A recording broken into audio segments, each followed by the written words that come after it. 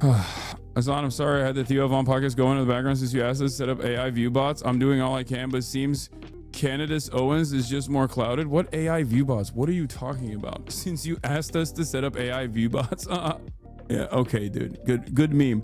I know you're joking, but like there's genuinely people who will take that seriously and be like, Hasan is setting up AI view bots. Like as if I would know how to do any of that. But yeah, yesterday I took the day off, and in the process of taking the day off, I did a lot of fun stuff, okay? One of the fun things I did was a TikTok. I'm a TikToker, as you guys know.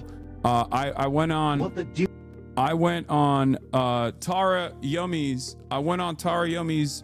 YouTube show. It's gonna be out in like 3 weeks. However, it's not gonna be out yet. But I went on her YouTube show, stuck in the car with Tara. Step 1. And then I learned about what it is to have Tara Yummy mindset, which was huge. I didn't know what that meant. I didn't know what Tara Yummy mindset was, and I learned all about it. And this apparently is Tara Yummy mindset. 1. If you want to be Tara Yummy, you have to think like Tara Yummy. Tara Yummy is a mindset. Step 1.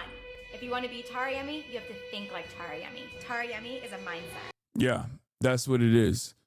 We also shot like a kooky ass crazy TikTok on her end, but then I think she archived it because it got restricted because it was a dangerous activity. But I'm sure you guys have probably seen it because it was all over all over Twitter. So yeah, this is I was being a silly goofy guy. That's right. This is what I did. Apparently this is a TikTok trend, and we did it. Was it due to the guns? No. I mean, this is the TikTok trend that we did, but here, this is what it was. Yeah.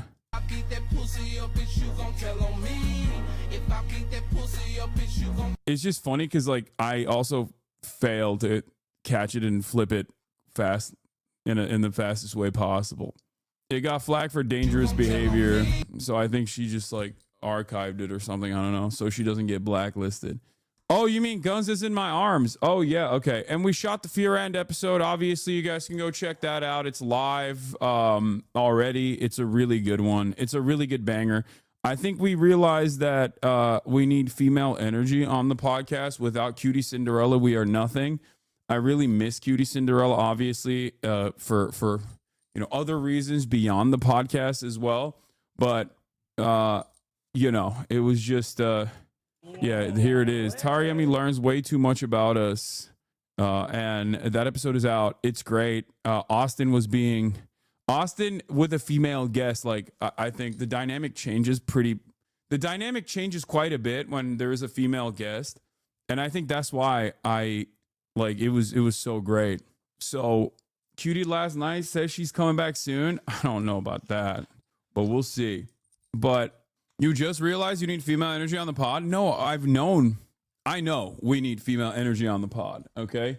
We need at least one girl and one gay. You feel me? We need one girl and one gay. Like, it doesn't work. When it's just like me and Will with other dudes, like it doesn't have that same energy. But having said that, it was a great episode. I took the day off. I had a great time. Did a little bit of self-care. My weekend so far has been really awful on the diet side. I posted about this on my Instagram as well, but I feel like I'm gaining weight. I'm getting fatter, which is not good. I'm definitely getting fatter, and I'm worried about that for sure. I mean, this is like, I'm getting fat. I ate two burritos this weekend. I ate 2 burritos this weekend. I had 2, not 1, but 2 cinnamon rolls this weekend. And it's not good. It's not good at all. I need to lock in. Okay. I need to lock back in. I'm losing my 6-pack. I've already lost it.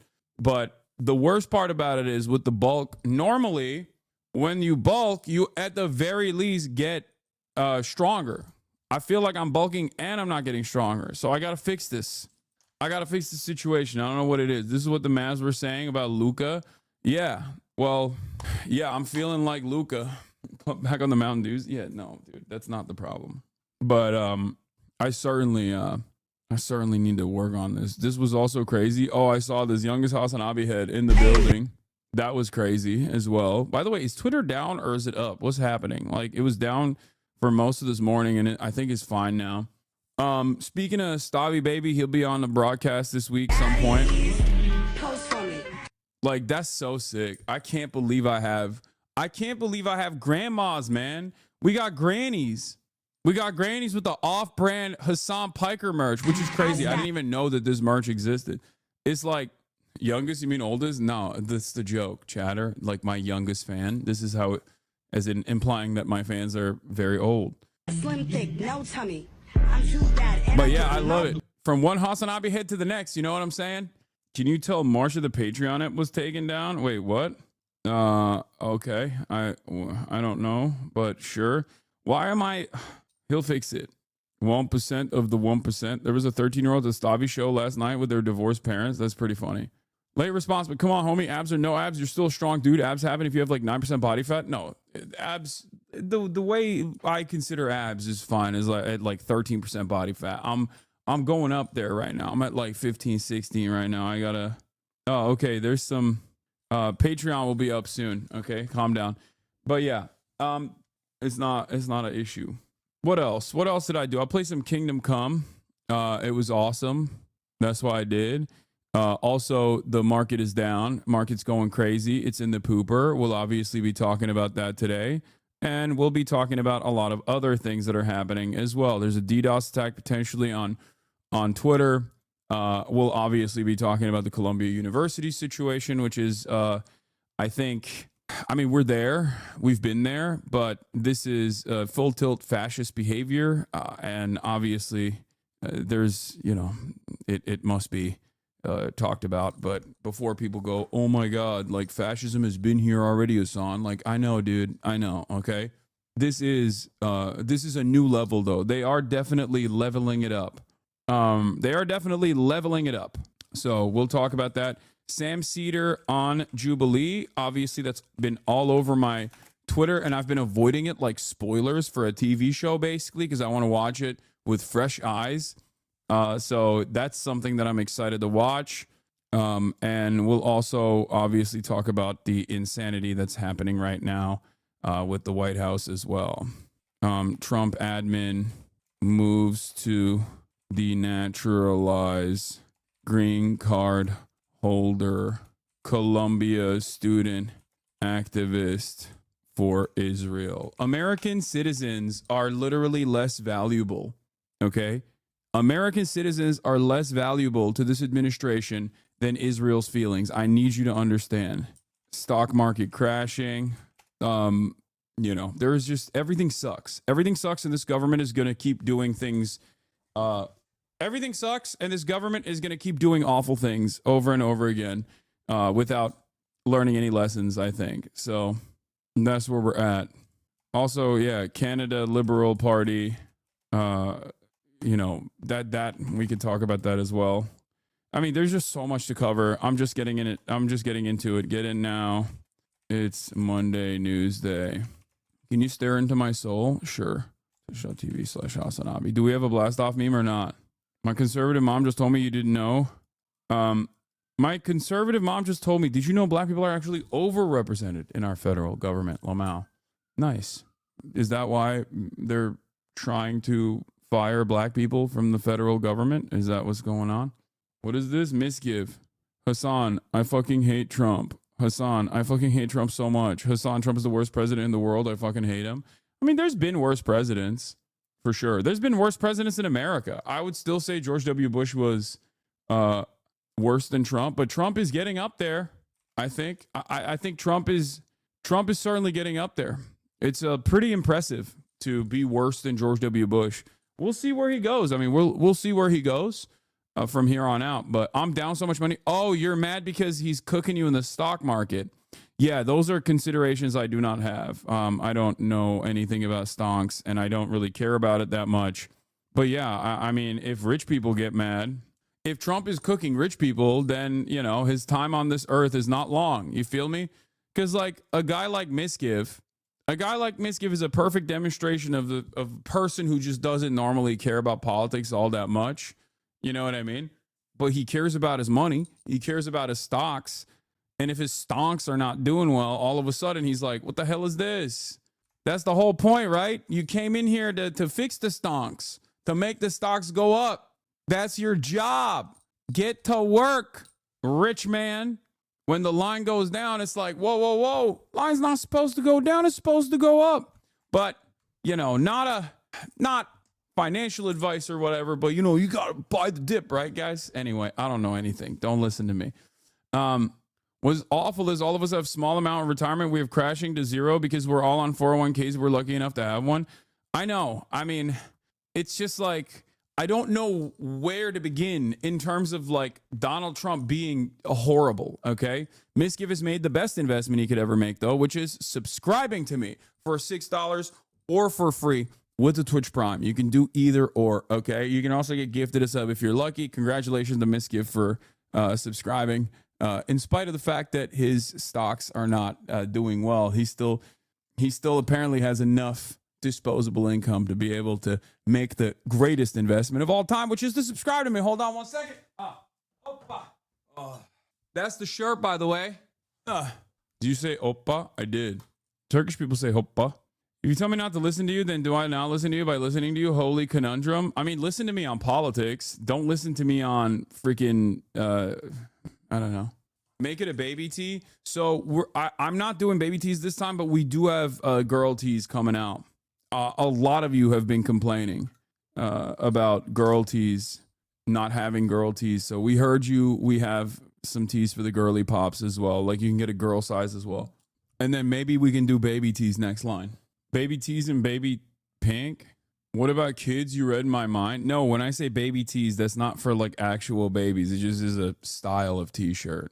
It's not literally for baby. I don't think it's for babies. Are babies supposed to wear baby tees? No, right? Like it just means like, it's like a crop top, right? That's what it is. Please, I need a onesie. Okay, you are literally not a baby. I can't get you a onesie. We're not doing a onesie merch. If anything, like I've been meaning to do like something cool, something different. Problem is, like, obviously we're very limited in what we can manufacture with union-made, American-made products. They just simply don't make a lot of stuff beyond what you see.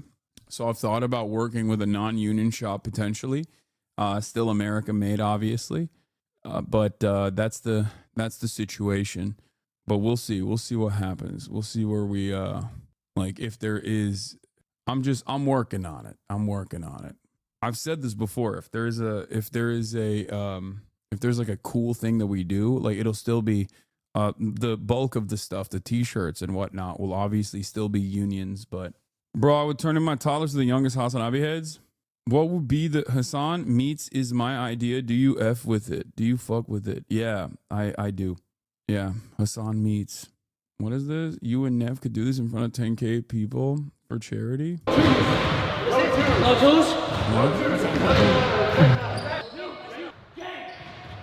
I don't know what this means. It's just me and nephew shooting 3-pointers. Nah, don't do it unless it's extremely cool. Fuck non-unions. Okay, everybody calm your goddamn titties. I haven't even done it. I'm saying, like, I might work with a local manufacturer potentially. If we were to do something. That I hate this community sometimes. It's like it's literally they're doing thought crimes already.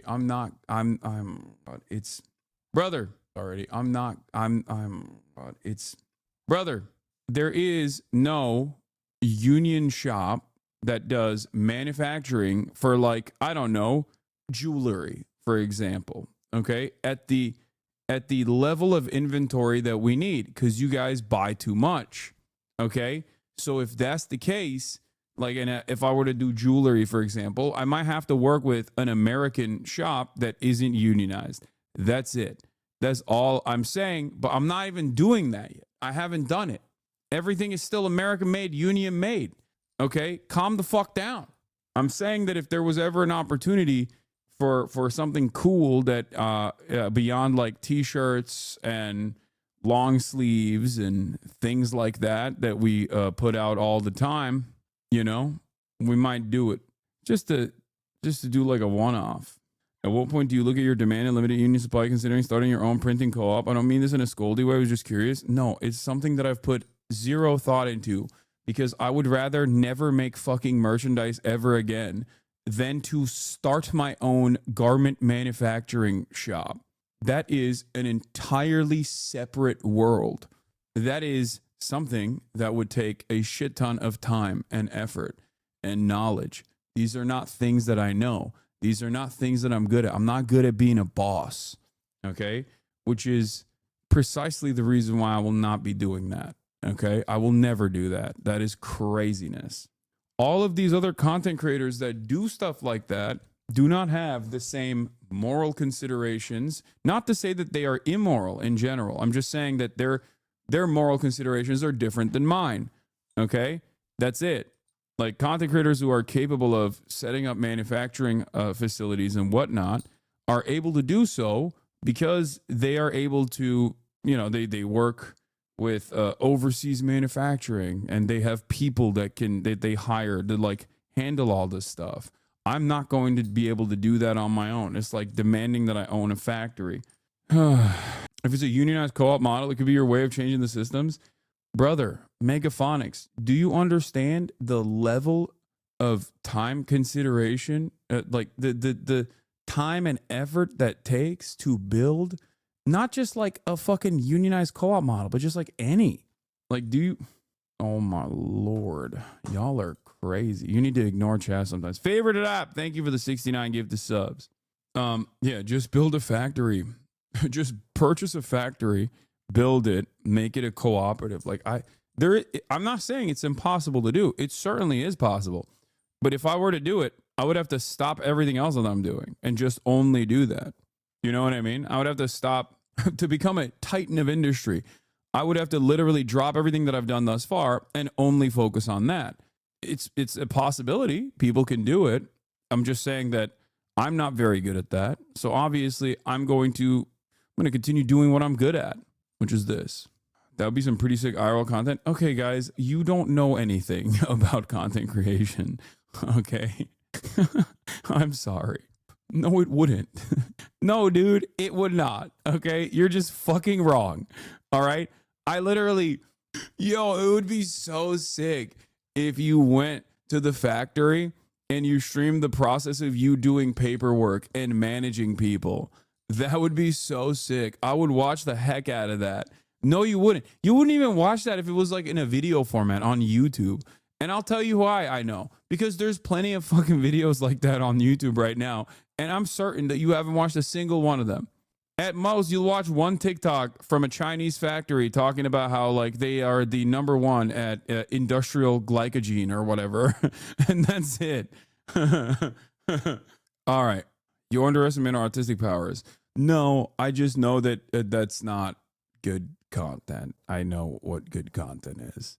I think I have a pretty decent nose for what is good content as far as making something that is otherwise considered very boring or maybe even hard to grasp as palatable as possible. I do that every day. I do that for 8 to 10 hours every single day, as a matter of fact. And that's why I do what I do. I know what's good in this field, in this very specific, very niche field. You know, I am going to keep doing that. All right. So we're obviously going to get to what the hell is going on with the Trump administration. We're going to talk about Khalil, the Columbia University student that is, that story is the main story for today. Hex Babe, thank you for the 20 gifted subs. I think it's horrifying. It's absolutely horrifying that the Trump administration that signaled that they would do such a thing, which is the denaturalization potentially of people with citizenship, people with like proper paperwork, are doing that at the behest of Israel. And it is shocking because it's like a very similar McCarthyist rule that unironically was used against Jewish socialists and communists quite frequently. And now it's like being used against people who speak out against Israel. And you see like Jewish and pro-Israel organizations just like championing this. And it's really gross. It's very scary. It's very bad. We're obviously going to talk about all of that. But let's Let's start with Elon Musk revealing that X is under a massive cyber. Hey, this just in, John, if you're having issues on X today, perhaps you are at home. I certainly have been today. Apparently there is an outage, and Elon Musk now says that a foreign actor might be responsible for this. This is what he wrote. He says still is a massive cyber attack against X. We get attacked every day, but this was done with a lot of resources, either a large coordinated group and or a country is involved. So some serious allegations. What's really crazy about this, I think, is that remember how I talked about liberal run Twitter versus Elon run Twitter and the significant differences between the two, and how liberal run Twitter wasn't great. Maybe there was some bloat. There wasn't the best moderation, but at least it like kind of worked. Versus Elon run Twitter on its bare bones does not work at all, running on a skeleton crew. And how I always used to use that as an analogy for what happens when the Democrats run the country versus when the Republicans run the country. As you guys know, I'm not exactly the biggest fan of the Democratic Party, right? That much is clear. I am very critical of the Democratic Party, as a matter of fact, on a lot of issues, especially when it comes to foreign policy and even on domestic affairs. Having said that, while the Democrats also suck, at least there was a degree of competence within the federal government, within the way things work. Whereas when Republicans come in charge, they basically break everything. They're like, no, we have no care or consideration for the welfare of American citizens. We're just going to break it. We're going to break it. We're going to take a hammer and just like start slamming it on the federal government, the administrative state, and we're going to pick apart the scraps and strip it. Basically engage in copper stripping to the best of our ability, like a bunch of crackheads, and then steal what remains of the federal resources at the behest of the wealthy. Why am I talking about this analog, though? Because if under Elon Musk's leadership, if Twitter is constantly breaking all the goddamn time, shouldn't you be a little worried that this guy is now in charge of the administrative state? Like, in a very meaningful way. Shouldn't that be a point of concern? That's the way I look at it. I'm like, well, this guy seems to not do a good job, okay? And it's weird to me that him not doing a good job at Twitter was that paired up with $100 million in donations to the Trump campaign was good enough for the Trump administration to go, hey, you know how you fuck Twitter up? We want you to do that to the federal government. I don't know. I'm a little worried. That's just me. If they can do this to Twitter, perhaps what kind of cool things can happen at the federal government? Because the reality is, I do not have any confidence in Elon Musk. Is that simple? I do not have any confidence whatsoever in Elon Musk. I don't have any confidence in his leadership skills. I do not think that he is an intelligent person. I think he's a charlatan who has failed upwards. And I think that while massive cyber attacks do happen, I think his administrative and managerial skills certainly play a role in these sorts of things that happen frequently being far more impactful than they should be. Okay? All right, hold on. Anecdotally, most Teslas I saw while walking around this weekend had posts on them with Elon doing the salute and saying to sell their cars or massive key scratches on the body. But yeah, Elon dick riders are losing their patience, says Demasius. It's true. Look at that. I think I'd rather be woke than broke. Turns out it was DEI or die. A lot of people kept saying, oh, it's DEI equals die, DEI equals die. No, it's DEI or die, okay? That's what it is, baby. That's what it is. That's what's going on. It took them, being in the red for a couple months to finally come to that conclusion. But if you got Elon dick rider saying stuff like that, I'd rather be woke than broke, then god damn, dude. God damn.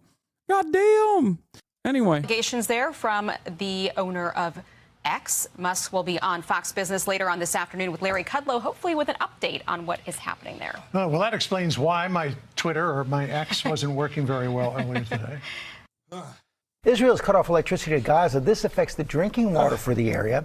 Chief National Correspondent Matt Gutman is in Tel Aviv. Good morning, Matt. We'll talk about this in a second. We'll get to this in a moment.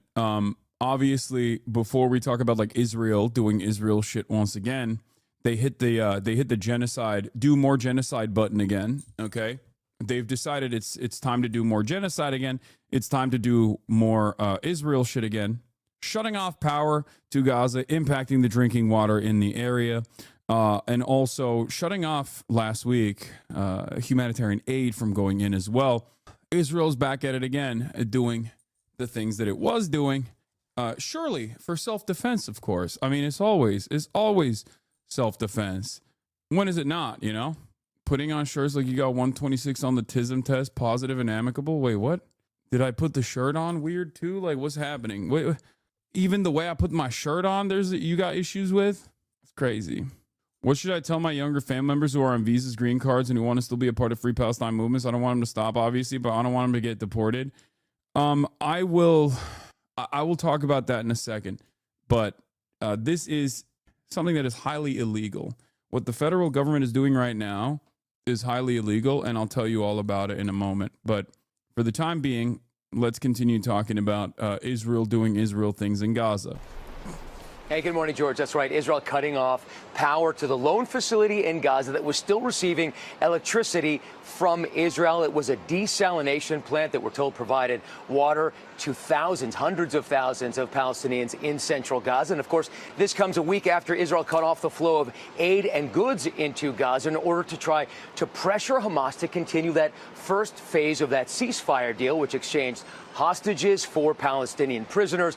That as today, negotiations resuming between all the parties in Qatar. But those negotiations are being overshadowed by those side talks that the Trump administration was having directly with Hamas. And this breaks a massive taboo. Never before has any U.S. administration ever spoken directly to Hamas. We understand Israel was not happy about it, but the U.S. envoy who was leading those talks, Adam Bowler, said he wasn't just trying to negotiate the release of that lone Israeli-American hostage, Idan Alexander, but the release of all of the hostages. Robin. All right, Hannah, thanks to you. ICE agents have arrested a Palestinian. So the reason why, I mean, they basically admitted it, which is interesting, but the reason why Israel is doing this is because they're upset with the Trump administration having direct conversations with Hamas. And the Trump administration's response to this has actually been less than kind. Surprisingly enough, while on the one hand, Donald Trump in the United States of America is actively bringing on the clamps for anyone that dare speak out against Israel. On the other hand, kill yourself, Hassan terrorist, Dick Sucker, says Nick KDV. Nice. Interestingly enough, you are saying this while we are, when you put KY5, that people still understand, like the moderators, the administrators on this platform, another 2013 account, by the way, still recognize that you're saying kill yourself to a content creator. You probably will have your 2013 account banned every single time, by the way. It's almost always people that have been on this platform since 2013, like Justin TV accounts, and they just melt them for no reason. It's very shocking. I don't know why. In any case, like these aren't like young children. These are straight up people that have been on this platform and have been watching this platform for years and years and years. And then they just kind of throw their channel out there and get banned permanently from the website for telling a streamer to kill himself. It's very odd. Having said that, getting back to the story that we were talking about. So the reasons as to why Israel did this, of course, is because they're upset. They're upset with the Trump administration. And when Israel gets upset with anybody, including the Trump administration or the Biden administration or Hezbollah or anyone, they only have one note, and that is to directly attack a group of people that they have power over. They directly go to attack. Central Committee, thank you for the raid, by the way. Hope you had a good stream. They go and they attack the Palestinians in Gaza. This is exactly what happened with Iran, for example. When Iran would respond to Israel, Israel's response back to Iran was rather measured in comparison to the way that Israel behaved in southern Lebanon or Israel behaved in Gaza. Iran would attack Israel, and in retaliation for Israel attacking Iran, and then what would Israel do? They would turn around and bomb Gaza viciously, more aggressively than they had prior, because their one speed, their one note is just always punishing. No matter what happens, they always get their licks in. They always punish the Palestinians. That's it. Why do they do that? Because they have purposely kept the Palestinian population vulnerable so they can do whatever they want to the Palestinian population, including, but not limited to, directly cutting off their humanitarian aid that the rest of the world is desperately trying to bring into Gaza, but then also cutting off their electricity like they have done this week. Now, the reasons as to why they're doing it is because of the anger and frustration that they feel towards the American government sidestepping Israel and going directly to Hamas to have talks with Hamas. Has any other administration directly communicated with terrorists? The answer is yes. I always thought it was we do not negotiate with terrorists. Yet this is the second time the Trump admin has publicly admitted to negotiating with terrorists.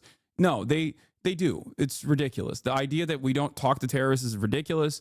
Oftentimes it's done through back channels, and the only reason why you heard about the Trump administration directly communicating with Hamas, okay, the only reason why you heard about it is because Israel leaked it. We are the terrorists. We don't care. What are you talking about? We're the arch terrorists on the planet. If you grew up outside of the sphere of American influence, your understanding of the United States of America is one that, you know, creates terror wherever it goes. That's the difference. A lot of people don't actually meet people from outside of the American sphere of influence, or more importantly, when they do meet people from the outside of the American sphere of influence, oftentimes those people are actually collaborators, or at least like, family members of people who have collaborated with the American government at a certain point. So they have a very different perspective on America. Obviously, they're here. So that's usually the reason why, being here implies that they probably don't have as much anger and resentment towards America. So that will probably give you a very different perspective about whichever nation's population that we're talking about, one that you will not be able to get until you actually go there and meet the people. Okay? That's just kind of how it is. This is a generalization. This is not a rule. Okay? I'm not saying that every single person who's Vietnamese, of Vietnamese descent, for example, is directly in support of the United States of America, or every single person who's Cuban living here is directly in support of the United States of America and hates Cuba or whatever. I'm not saying that at all. But if you're confused as to why, like, seemingly a big majority of these populations have an attitude that is like unconditionally pro-U.S., for example, or pro-U.S. foreign policy, especially older generations, that usually comes from the reality that when you come to the United States of America, that means you like the United States of America or its actions in your home nation. So, once again, still not a rule, okay? This is not a rule. This is a generalization that I'm engaging in that isn't necessarily always going to be correct, but I'm simply stating that, and there are multiple factors. There are multiple factors that also play a role in this, like assimilation, wanting to integrate as fast as possible, being victim to a lot of reactionary hate crimes initially, and in that process basically saying, no, you don't understand, I'm super pro-America, and just hamming it up, and then that becoming your front-facing policy, basically. There's also that side of this as well, because a lot of the people that come here, regardless of their background, do actually receive a lot of skepticism, a lot of criticism, and even attacks. Anyway, but I took a major sidestep here. Let's get back to the issue at hand. Here is a one-on-one with Adam Bowler, who is Bowler. Adam, thanks so much for joining us. Let's start on these direct negotiations with Hamas. First of all, who is here to talk to Jake Tapper about the direct hostage negotiations that the American government was conducting with Hamas. Obviously controversial to directly negotiate with terrorists. He's the United States envoy for hostages and has been given the rank ambassador by the president, Donald Trump. Adam Bowler, you might be shocked to find out, is first and foremost known as an American businessman and now a government official. Bowler started his career at Battery Ventures, a technology venture capital firm that focuses on investments in software and emerging technologies. He was an operating partner at Francisco Partners, a global private equity firm based in San Francisco, focusing on healthcare. Bowler founded and was chairman of Avalon Health Solutions. He has worked in the U.S. government from 2018 to 2021 on the Center for Medicare and Medicaid Innovation. He was appointed director for the Center for Medicare and Medicaid Innovation at the United States Department of Health and Human Services. Then he did International Development Finance Corporation. On July 10th, 2019, the President of the United States announced his intent to nominate Bowler for the position of Chief Executive Officer of the newly formed U.S. International Development Finance Corporation, a government agency formed through the Better Utilization of Investments Leading to Development BUILD Act as a consolidation of the Overseas Private Investment Corporation and the Development Credit Authority of the United States Agency for International Development, USAID, into one entity. The nomination was received by the Senate and confirmed unanimously by voice vote on 2019. He's done a bunch of stuff, including but not limited to trying to counter China's Belt and Road Initiative. And now he's back. He's back, and he's doing the Special Presidential Envoy for Hostage Affairs. The reason why I'm talking about this, of course, is because Jake Tapper is interviewing him on why he is talking to why he was talking to Hamas directly, but also not necessarily a bad thing, okay? Just letting you guys know. Trump administration talking directly to Hamas is not a bad thing at all. As a matter of fact, it is a good thing. It is certainly a good thing because the people that have spoiled all ceasefire conversations thus far are on the Israeli side.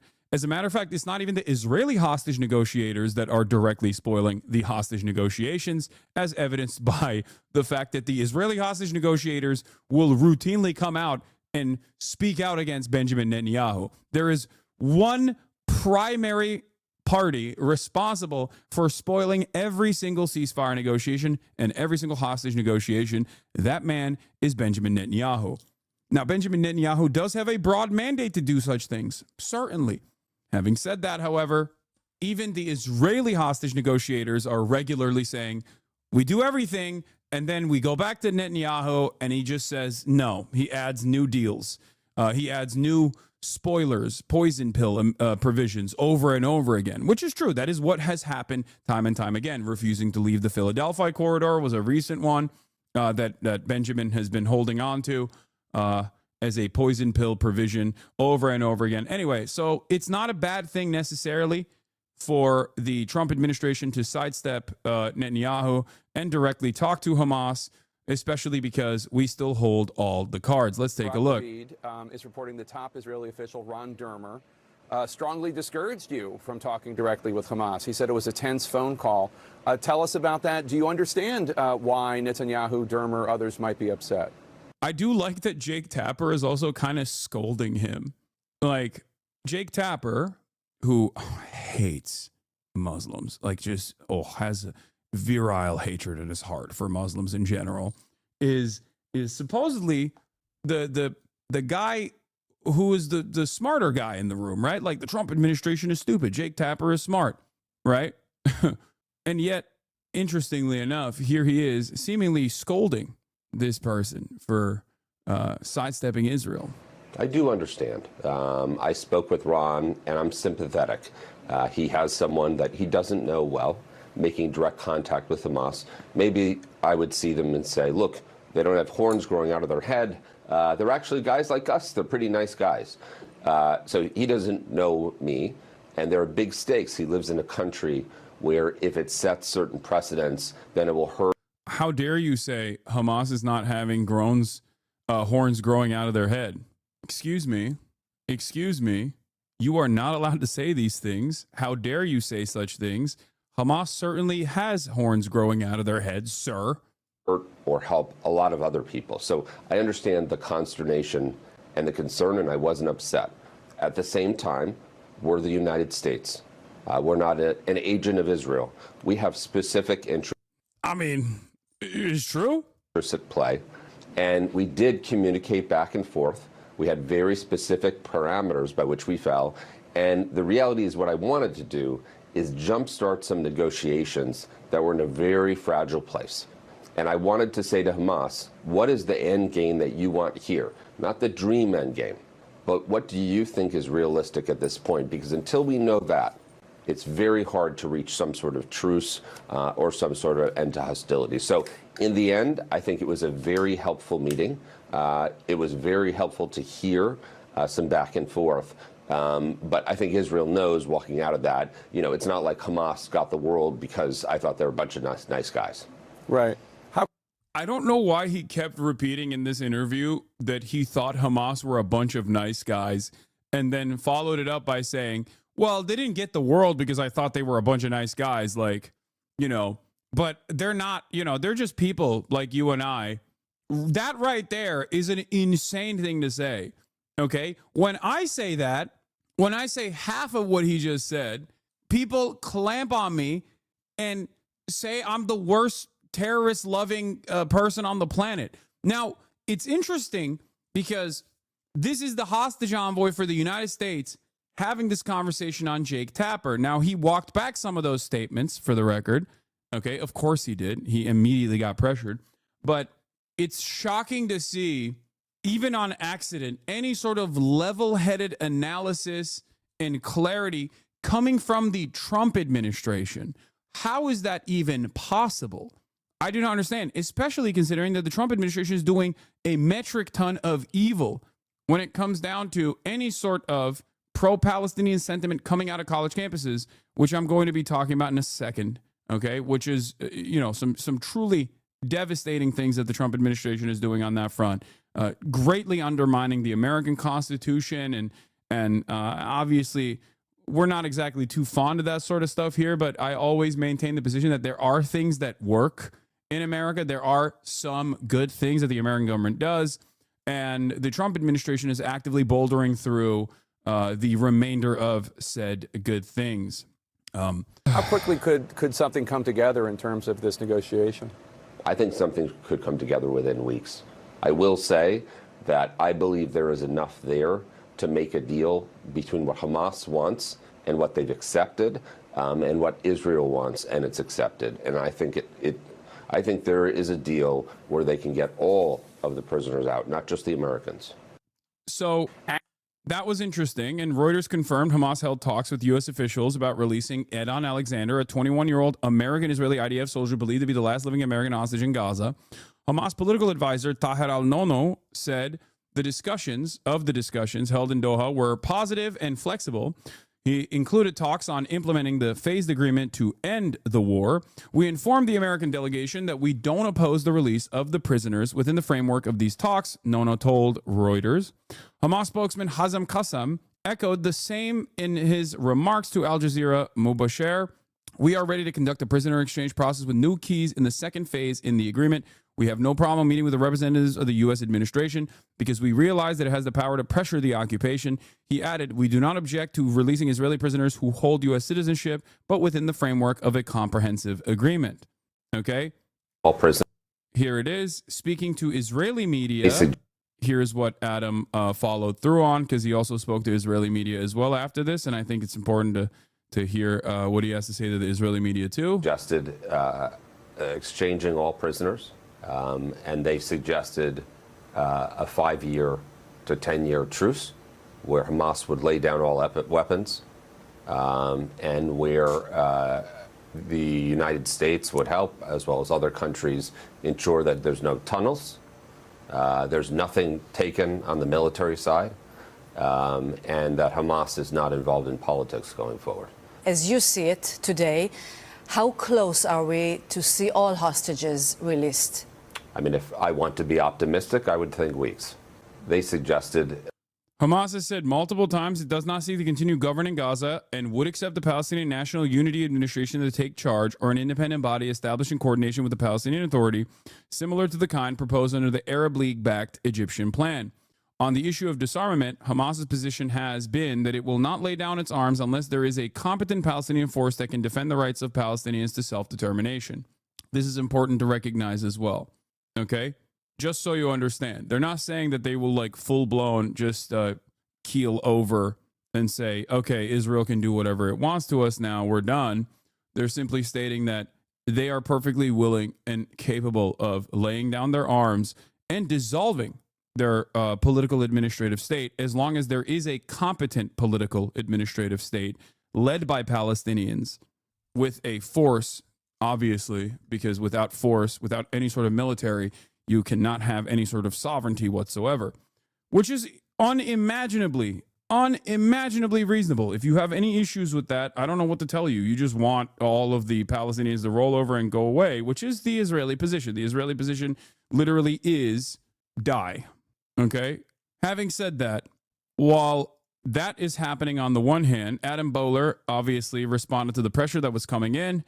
The Times of Israel said, deal with Hamas possible within weeks, U.S. envoy Baylor says, but it's not like Hamas got the world because I thought they were a bunch of nice guys. That quote was obviously very shocking for a lot of Israel lovers, especially those in Israel, to which he responded with, I want to be crystal clear, as some have misinterpreted. Hamas is a terrorist organization that has murdered thousands of innocent people. They are, by definition, bad people. And as POTUS has said, not a single Hamas member will be safe if Hamas doesn't release all hostages immediately.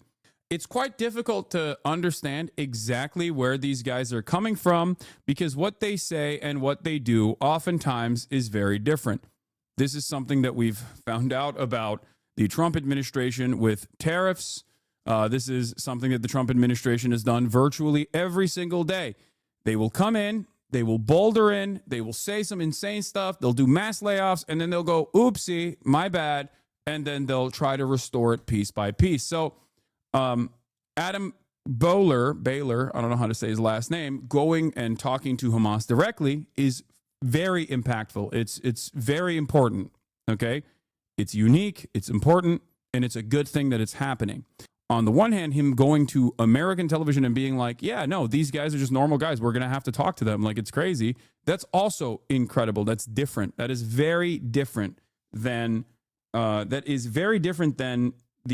previous modus operandi of the American government. We've also heard this from my goat, Steve Goatkoff, as well.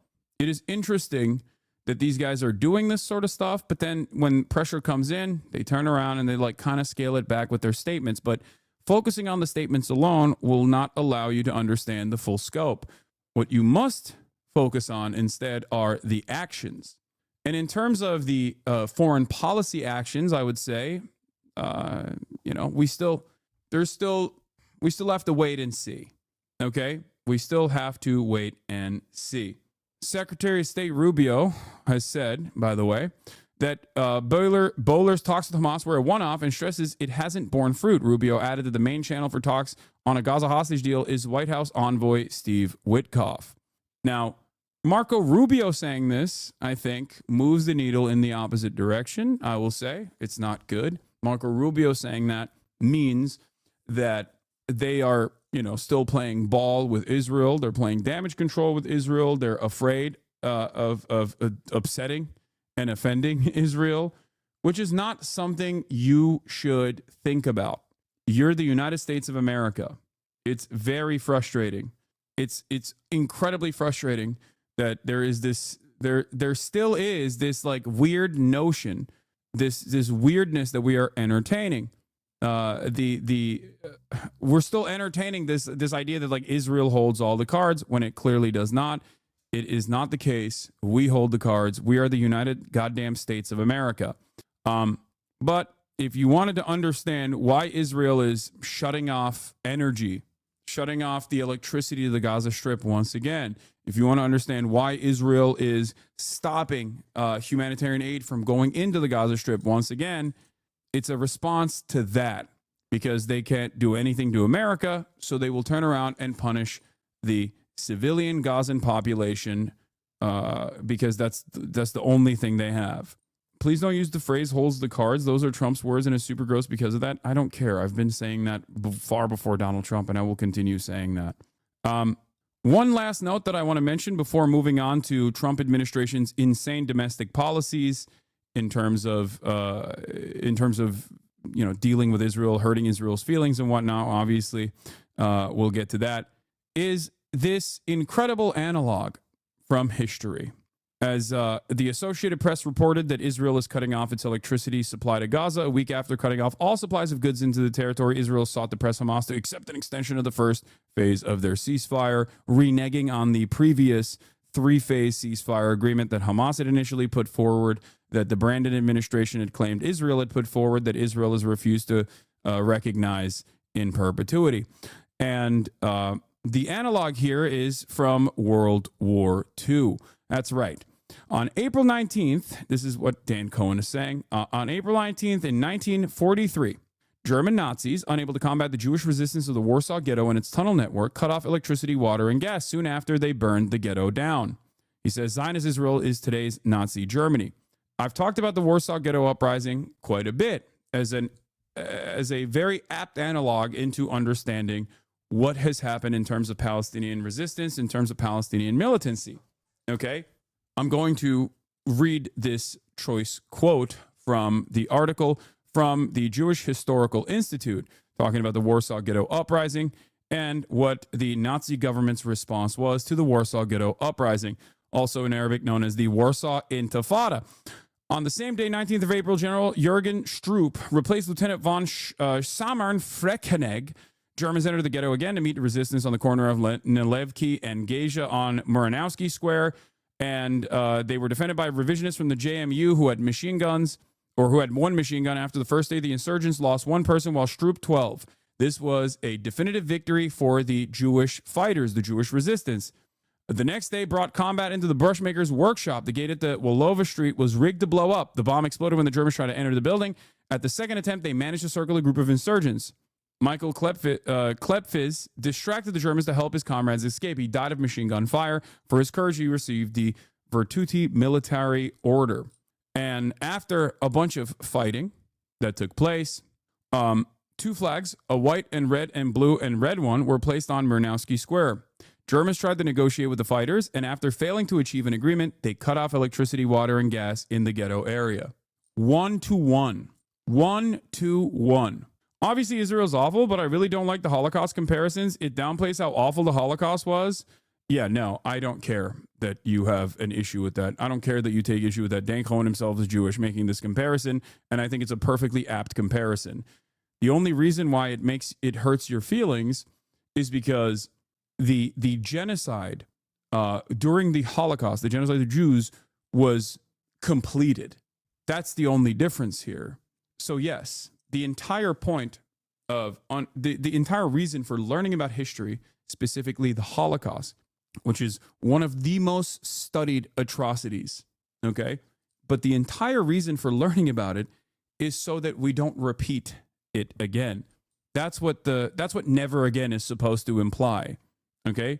Never again doesn't mean, oh, this will never happen again, and it only happened once, and it never happened before. There is no exceptionalism that I will entertain in this process.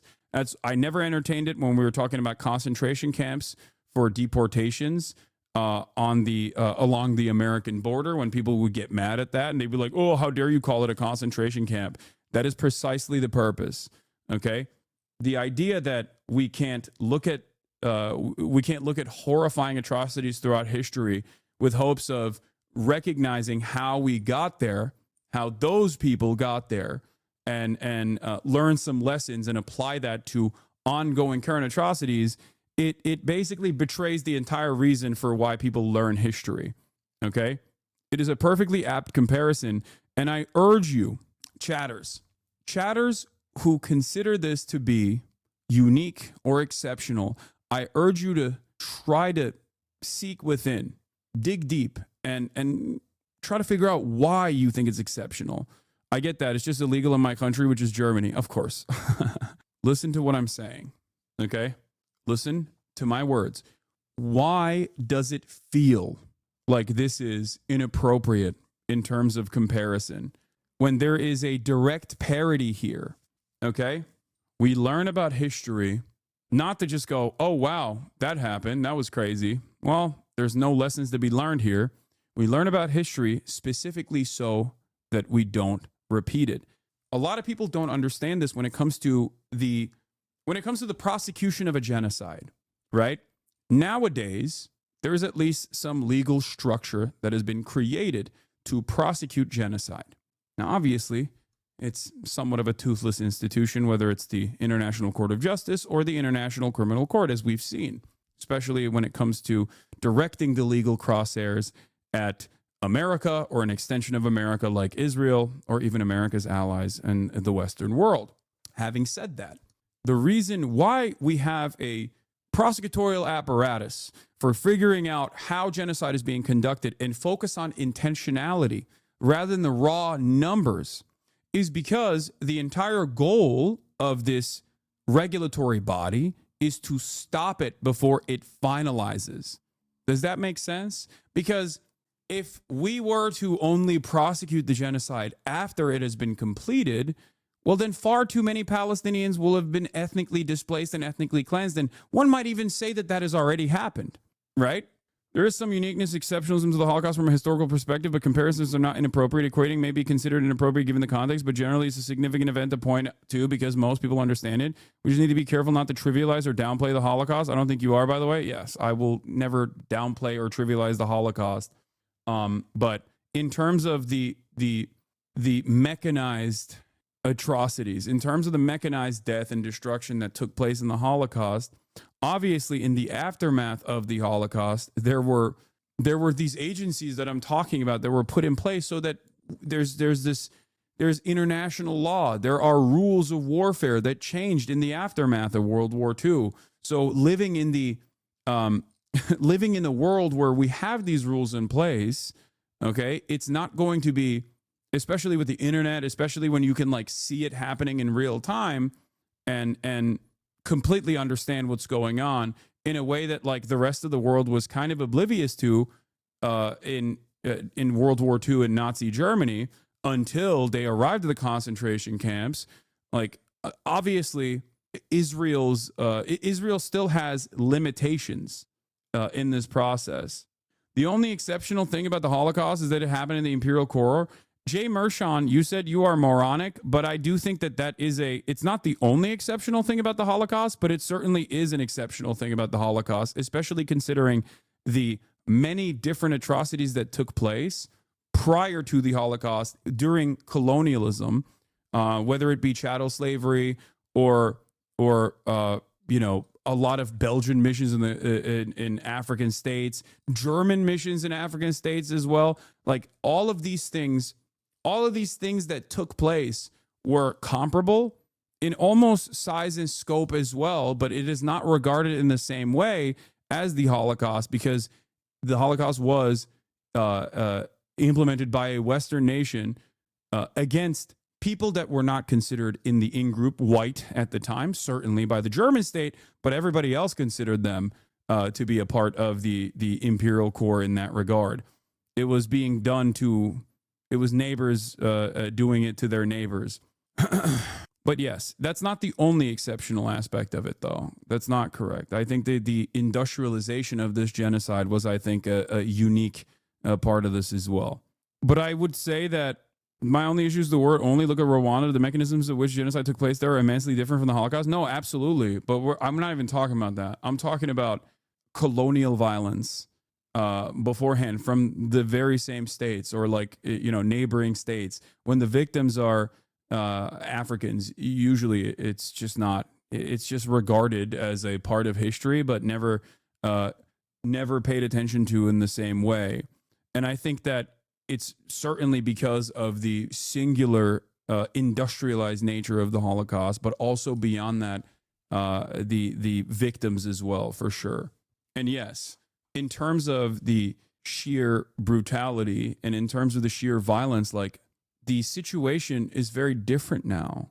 Like we have rules specifically designed to make sure that this doesn't happen ever again. So of course, those rules are limitations set upon the Israeli state.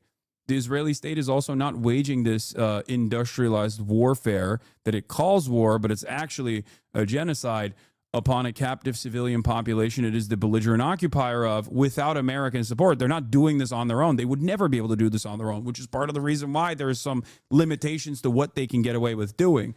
And they greatly, push the boundaries to the best of their ability. Make no mistake.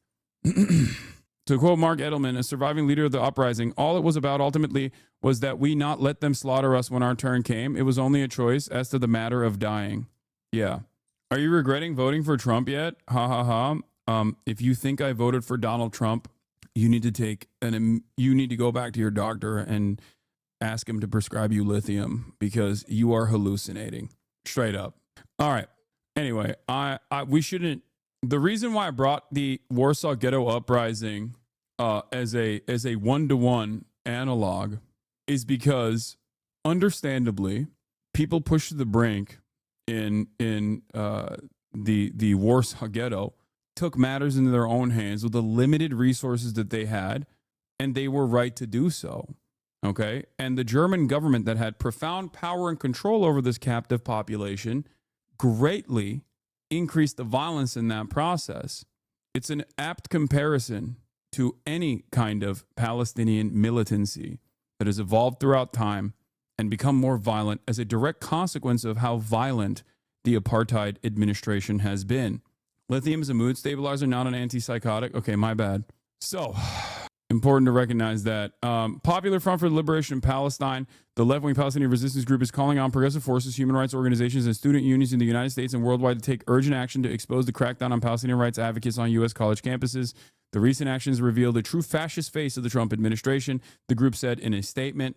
They called Trump's push to detain and deport student activists a systematic oppression campaign and said this repressive behavior will not scare free people, nor will it stop courageous voices from continuing to support the Palestinian cause. And yes, the only thing, and I'm going to get to that story now about Mahmoud Khalil, a student activist who led the Columbia protests, who is now in ICE custody. Okay? This is a horrifying story, an absolutely morally repugnant, horrifying story. And the reaction from Americans has also been just as horrifying. Okay? It is insane. Now, of course, Donald Trump signaled that he would do this. So it's not surprising, if that makes sense. It's still, that doesn't change the reality that it is a completely morally repugnant act. It betrays the American Constitution. It betrays free speech. It is genuinely messed up. I don't know how else to describe it beyond the fact that I have no words for it. I have no words to describe this moral depravity. What ended up happening is ICE arrested a student activist. They realized that he was not on a visa in the process of arresting him, as the Trump administration had signaled that if you are a student activist that has protested against Israel, we will deport you. We will remove your visa. This is something that they said they were going to do. They realized that he didn't actually have a student visa. He actually had a green card. He was married to an American citizen who was 8 months pregnant with his child. And they took him anyway. Colombia in the process actually cooperated with ICE, for the record, which is also, again, betraying the students, betraying the student body, betraying the principle of being a place for learning, a place for education, like actively collaborating with the Gestapo against your own students is shocking. It's unimaginable. So ICE did what ICE does. They took him anyway. They grabbed him. He is now in a Louisiana facility as we speak. And they said that they were revoking his green card. People have not been able to communicate with him since yesterday. And the Secretary of State then announced that green card holders will also have their green cards revoked. This is what Marco Rubio said. Marco Rubio, who got 99 votes in a Senate confirmation hearing from the likes of Bernard Sanders as well. We will be revoking the visas and or green cards of Hamas supporters in America so they can be deported. Mahmoud Khalil's crime was having moral courage. That's it. He saw what Israel was doing and he thought it was unconscionable. Mahmoud Khalil has now been moved to an ICE facility in Jena, Louisiana. DSA here in Louisiana has been working since this morning to get him aid and get him in contact with everyone he needs to hear from. Not sure if he or his team have a call to action for supporting him during this time or not. Asking my chapter currently, and I'll let you know as soon as I hear from anything. Yes, I already mentioned this, but yes, his wife is an American citizen and is 8 months pregnant. And for hours, they didn't tell her where he was. And yes, Shai Davide also demanded that this person get deported. Let's take a look at the story, and I'll get to it a little bit. I'll talk more about it. But there's also currently a protest happening in New York as well. But we'll get to that in a little bit. Let's talk about some of the other details. Who helped lead last year's protests at Columbia University. Mahmoud Khalil's attorney says the agents said the former graduate student's green card was being revoked. Christina Fan joins us live from Columbia's Morningside Heights campus with the latest. Christina. Natalie, good morning. Mahmoud Khalil was a well-known figure here on campus, known for organizing and leading the student encampment that was pro-Palestinian here on campus last spring. His attorney has vowed to file a vigorous legal appeal, accusing the government of openly repressing student activism. We know that federal immigration authorities arrested Khalil Saturday night, and according to his attorney, Amy Greer, he was taken into custody inside his university-owned apartment while with his pregnant wife. Greer says federal agents claim they were fulfilling a State Department order to revoke his student visa, and when she told them he was a legal permanent resident with a green card, they said they were revoking that instead. A spokesperson with the Department of Homeland Security released a statement saying the arrest was in support of President Trump's executive orders prohibiting anti-Semitism, claiming Khalil led activities aligned. Does he have any legal defense? Yes, he has endless amounts of legal defense. Are you kidding me? Yes. As it stands, this is a violation of numerous pre-existing American laws. You cannot simply engage in the process of revoking someone's green card for not violating any serious, severe crimes. When someone has a green card and they actually engage in some kind of serious crime, even then, the process of denaturalization and deportation would be unique, okay? He has not done anything. He has not violated the law as it stands, unless there is a clear-cut law where you just say, hey, if you hurt Israel's feelings, we will deport you. Until that becomes the law, there is no law that he has violated. So he has a chance to stay? Yes, he does. He does have a chance to stay. Obviously, I have no real confidence in the American criminal justice system, but this is, this is a novel example for sure. It's not one that I can think of from American history. Like there's not really any comparisons I can think of to Hamas, a designated terrorist organization. According to an immigration expert not related to this case, Khalil's arrest violates due process. If he's a green card holder, slam dunk, there's no way to arrest him. If he had not been charged with a crime, or if he's, if there's something more than that, really, there's no way, number one. Because you're dealing with a legal resident alien.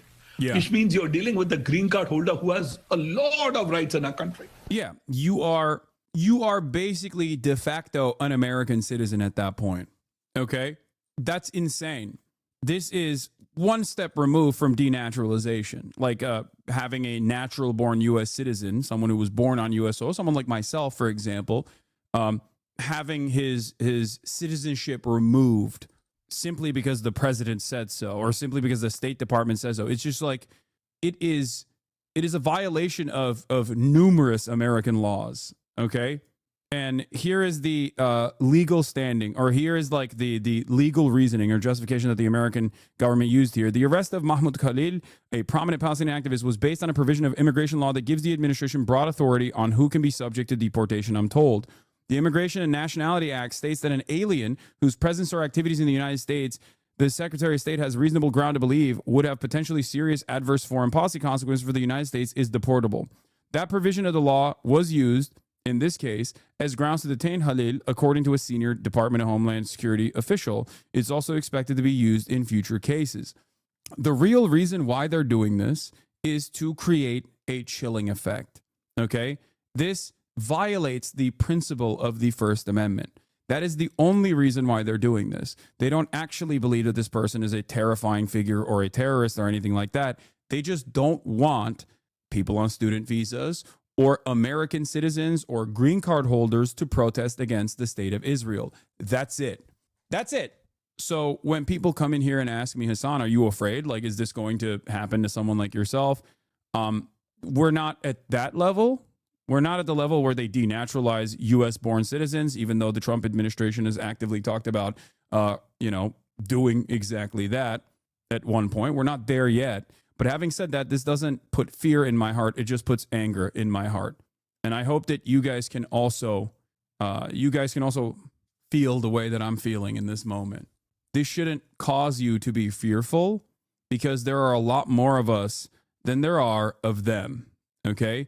There are a lot more of us who understand exactly what is going on in Gaza and are angry about it, are willing to protest, than there are people who don't feel that way, people who want to silence you. It's that simple, okay? There is nothing that they can do in the face of genuine moral conviction. It's completely unacceptable. And I suspect that people will push back. I will do everything in my power to do so as well, okay? Jeremy Scahill had a take on this. He said, it's remarkable how so many people who just got their law degrees on Twitter don't understand a basic constitutional principle. A person is not convicted of a crime because someone, including the president, accuses them of a crime. This applies to U.S. citizens and non-citizens alike. They are simply trying to do their very best to get you to stop protesting. They openly has said it as such as well. The ADL, which is supposed to be a civil rights organization, by the way, I tweeted about this yesterday. The ADL, that is supposed to be a civil rights organization in the United States, was celebrating this, okay? They were celebrating this decision.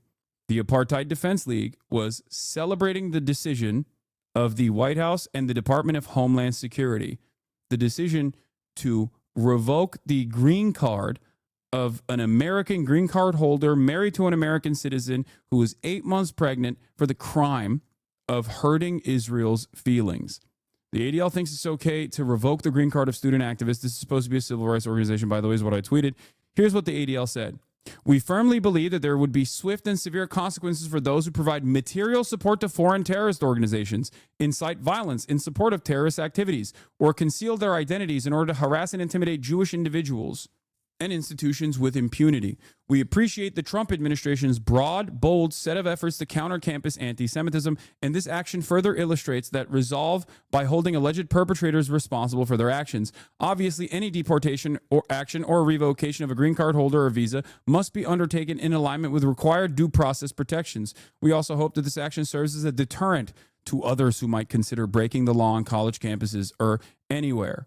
When they're not defending Elon Musk throwing up a Sig Heil, they're defending the Nazi government doing Nazi things.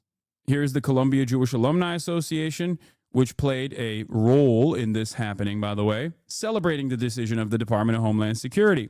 Now that Mahmoud Khalil has been taken into ICE custody, his supporters are spinning a sob story about why you should feel sorry for him. Here's why you shouldn't, and why this is exactly what needs to happen to restore order to campuses like Columbia in our country. Khalil wasn't just another protester. He was a ringleader of the chaos in Columbia. Here he is acting as a spokesperson for the Hamilton Hall takeover, a ringleader at Milstein Hall occupation, distributed materials supporting terrorism.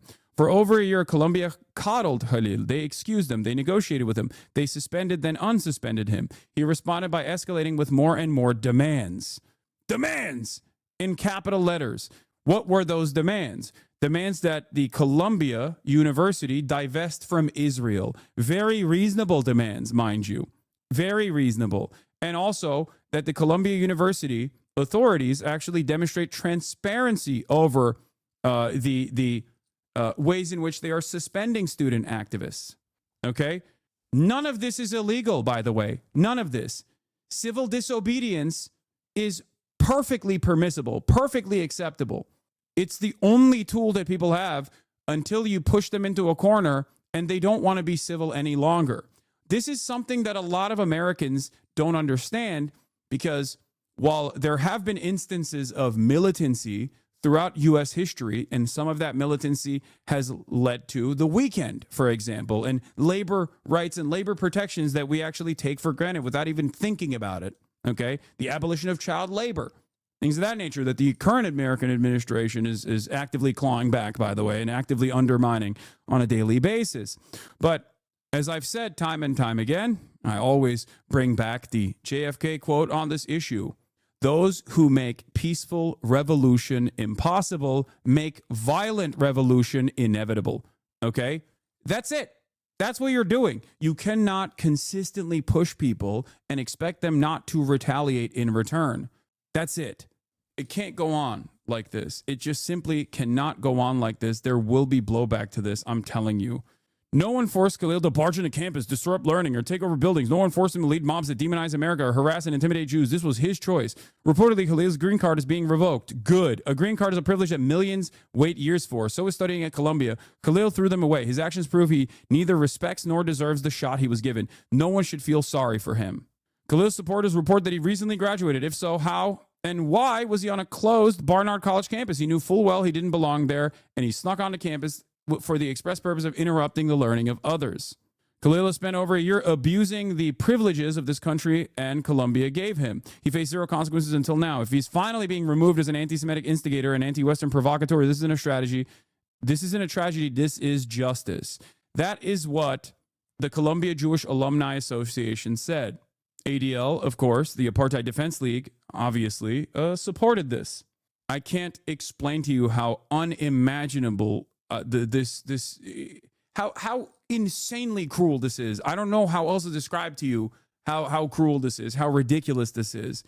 And although in this process, those who use their Judaism as a defense mechanism, as a shield to claim that this is anti-Semitic because he's criticizing the state of Israel, okay, what those people do not comprehend is that these rules will inevitably be used against Jews. First, anti-Zionist Jews, and then all Jews across the board. And you're a fucking dumbass for not realizing that. And the only reason why I'm bringing this up is not because like, oh, Jews are exceptional and they must be preserved or they must be protected or anything like that. I'm not doing Jewish exceptionalism or whatever the fuck people say I'm doing. I'm simply saying that if you care about self-preservation and you actively champion these things, you are actively championing your own inevitable demise. You are a fucking short-sighted moron. Do you understand? Wake the fuck up. It is quite literally baked in to Holocaust studies, understanding the idea that it doesn't start with just trade unionists or socialists, okay? Ridiculous. Update from Zateo on Mahmoud. Scoop. Emails obtained by Zateo News shows Mahmoud Khalid reached out for help from Columbia administration one day before ICE detained him. He said he couldn't sleep from threats he was receiving. He even wrote he feared ICE might come to his home. And they did. And they did. And now people are saying he's a terrorist. Here's Izzy Breen. Organizations of Jews cheering, clapping as armed agents of the state remove a young person from public life without telling the public or even a family where he is, without even an ounce of self-awareness. Okay? The White House then said, Shalom, Mahmoud.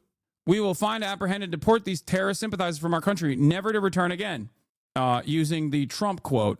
The White House has been actively also partnering without, I don't know how this doesn't even like spell trouble for anyone who cares about self-preservation as an American Jew, okay? Like liberal Zionists or conservative Zionist Jews don't fucking recognize how devastating this is for their own fucking future on this soil, by the way. Yeah. Izzy said, huge test for Democrats. What's more important, Israel or democracy? It's pretty obvious that they don't care about democracy. They care about Israel. Let's be real. The other Shalom tweet was even grosser than the previous one that we just looked at. Okay. Where is it? Let me see if I can find it real quick. Because the White House also posted yet another Shalom tweet, I think. This is going to create actual anti-Semitism? Of course it is. What do you mean? And it has already. Israel's actions being paired up with Judaism and the Western defenders of Israel claiming that this is being done at the behest of Judaism is already fucking exploding anti-Semitism. The next generation is already locked in. They're saying like, oh, well,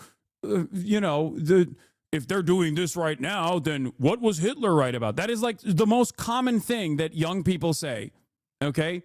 That is literally going on right now.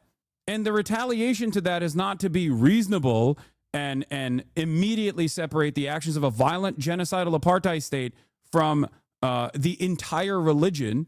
Instead of doing that, people are offensively celebrating this shit. I don't know how no one can see the devastating impact of doing shit like this. Shalom, saying, Shalom, Mahmoud. ICE proudly apprehended and detained Mahmoud Khalil, a radical foreign pro-Hamas student on the campus of Columbia University. This is the first arrest of many to come. Donald Trump then turned around and said, following my previously signed executive orders, ICE proudly apprehended and detained Mahmoud Khalil, a radical foreign pro-Hamas student on the campus of Columbia University. This is the first arrest of many to come. We know there are more students at Columbia and other universities across the country who have engaged in pro-terrorist, anti-Semitic, anti-American activity, and the Trump administration will not tolerate it. Many are not students. They are paid agitators. We will find, apprehend, and deport these terrorist sympathizers from our country, never to return again. If you support terrorism, including the slaughtering of innocent men, women, and children, your presence is contrary to our national and foreign policy interests, and you are not welcome here. We expect every one of America's colleges and universities to comply. Thank you. Yes, we have crossed the Rubicon when it comes to the insane ways in which this administration is just undermining the insane ways in which this administration is undermining the Constitution, weaponizing the Department of Homeland Security against people that they consider to be political dissidents. Okay, this has nothing to do with like protecting Hamas or offering material support to a terrorist organization. Suck my dick. Okay, shut the fuck up. There have been numerous instances throughout American history where American politicians have actively offered real material support to institutions and organizations that were otherwise declared terrorist organizations. Okay? The most obvious and prescient example right now is Israel. That's number one. Number two, even one that was considered a terror cell by other Western nations, is the IRA. Americans fundraised and sent arms shipments directly to the IRA. What are we talking about? I'm not even talking about the Iran-Contra affair. I'm not talking about the American State Department actively offering material support and training and radicalization and logistics to virtually every single terror cell on this fucking planet, either directly or indirectly by way of local allies such as local regional powers such as Turkey, okay, or other NATO nations. That's not what I'm even talking about here. I'm saying like directly American citizens offering material support to groups that were considered terrorist groups has happened throughout American history. There's never been this level of reaction towards it. That is not even what Mahmoud Khalil did, by the way, which makes this even worse. Between 1973 and 1978, 500,000 rounds of 5.56 45 millimeter NATO ammunition stolen from U.S. Marine base were successfully sent to the IRA. 1979, the Gardaí seized a cargo of more than 150 guns and 60,000 rounds of ammunition, including 2 M60 machine guns, 15 M16 rifles, a number of M14 rifles, and an AK-47 sent from the United States. Irish Americans offered direct material support to the IRA, and they had every right to do so, by the way. They were on the right side, okay? This person did not do that for Hamas. He didn't do any of those things. He simply protested against the state of Israel. That's it. That is insane. And he wasn't the only person, by the way. Okay? ICE agents also visited a second Palestinian student living in Columbia-owned housing over the weekend and attempted to take her into custody, but were turned away at the door, according to a union representing the student. That's right. I had the UAW representative H. Bizzle in the chat ringing the alarm bells about this as well. Do not open the door to ICE agents ever.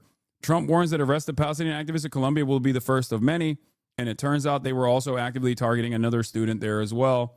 It's just like an insane thing. I don't know. I don't know how people don't recognize how this will be damaging for them as well. The NIH is now cutting grants directly at Columbia, by the way. The NIH is today terminating more than $250 million in funding, including more than 400 grants to Columbia University, following the directives from the Trump administration's Joint Task Force to Combat Anti-Semitism. The cancellations are due to Columbia University's continued inaction in the face of persistent harassment of Jewish students. Here's what they did. They created a fake problem.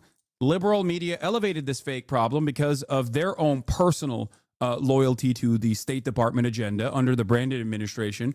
And now the Trump administration comes in and says, you see, we're dealing with the anti-Semitism on college campuses.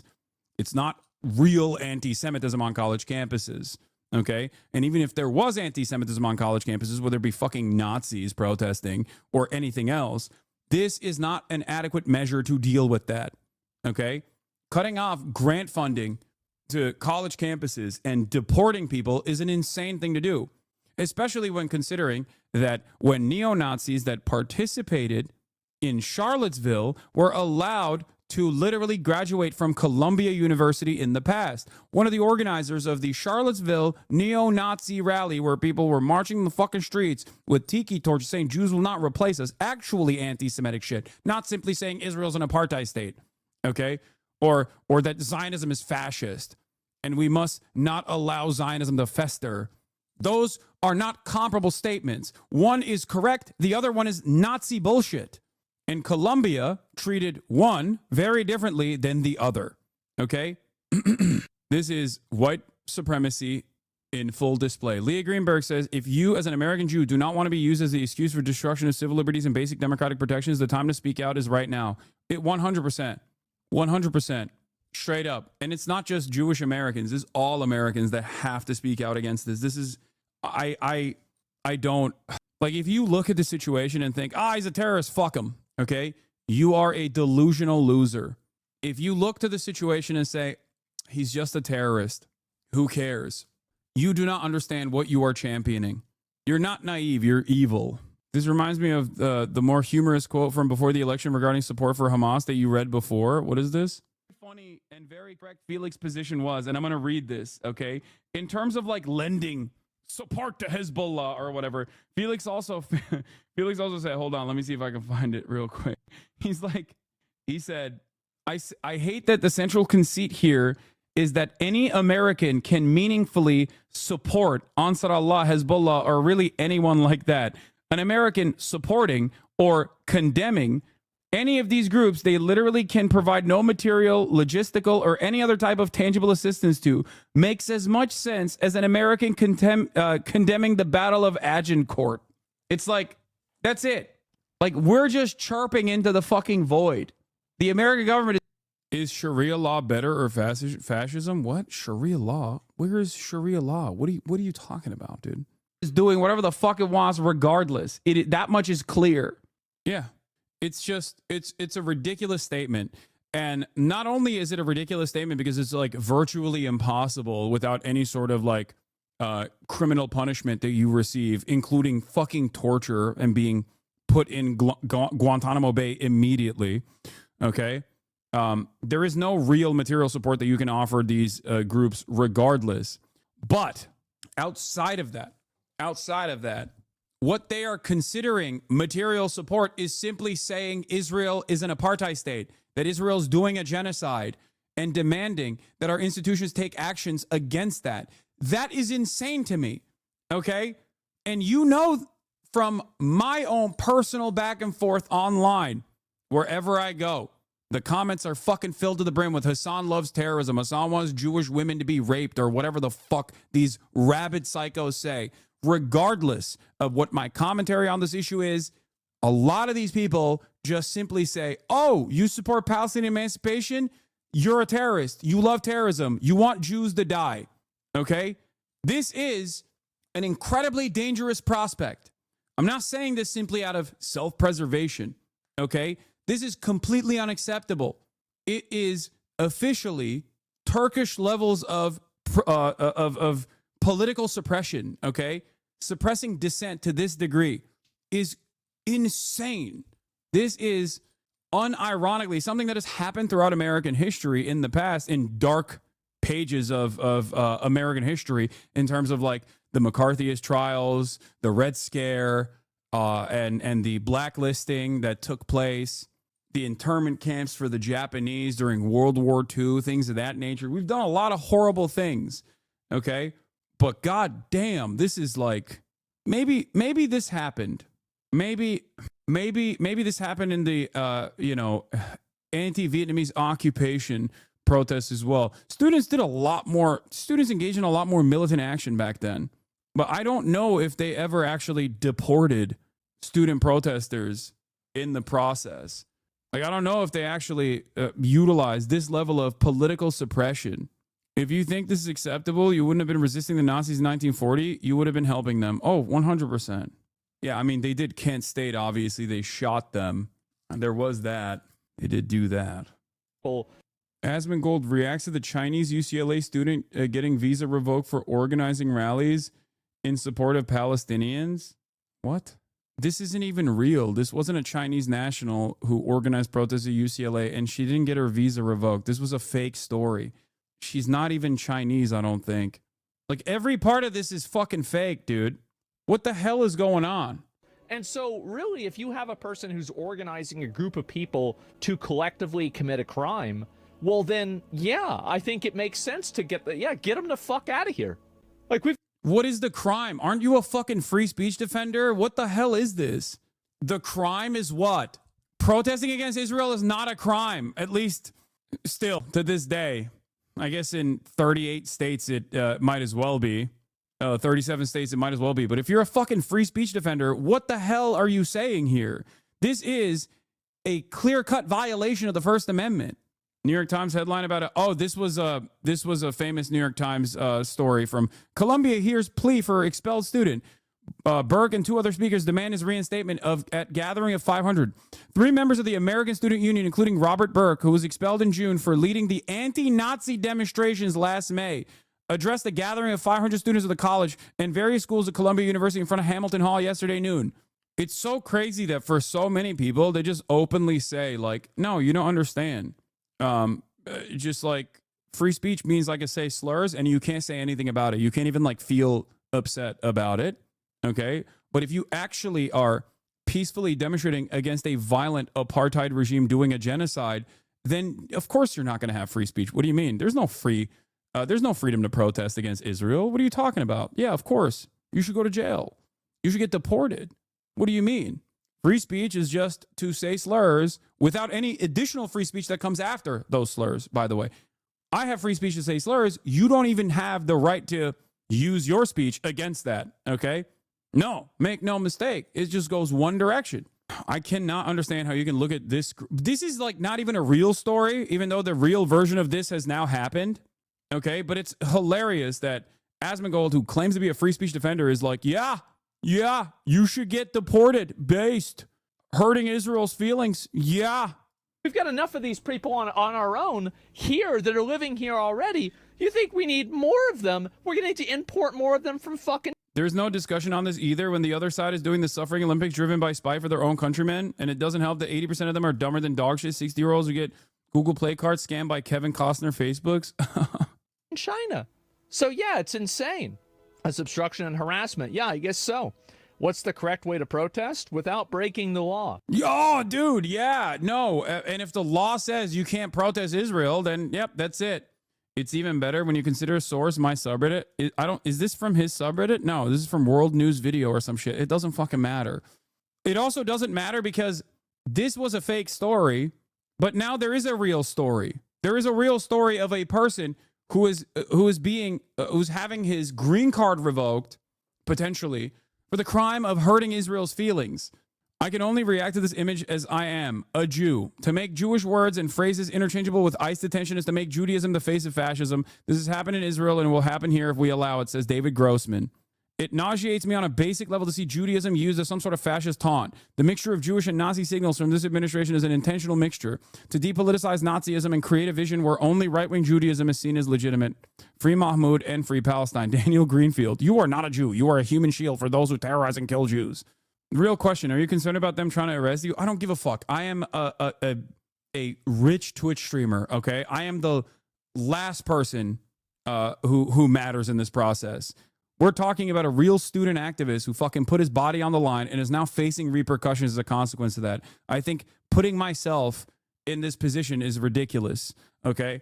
I'm not saying it can't happen, but it's not something that I care about or entertain at this moment. And it's not something that will stop me from continuing to speak truth to power in this process.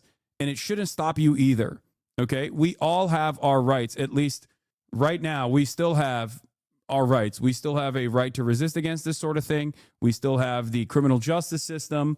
And I hope that there are more reasonable people that are in positions of power right now that will put an end to this nonsense. Oh my fucking Lord. But it won't happen unless there is mass mobilization. Okay? Yeah. Meanwhile, at Harvard, former Israeli Prime Minister Naftali Bennett, who headlined an event at Columbia right before Mahmoud Khalil was detained, just joked at a Harvard event that he would give exploding pages to students protesting his visit. Jaeger Larson, thank you for the 21 gifted subs. Former Israeli Prime Minister Naftali Bennett joked to hundreds of people about sending explosive devices to dissenting event attendees at a talk at the Harvard Business School on Thursday, according to 6 people present at the discussion. HBS professor Paul A. Gompers, 86, the moderator, began the off-the-record event by explaining Harvard's guidelines on disruption, noting that the dissenting audience members who interrupt the speaker would be removed. Bennett then interrupted to add, "I think we'll just give them a pager." Isn't that wonderful? If you are a former Israeli prime minister, you can joke about assassinating American college campus protesters against you. You can just joke about that sort of thing. It's perfectly fine. Mahmoud did everything that Colombia wanted and the students to do, always respectful and calm, was chosen to be the lead negotiator for this reason, and was always unmasked. It didn't help. Yeah. Here's the other aspect of this, that he didn't fucking violate any rules and actually abided by the rules as well. Okay? What really gets me is Mahmoud did everything that administrators claimed they wanted from us. He was always unmasked. He was extremely tactful with his words, was a legal permanent resident, was kind and patient even with those who dehumanized him, always stayed rational and calm. He was a lead negotiator precisely because of these qualities he had that I and so many of us lack. He always extended grace to those who didn't deserve it. He always helped us ground ourselves in the face of the constant trauma Colombia inflicted upon us all since October 2023. Any journalist who interacted with him can speak to his character. It does not matter how perfectly we behave or how pure-hearted we clearly are. When fascism comes knocking at our doors, we will start with the most vulnerable and eventually get to eroding all of our rights. Open your eyes. I'm begging you to open your eyes. While many may have come knocking at Mahmoud Khalil's door yesterday, you will hear the knock at your own door tomorrow. And if you don't resist this now, nobody will be left to resist for you when it's too late. This is straightforwardly Nazi Germany shit, okay? There's no other way to put it. I don't know. I don't know what else to say, man. I really don't know what else to say. And you got fucking donkeys celebrating this decision. Like, it's so goddamn gross. It's wild to read about Nazi Germany and be shocked at the ways in which dehumanization it actively becomes the normative position in society, and the atrocities that unfold as a consequence of that. And then you read that shit and you go, oh, that could never happen again. I mean, come on, dude. That could certainly never happen again. That's insane. It's like, how did this happen?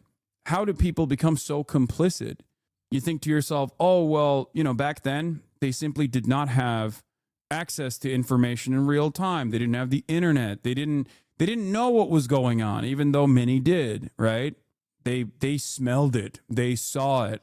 It was visible in the backdrop of their everyday lives, and they looked the other way, either out of fear or because they didn't care. And yet, we're watching it unfold in real time, and we're watching it unfold in real time in broad daylight, and everyone can see it taking place. And it seems like, unlike previous civil rights movements, right, whether it be the civil rights struggle for black people, there is mass public support for this cause. And it's wild to me that the more there is support for this kind of thing, the more there is anger and resentment towards Israel's genocide, the more this administration tries to deal with it with political repression. Even Glenn Greenwald is supporting him. It's wild. Wait, no, that's not wild at all. That's like perfectly normal. Glenn Greenwald has always been a free speech absolutist. This is like the one issue where he will unflinchingly shit on Israel over and over again. That's the one aspect where he hasn't lost his mind on. This is something that he's always been consistent on, regardless of who funds his operations. Matt Duss also talked about how Ann Coulter is outflanking the Anti-Defamation League, also known as the Apartheid Defense League, on this issue. There's almost no one I don't want to deport unless they've committed a crime. Isn't this a violation of the First Amendment? There's almost no one I don't want to deport, but unless they've committed a crime, isn't this a violation of the First Amendment?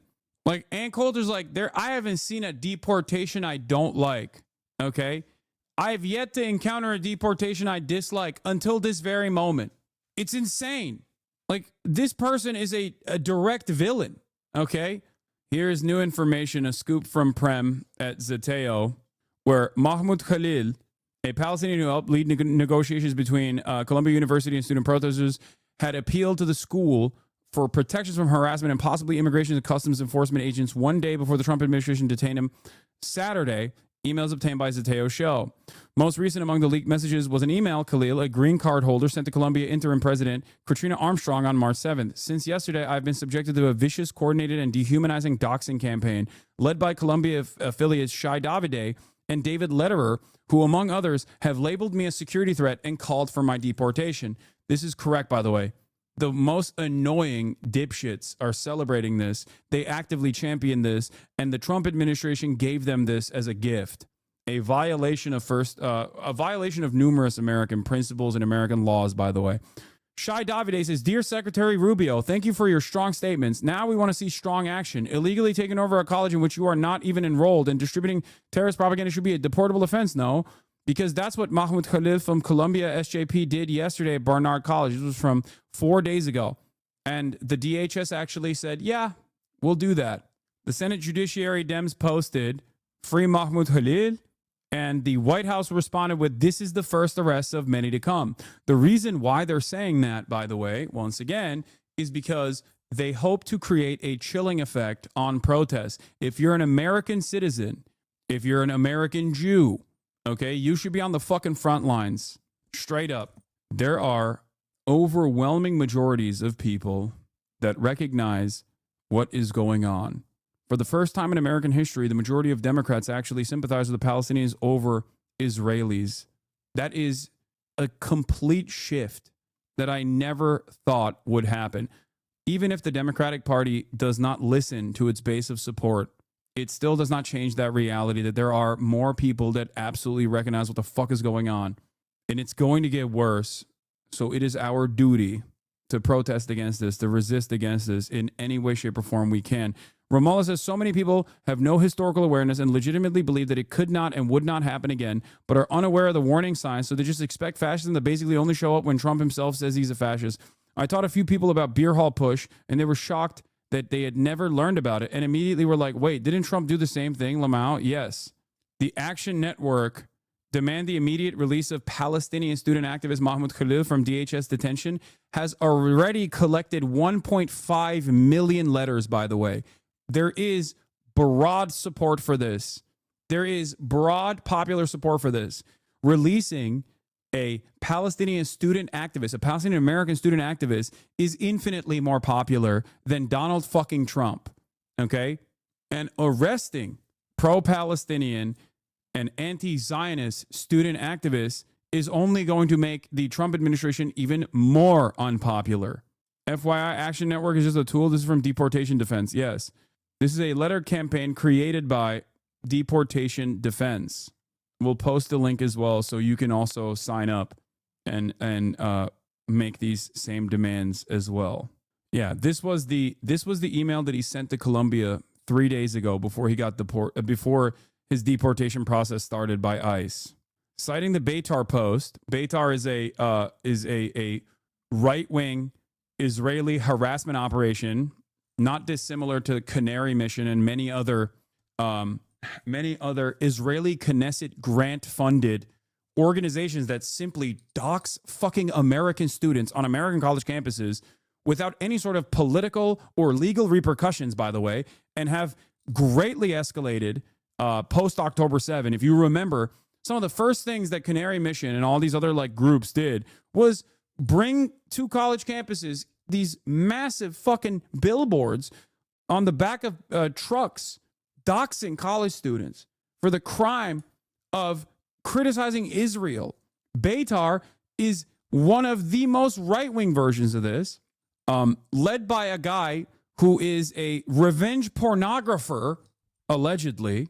And they were, of course, going after Khalil. Khalil asked Armstrong in his email, citing the Beitar post, with the stakes being so high, I ask you, as representatives of Columbia University's administration, how will you protect international students from doxing and from deportation? How will you protect these students' rights to free speech, expression, and association, rights provided for in the U.S. Constitution and Columbia's Code of Conduct, and stop the suppression and now potential criminalization of that speech and expression.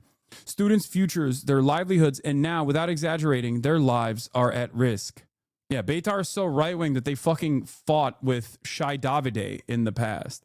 Here's what Letitia James said. I'm extremely concerned about the arrest and detention of Mahmoud Khalil, an advocate and legal permanent resident of Palestinian descent. My office is monitoring the situation and we're in contact with his attorney. Here's what the Columbia Office of the President just released, by the way. This was their reaction to everything that's going on. And yes, the law that the plan to deport pro-Hamas students relies on a 1952 law that targeted Jews. We'll talk about that as well, the irony inherent in this process. I write to you at a challenging moment for our community. Columbia University exists to serve the United States and the world by teaching, creating, and advancing knowledge. We pursue that mission through freedom of expression, blah, blah, blah, blah, blah. We will work tirelessly to fulfill our mission. We're taking a methodical and thoughtful approach to addressing the multitude of challenges ahead of us. Suck my fucking dick.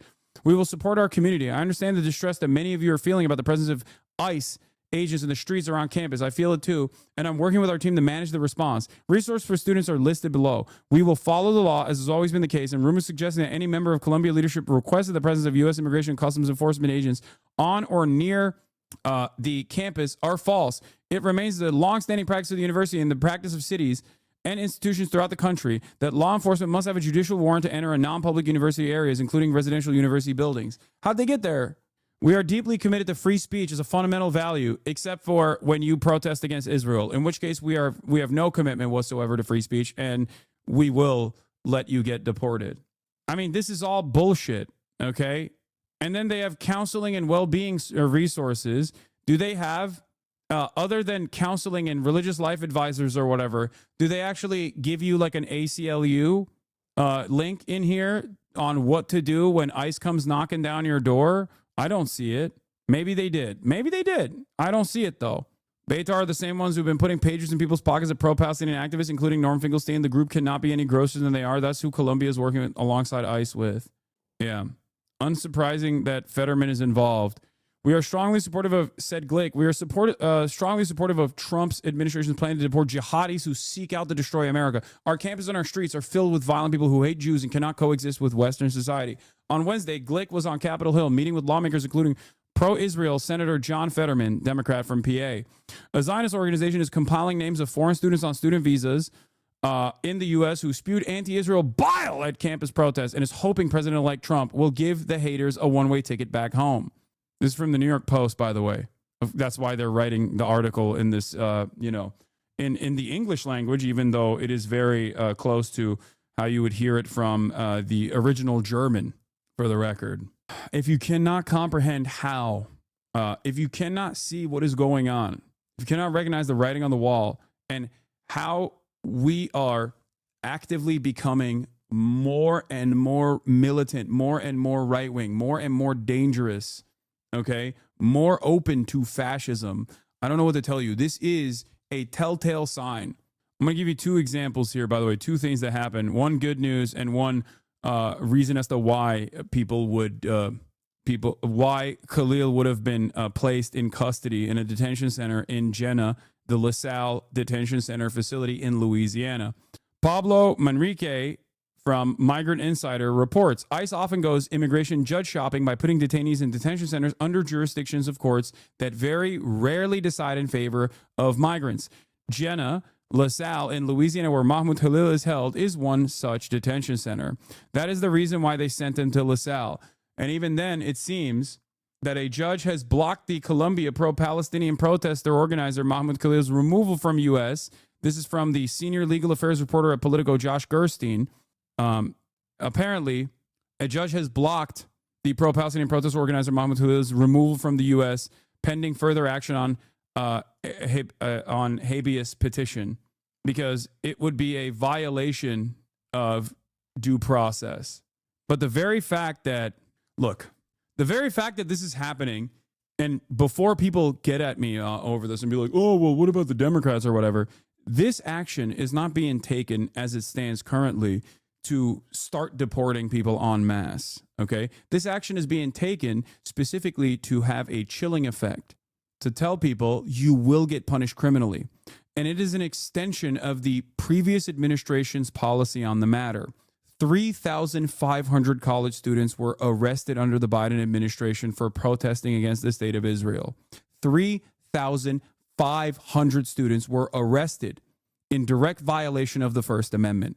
3,500. If a liberal administration is going to allow that to happen, what the fuck did you think a Republican administration was going to do?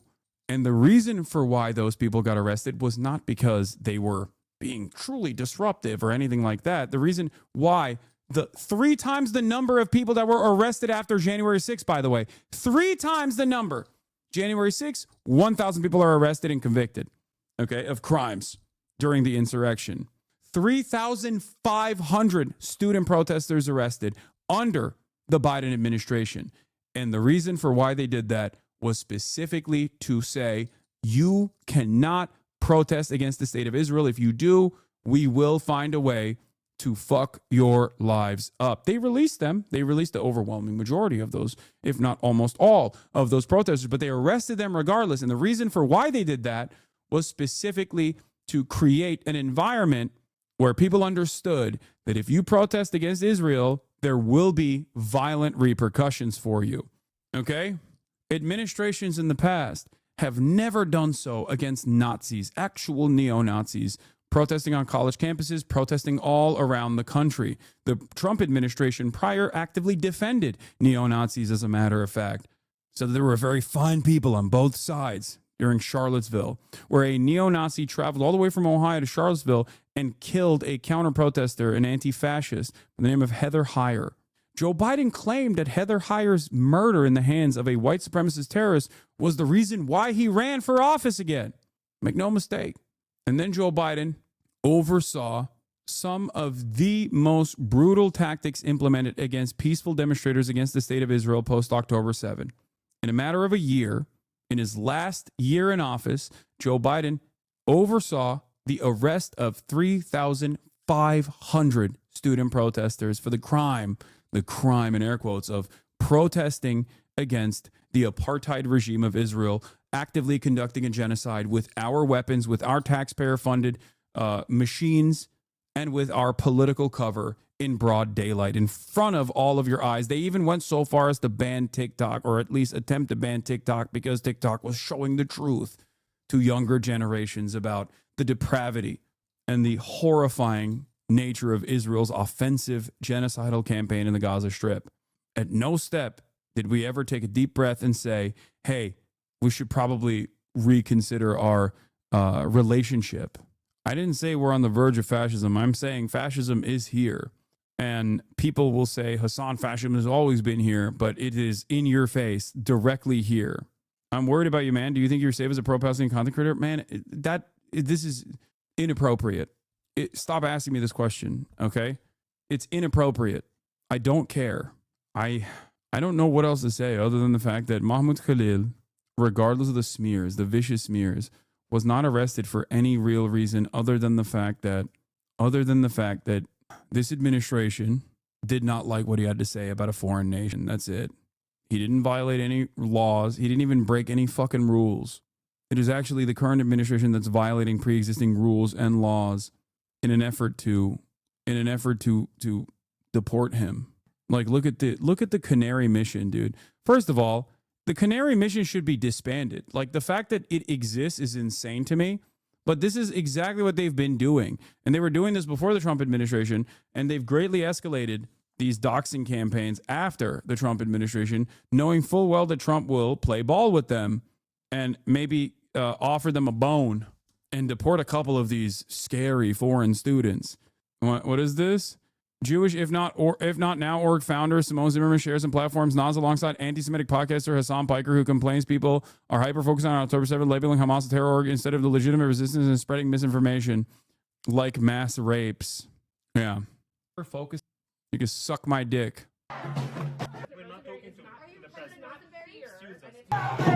Yeah, look at the scary things that they were doing.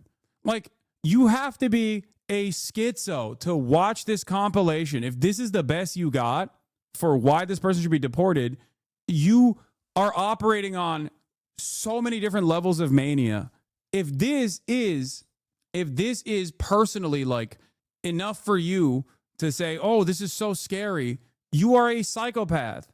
It's wild to me that there is something that happens when you like defend Israel and you become a Zionist, or you were always one, I don't know.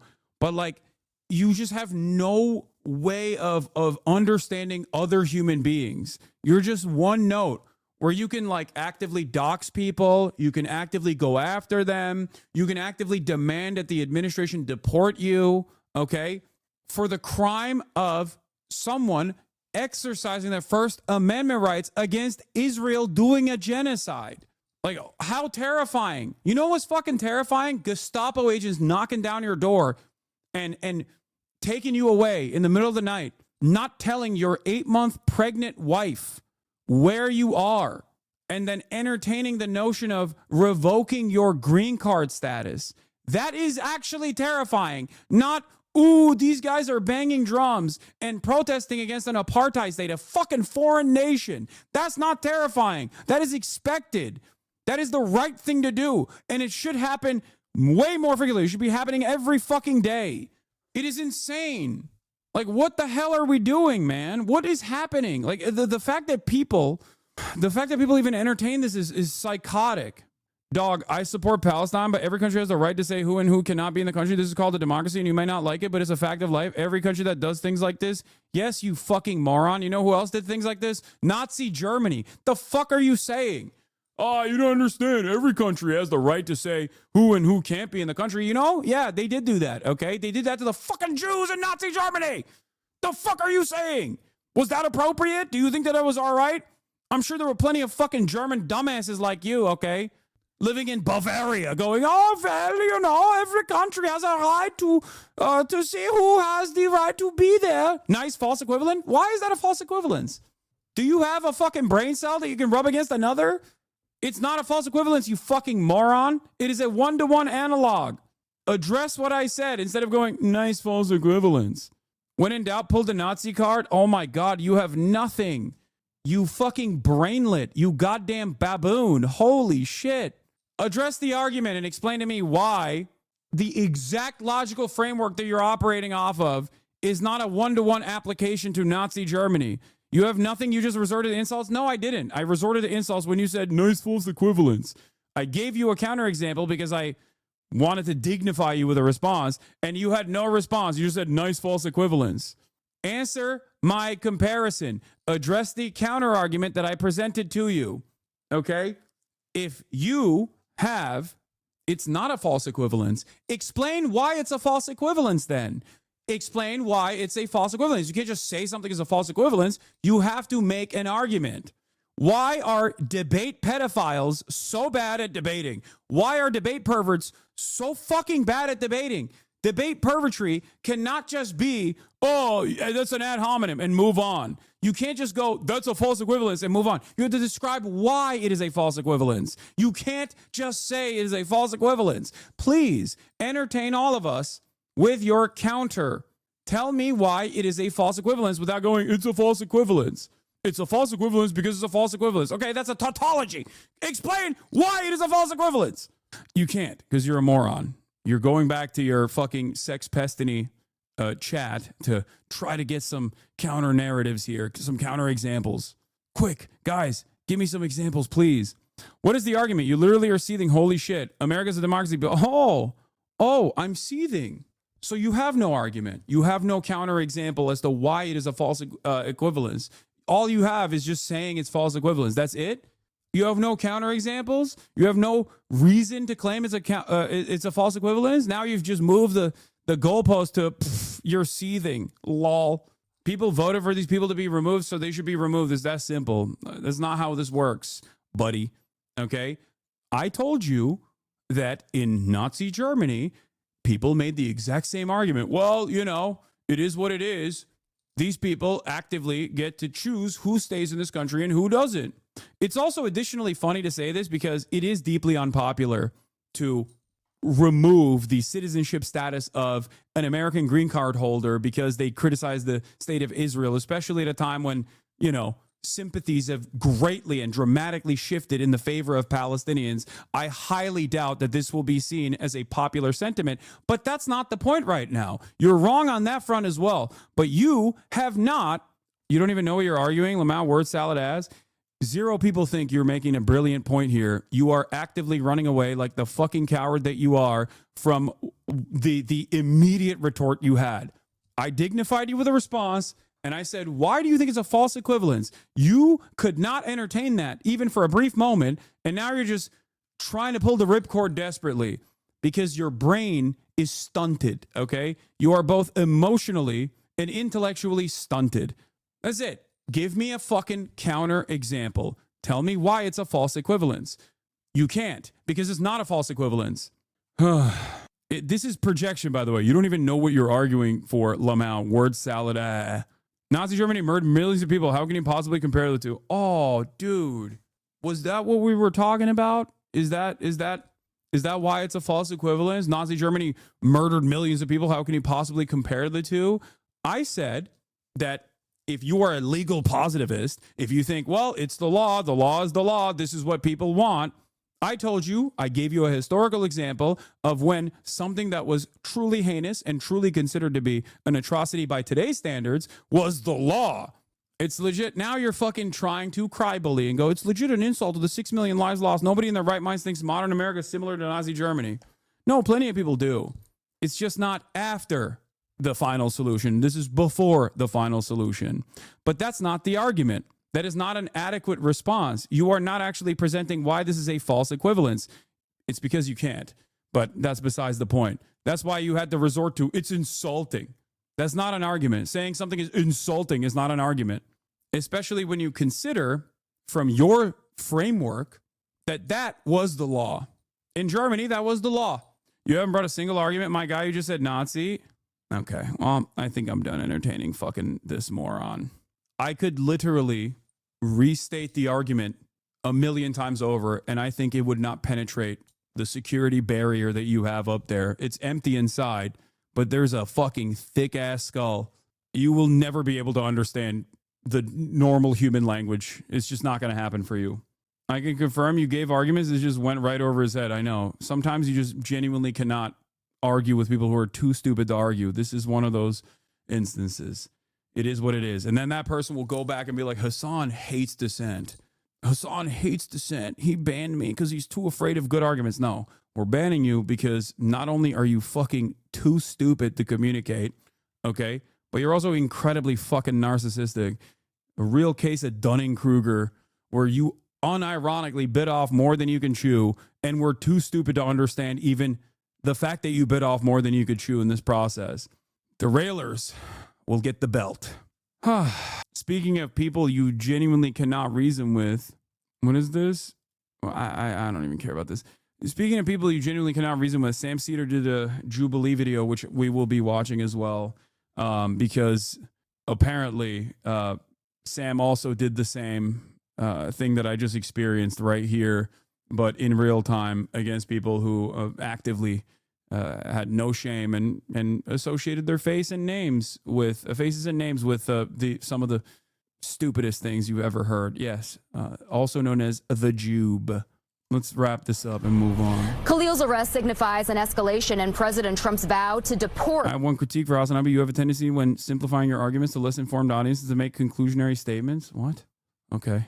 Foreign students You didn't explain why this is a criticism. and imprison agitators involved in protests against Israel's war in Gaza. Last week, Columbia University also learned that the Trump administration pulled $400 million in grants and contracts, citing the school's failure to squelch anti-Semitism here on campus. It is unclear where Khalil is being held. His attorney has said he may have been transferred as far as the state of Louisiana. Reporting live from Morningside Heights, Christina Fan, CBS News, New York. Okay, Christina, thank you. A graduate student at Columbia University arrested by ICE officials for his role in the pro-Palestinian protests taking place on that campus last year. Now, this comes as the Trump administration is threatening to revoke green cards and visas of those who support Hamas. Let's get right to Good Day's Briella Tomasetti. She is at the Ivy League school this morning with the latest. Briella, good morning. Tashani and Dan, good morning. This arrest is the first publicly known deportation effort under President Trump's new plan to remove alleged Hamas sympathizers from college campuses. Alleged Hamas sympathizers. Please, man, what are you guys doing? Like, please have bare minimum basic human decency. Please, I beg of you. Okay? Please, please. Under no circumstances do you have to adopt the framing that this insane right-wing government is deploying here, okay? Holy fuck, dude. Jesus Christ. Oh, my God. Alleged Hamas sympathizers. Campuses. Fuck. Trump has also canceled $400 million in federal grants to Columbia University, quote, due to the school's continued inaction in the face of persistent harassment of Jewish students. Federal immigration authorities arrested Columbia graduate student Mahmoud Khalil at his university-owned apartment over the weekend, doubling down on the Trump administration's promise to crack down on anti-Semitism. Khalil, a permanent U.S. resident with a green card, is a pro-Palestinian activist who played a major role in protests that swept Columbia University's campus last spring. A new executive order signed by President Trump calls for the deportation of resident aliens, including students with visas, who broke laws during anti-Israel protests following the October 7th, 2023 terrorist attacks. Khalil's attorney, Amy Greer, told the Associated Press he was being detained at an immigration detention facility in Elizabeth, New Jersey. She says when his wife tried to visit yesterday, she learned he wasn't there. Khalil's whereabouts are currently unclear. While speaking over the phone with one of the ICE agents during the arrest, Greer was told the agency was acting on State Department orders to revoke Khalil's student visa and green card. In a post yesterday to X, Secretary of State Marco Rubio said the Trump administration will be revoking the visas and/or green cards of Hamas supporters in America so they can be deported. The Department of Homeland Security added that Khalil forfeited his rights to remain in the U.S., alleging he, quote, led activities aligned to Hamas, a designated terrorist organization. If he was promoting violence of any sort, then it would be somewhat reasonable. Khalil Sr. on the right served as a... Even then it wouldn't. He's a green card holder, okay? No. If he's promoting violence, if he is truly promoting violence, if he's like urging a riot in a real situation, okay? Let's say there's a Nazi and they're urging violence at a violent Nazi rally, which of course happens all the time, by the way, with no prosecution whatsoever because they say First Amendment. Okay. But in that process, then you can't just apprehend them, lock them in jail, and then try to remove their citizenship status. You can't do that. That's ridiculous. That is ridiculous. Even when there's due process, I still do not believe that you can just remove the citizenship status of someone, okay?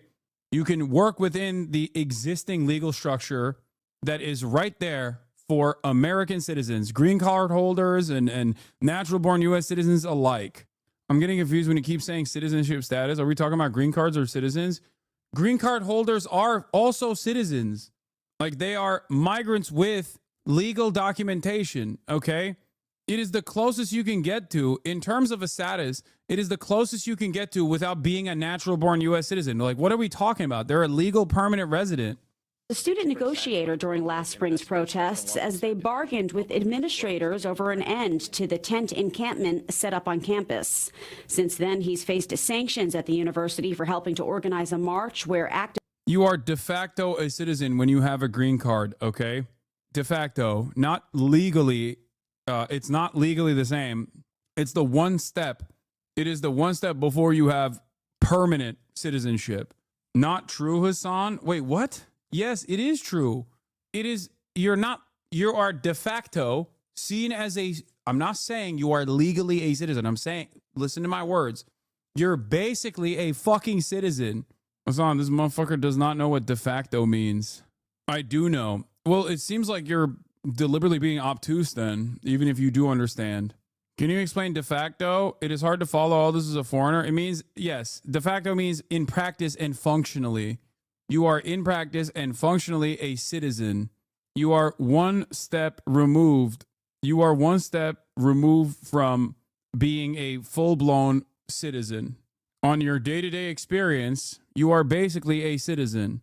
It is also known as a permanent resident card. There are lots of misunderstandings here that can be easily cleared up. Here's usimmigration.org. What is the difference between a green card and U.S. citizenship? Permanent residents have the right to work and live in the U.S. indefinitely, as well as the right to petition for close family members for a green card. However, because green card's relatives are considered preference relatives, this process takes considerably longer than for a U.S. citizen. Permanent residents continue to be citizens of another country, which means they do not have a right to a U.S. passport.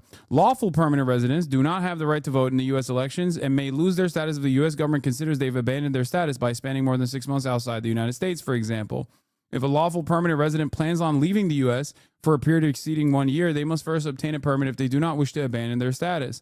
After a certain amount of time, permanent residents can apply for U.S. citizenship, also known as the naturalization process. These are the major distinctions between someone who is a naturalized U.S. citizen versus a green card holder. Now, if you may have noticed something. You may have noticed something significant here, which is that these are simply laws, okay? They're just things written on a piece of paper. And whoever chooses to enforce them get to dictate whether or not they are valid, permissible, and will be followed through on. And if you noticed, laws can be violated. Laws can be violated by individual actors, but they can also be violated by those in positions of power, for example. And when those in positions of power violate those laws or actively seek out actively try to change those pre-existing laws, as the Trump administration is trying to do right now, new laws will be implemented, which is why we always say there's a difference between something being legal and something being moral. There's a difference between something being good and something being legal.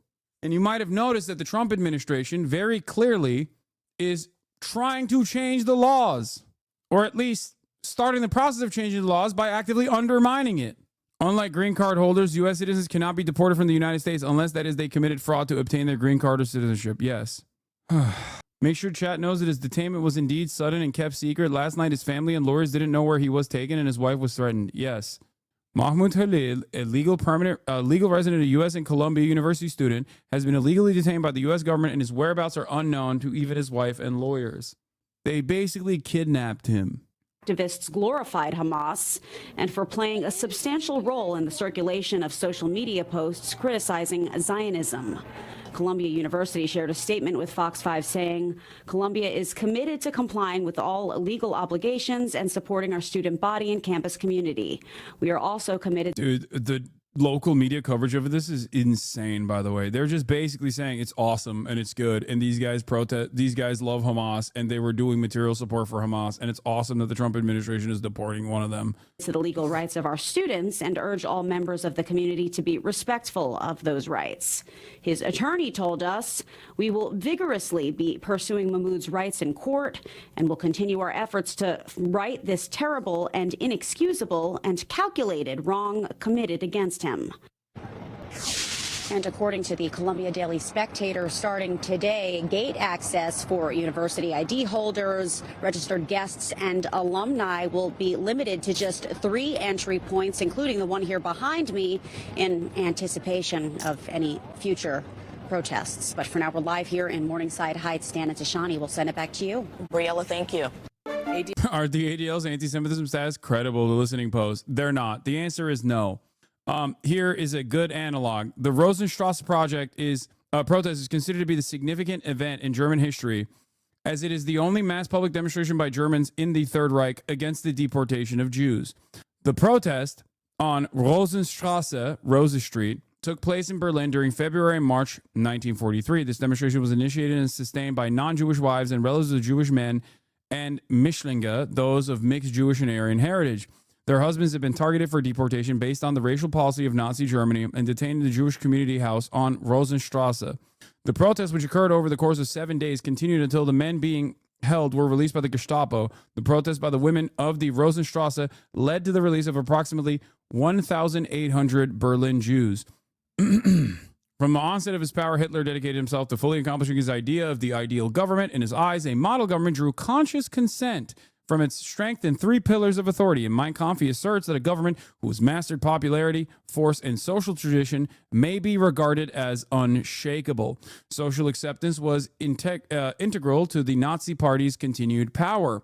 Before beginning to deport Jews as a part of the final solution, the regime made a trial deportation of German Jews and had their German neighbors studied attentively, who, in a win for the regime, had hardly noticed their missing neighbors. Many Germans also willingly condemned Jews to the Gestapo, the Nazi secret police, often for very little personal gain. It was partially an environment of terror, pushing Germans to self-police. However, a large number of Germans went well beyond that.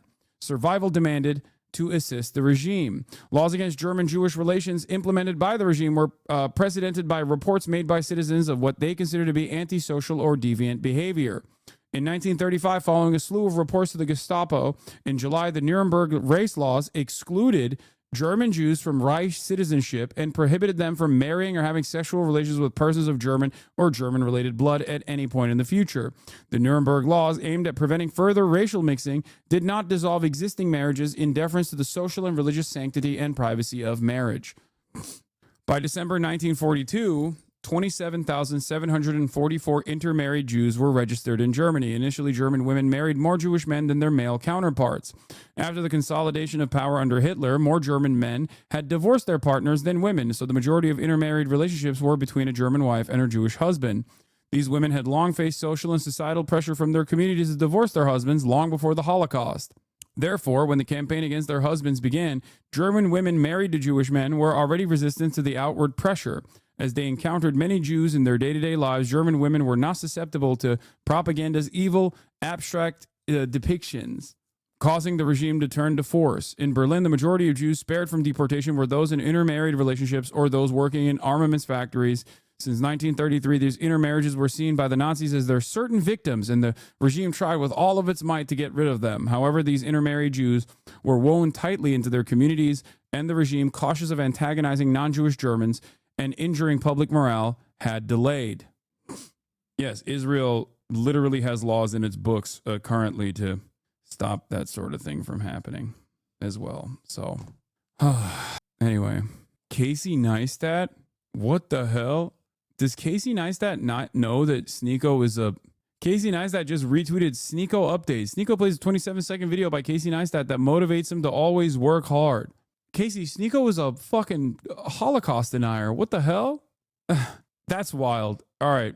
Let's see what Philip had to say about It this. is trying to deport a well-known Palestinian activist despite him having a green card, the first of what Trump has promised will be many, and it sparked a massive scandal. What you need to know about Canada's incoming Prime Minister Mark Carney, including his first words for Donald Trump. Drewski and OBJ have issued quick denials after just being named in a Diddy lawsuit. We're talking about all that and much more on today's brand new Philip DeFranco Show. You daily dive into the news, how it's being covered, and how people are reacting to it. But first, a quick announcement. I just made an awesome mini March drop live for you over at beautifulbastard.com, where right now you can snag yourself a green card, a move that many experts say is a violation of free speech rights under the First Amendment. Right? And this is also incredibly significant because it appears to mark the first publicly known arrest under Trump's broader promise to revoke student visas and deport non-citizen students who joined pro-Palestine campus protests last year, with him claiming that the students no longer had the right to stay in the country because they supported Hamas. And while this is something that Trump has been promising for a while, this latest news notably comes after he brought this whole thing to the next level last week with him writing on Truth Social. All federal funding will stop for any college, school, or university that allows illegal protests. Agitators will be imprisoned or permanently sent back to the country from which they came. And adding American students will be permanently expelled or, depending on the crime, arrested. Though this, as many have noted... Don't change the Drewski story. Dude, I think the claims being made against Drewski in a court document where they literally call him Drewski and not his fucking government name were made about him potentially going to a Diddy party in 2018 when Drewski was not a famous person. People need to be a little bit more careful with whatever the fuck they see on Twitter, okay? Drewski's response. This allegation is a fabricated lie. I wasn't a public figure in 2018. I was broke living with my mom without any connections to the entertainment industry at the time of this allegation. So the inclusion of my name is truly outlandish. My heart breaks for actual victims of abuse, but I'm fully confident that the evidence will expose this falsehood and the individuals who are maliciously trying to game the legal system that peddle false narratives. Yeah, and there's also basically memes. I saw some of the fucking insane shit. Is a government name and a stage name, but clout, they called them both. It literally says a government name and Drewski. It's a government name and a stage name. Yeah. Also, perhaps more importantly, is the fact that defendant Drewski then caught himself sliding over plaintiff's oiled body and off the bed while defendant Drewski's 2018, they invited him though. What? Like, I don't know if there's Hasan, don't do this, man. I'll wait for the trial. His behavior has always been odd to me. Yeah, I agree with that.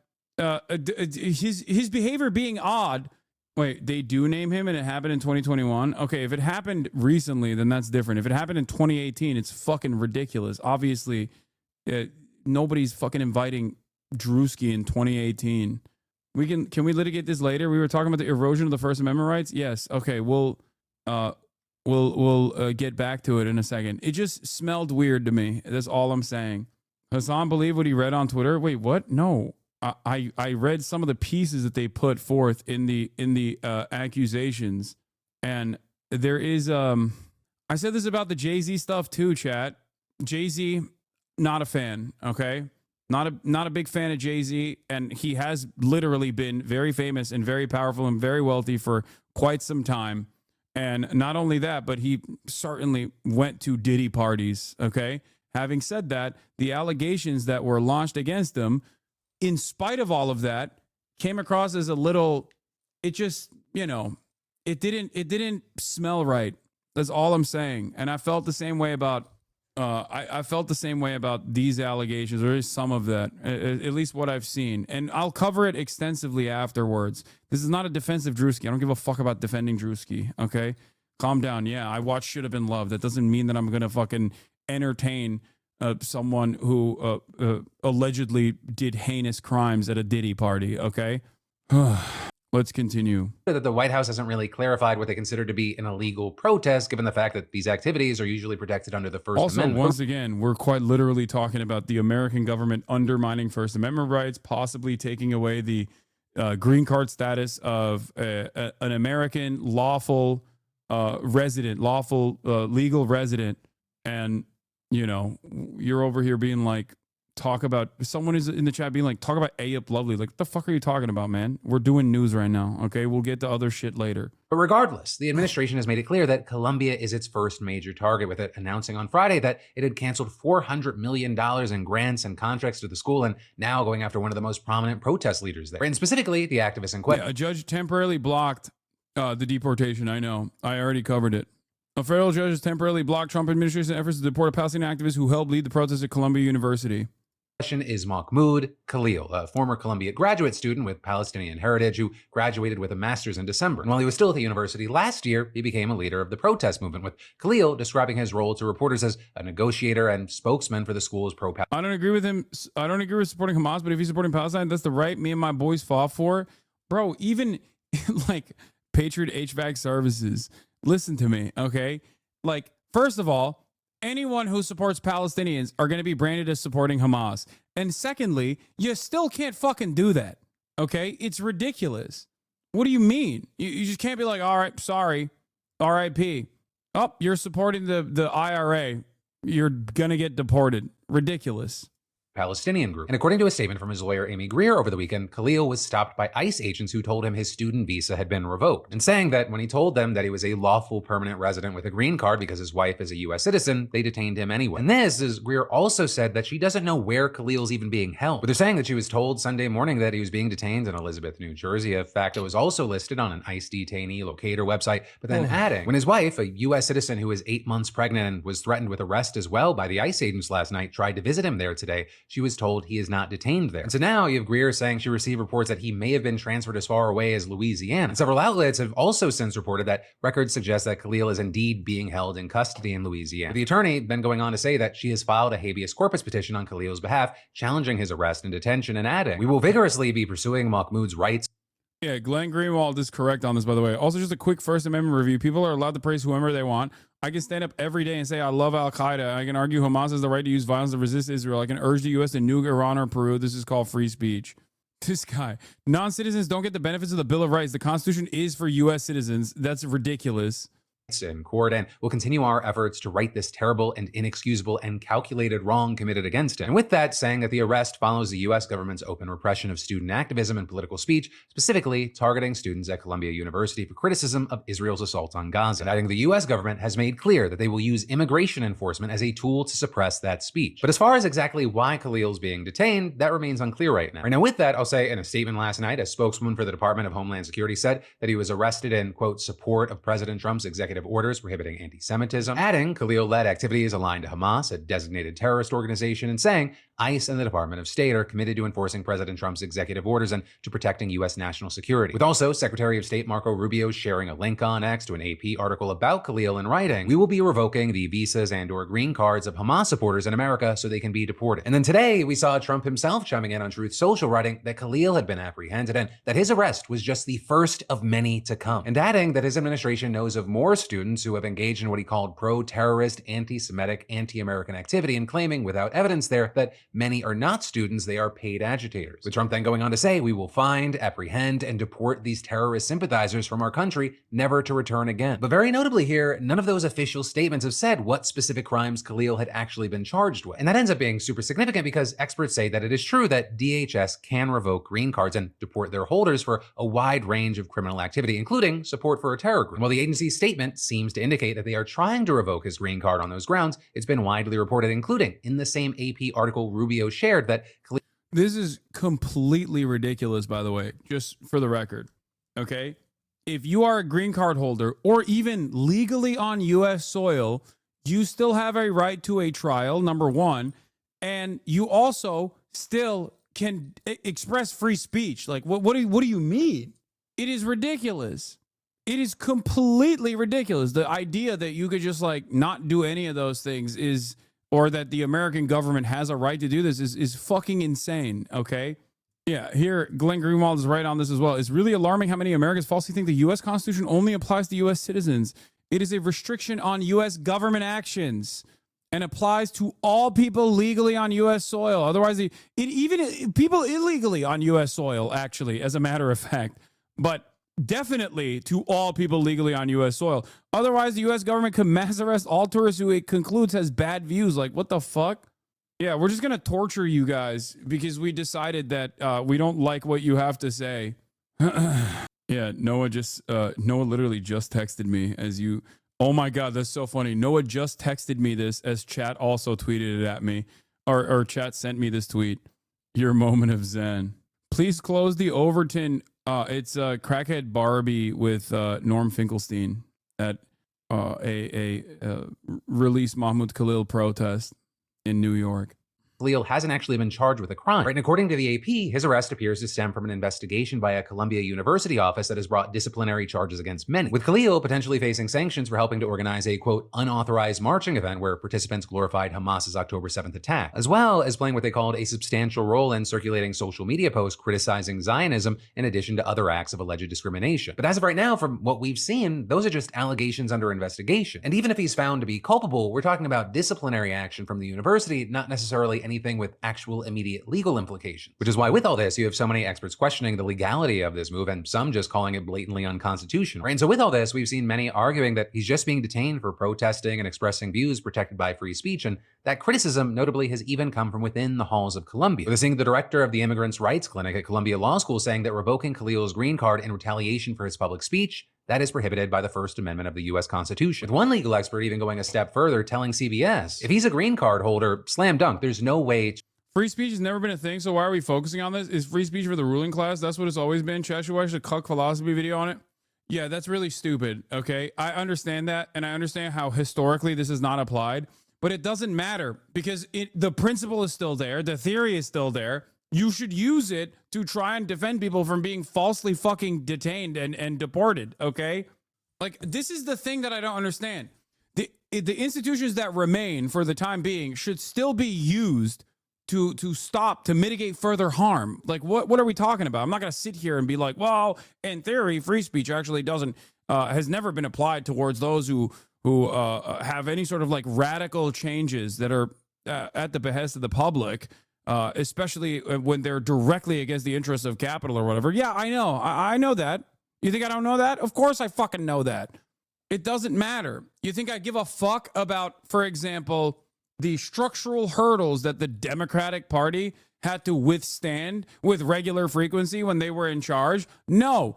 I told them, I urged them to boulder over it. But now that they're not in charge, I will actively urge them to use those same structural hurdles to limit the scope and power of the Republican fascist administration.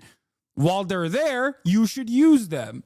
You know, I abhor gun violence. I'm not a fan of gun violence, but if someone's fucking, coming into my house trying to kill me and I got a gun, I'm probably going to use it. Okay? To arrest him. He had not been charged with a crime, or if he's, if there's something more than that, really there's no way. Number one, because you're dealing with a legal resident alien, which means you're dealing with the green card holder who has a lot of rights in our country. Right? And this is, you've had others questioning what legal authority the Trump administration would even have to revoke green cards, noting that usually such an action would require a hearing before an immigration judge. But then, of course, beyond what the experts have been saying, we've also seen a massive reaction to the arrest online, with one example being a petition for his release getting more than 1 million signatures online as of recording. Many also slamming the move in posts, including big names like Representative Alexandria Ocasio-Cortez, who tweeted, if the federal government can disappear a legal U.S. permanent resident without reason or warrant, then they can disappear U.S. citizens too. Anyone, left, right, or center, who has highlighted the importance of constitutional rights and free speech should be sounding the alarm now. And to her point there, we've seen people across the political spectrum raising concerns. I mean, for example, you even had right-wing Ann Coulter tweeting, there's almost no one I don't want to deport, but unless they've committed a crime, isn't this a violation of the First Amendment? But also, very notably on the other side, we've seen plenty of people and groups praising this move, including the Columbia Jewish Alumni Association, which applauded Khalil's detention and It's so disgusting, dude. It's so shameless. Like, supporting a fascist administration doing Gestapo-style shit as a Jewish organization is insane, dude. You are so cooked, brother. You are so brain broken. Holy fuck. Like, oh my God. A series of posts on X, with him claiming that he was a ringleader of the chaos at Columbia. You also had the Anti-Defamation League cheering on the arrest, writing, we appreciate the Trump administration's broad, bold set of efforts to counter campus anti-Semitism, and this action further illustrates that resolve by holding alleged perpetrators responsible for their actions. Though notably, even they seem to acknowledge the questionable legal ground here, adding that any deportation, action, or revocation of a green card or visa must be undertaken in alignment with required due process protections. Right, notably, we ended up seeing the ADL getting some flack for that post from many, including major commentators like Hassan Piker, who shared that post and wrote, the ADL thinks it's okay to revoke the green card of student activists. This is supposed to be a civil rights organization, by the way. But for now, that is where we are. Of course, this is a developing situation. Things are subject to change. And so while we keep an eye on this, in the meantime, Lol, you're advocating for terrorism just like the person who was deported. Might want to change your rhetoric. Suck my fucking dick, bitch. Okay? Suck it dry from the back. You understand me? Suck my fucking dick, you dumb bitch. Imagine coming in here to be like, yeah, that's right. You better fucking recognize, dude. Trump is going to come after you too. You baby-brained coward. You can sit around and hope, okay? And maybe it will happen, but that will never change your fucking moral depravity, okay? I am just one fucking person. I'm just one guy. That will never change the fact that you are a repugnant little coward egging on a fucking fascist administration. It is because in your heart you know that you are supporting baby killers, okay? You are supporting it, and deep down inside there's a little person in you that you're trying to fucking silence desperately that is telling you maybe it's not right, maybe it's not appropriate, okay? What's real terrorism in this process, you think? Terrorizing green card holders for the crime of hurting Israel's feelings as it's conducting a genocide? What's real terrorism? Actively murdering babies with American weapons? Or resisting against that? Dipshits. Yeah, keep hoping that the Trump administration will pack up all of the naysayers. One day, there will not be a single person to defend you when you are in the crosshairs, okay? You should be lucky that people like myself and many others in progressive spaces will unconditionally fight for your rights, regardless. We'll do the work necessary, even when you don't recognize what the fuck is going on, dumbass. And maybe we'll fail. There have been many failures such as this one throughout history. but you certainly will not have an easy go at it. I promise. Pig. RDADL's anti-Semitism stats credible from the Listening Post. Let's take a look. ADL is in the news and on the front lines. The rejection of anti-Zionism and anti-Israel sentiment.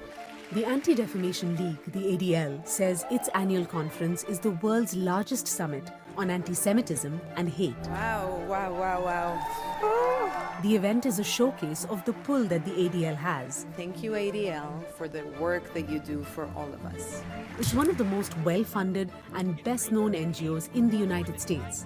Its summit takes place in New York, where the ADL is headquartered, and big-name speakers from politics, entertainment, and social media come in for a turn at the podium. Yes, never is now. Leading the extravaganza is CEO Jonathan Greenblatt. He's been the frontman of the ADL for a decade, and he's a frequent voice in the media. Joining us now is Jonathan Greenblatt, the CEO of the Anti-Defamation League. Thanks so much for being here on this day. We see Jonathan Greenblatt on cable news programs with such incredible regularity. You would think there's nobody else available. What do you think these social media platforms are supposed to do? What's the responsible thing to do? He's ubiquitous. Trump had me doing Gestapo shit for a foreign country. How cuck can you get? OMG. I don't think it's just for a foreign country. It is being implemented at the behest of a foreign country right now. But I think the purpose of this is more nefarious than what you think is going on. This isn't just Donald Trump being cucked to Israel. This is what is otherwise known as a trial balloon. Okay? They're trying to see what they can get away with. There are already plenty of homegrown institutions that have spent a good deal of time and capital on persecuting and maybe even simultaneously prosecuting people that have ever spoken out against Israel. Trump is just simply using this existing network of otherwise liberal-oriented organizations. That's it. But if you think the goal is to simply silence just pro-Palestinian speech and never move the existing framework to whoever is against the Trump administration or against the growing fascist movement in this country, you are wrong. The same exact trial balloon principle was utilized when in the lame duck proceedings in the last Senate session, in the last Congress session, the Democrats, alongside Republicans, voted for a bill that would give the Trump administration's Department of Treasury, powers to declare any 501c3 that they wish to do so a terrorist organization and remove their 501c3 status, their philanthropy status. If your 501c3 status is removed, you can no longer get donations because they're no longer tax deductible donations. It will greatly limit the amount of fundraising you can engage in. And the Democrats, because of their insane pro-Israel attitude, without any care or consideration as to how the Trump administration was signaling they would use this expansive power against advocacy groups, turned around and voted for it. The 501c3 killer bill. Why did they do that initially? They did it because they thought, they'll go after all the pro-Palestinian groups.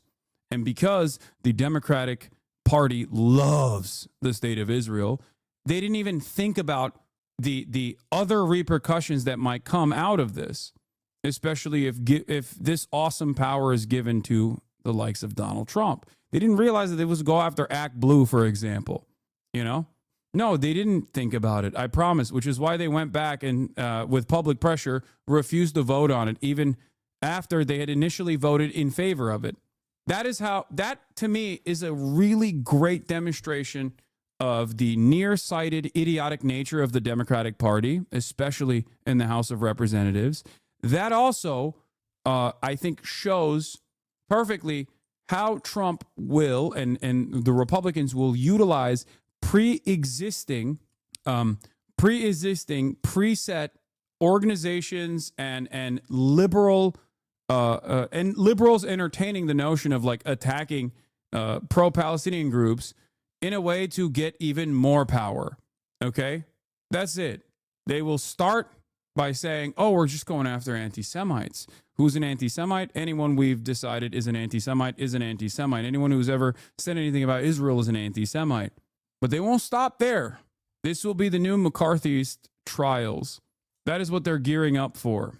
And anyone who doesn't recognize that, even if they're pro-Israel, anyone who doesn't fucking recognize that is an absolute moron, okay? Especially American Jews. If you're an American Jew and you support the state of Israel so much so that you are celebrating decisions like this from the Trump administration, I'm letting you know, maybe in the interim, it'll be people like Mahmoud Khalil that get deported or get falsely prosecuted and persecuted and will face severe criminal repercussions unjustly. Maybe the next step will be people like myself, Twitch streamers that you don't like, okay? But if you think that you are fucking safe, you're the dumbest person on the planet, okay? You are the dumbest motherfucker on the planet. I cannot even begin to explain this to you. You are so fucking stupid if you think as a Zionist Jew in the United States of America that eventually these exact same institutions and the exact same abuse of law that you are currently championing will not fucking come around and first arrest, apprehend, and prosecute your immediate relatives for the crime of being anti-Zionist, and then you for the crime of being Jewish. You're a fucking moron. Okay? That's it. This has nothing to do with actually defending the Israeli state, and everything to do with everything to do with creating a network to apprehend and persecute people for demonstrating speech you don't like. Jesus Christ. It'll be far too late at that point, too.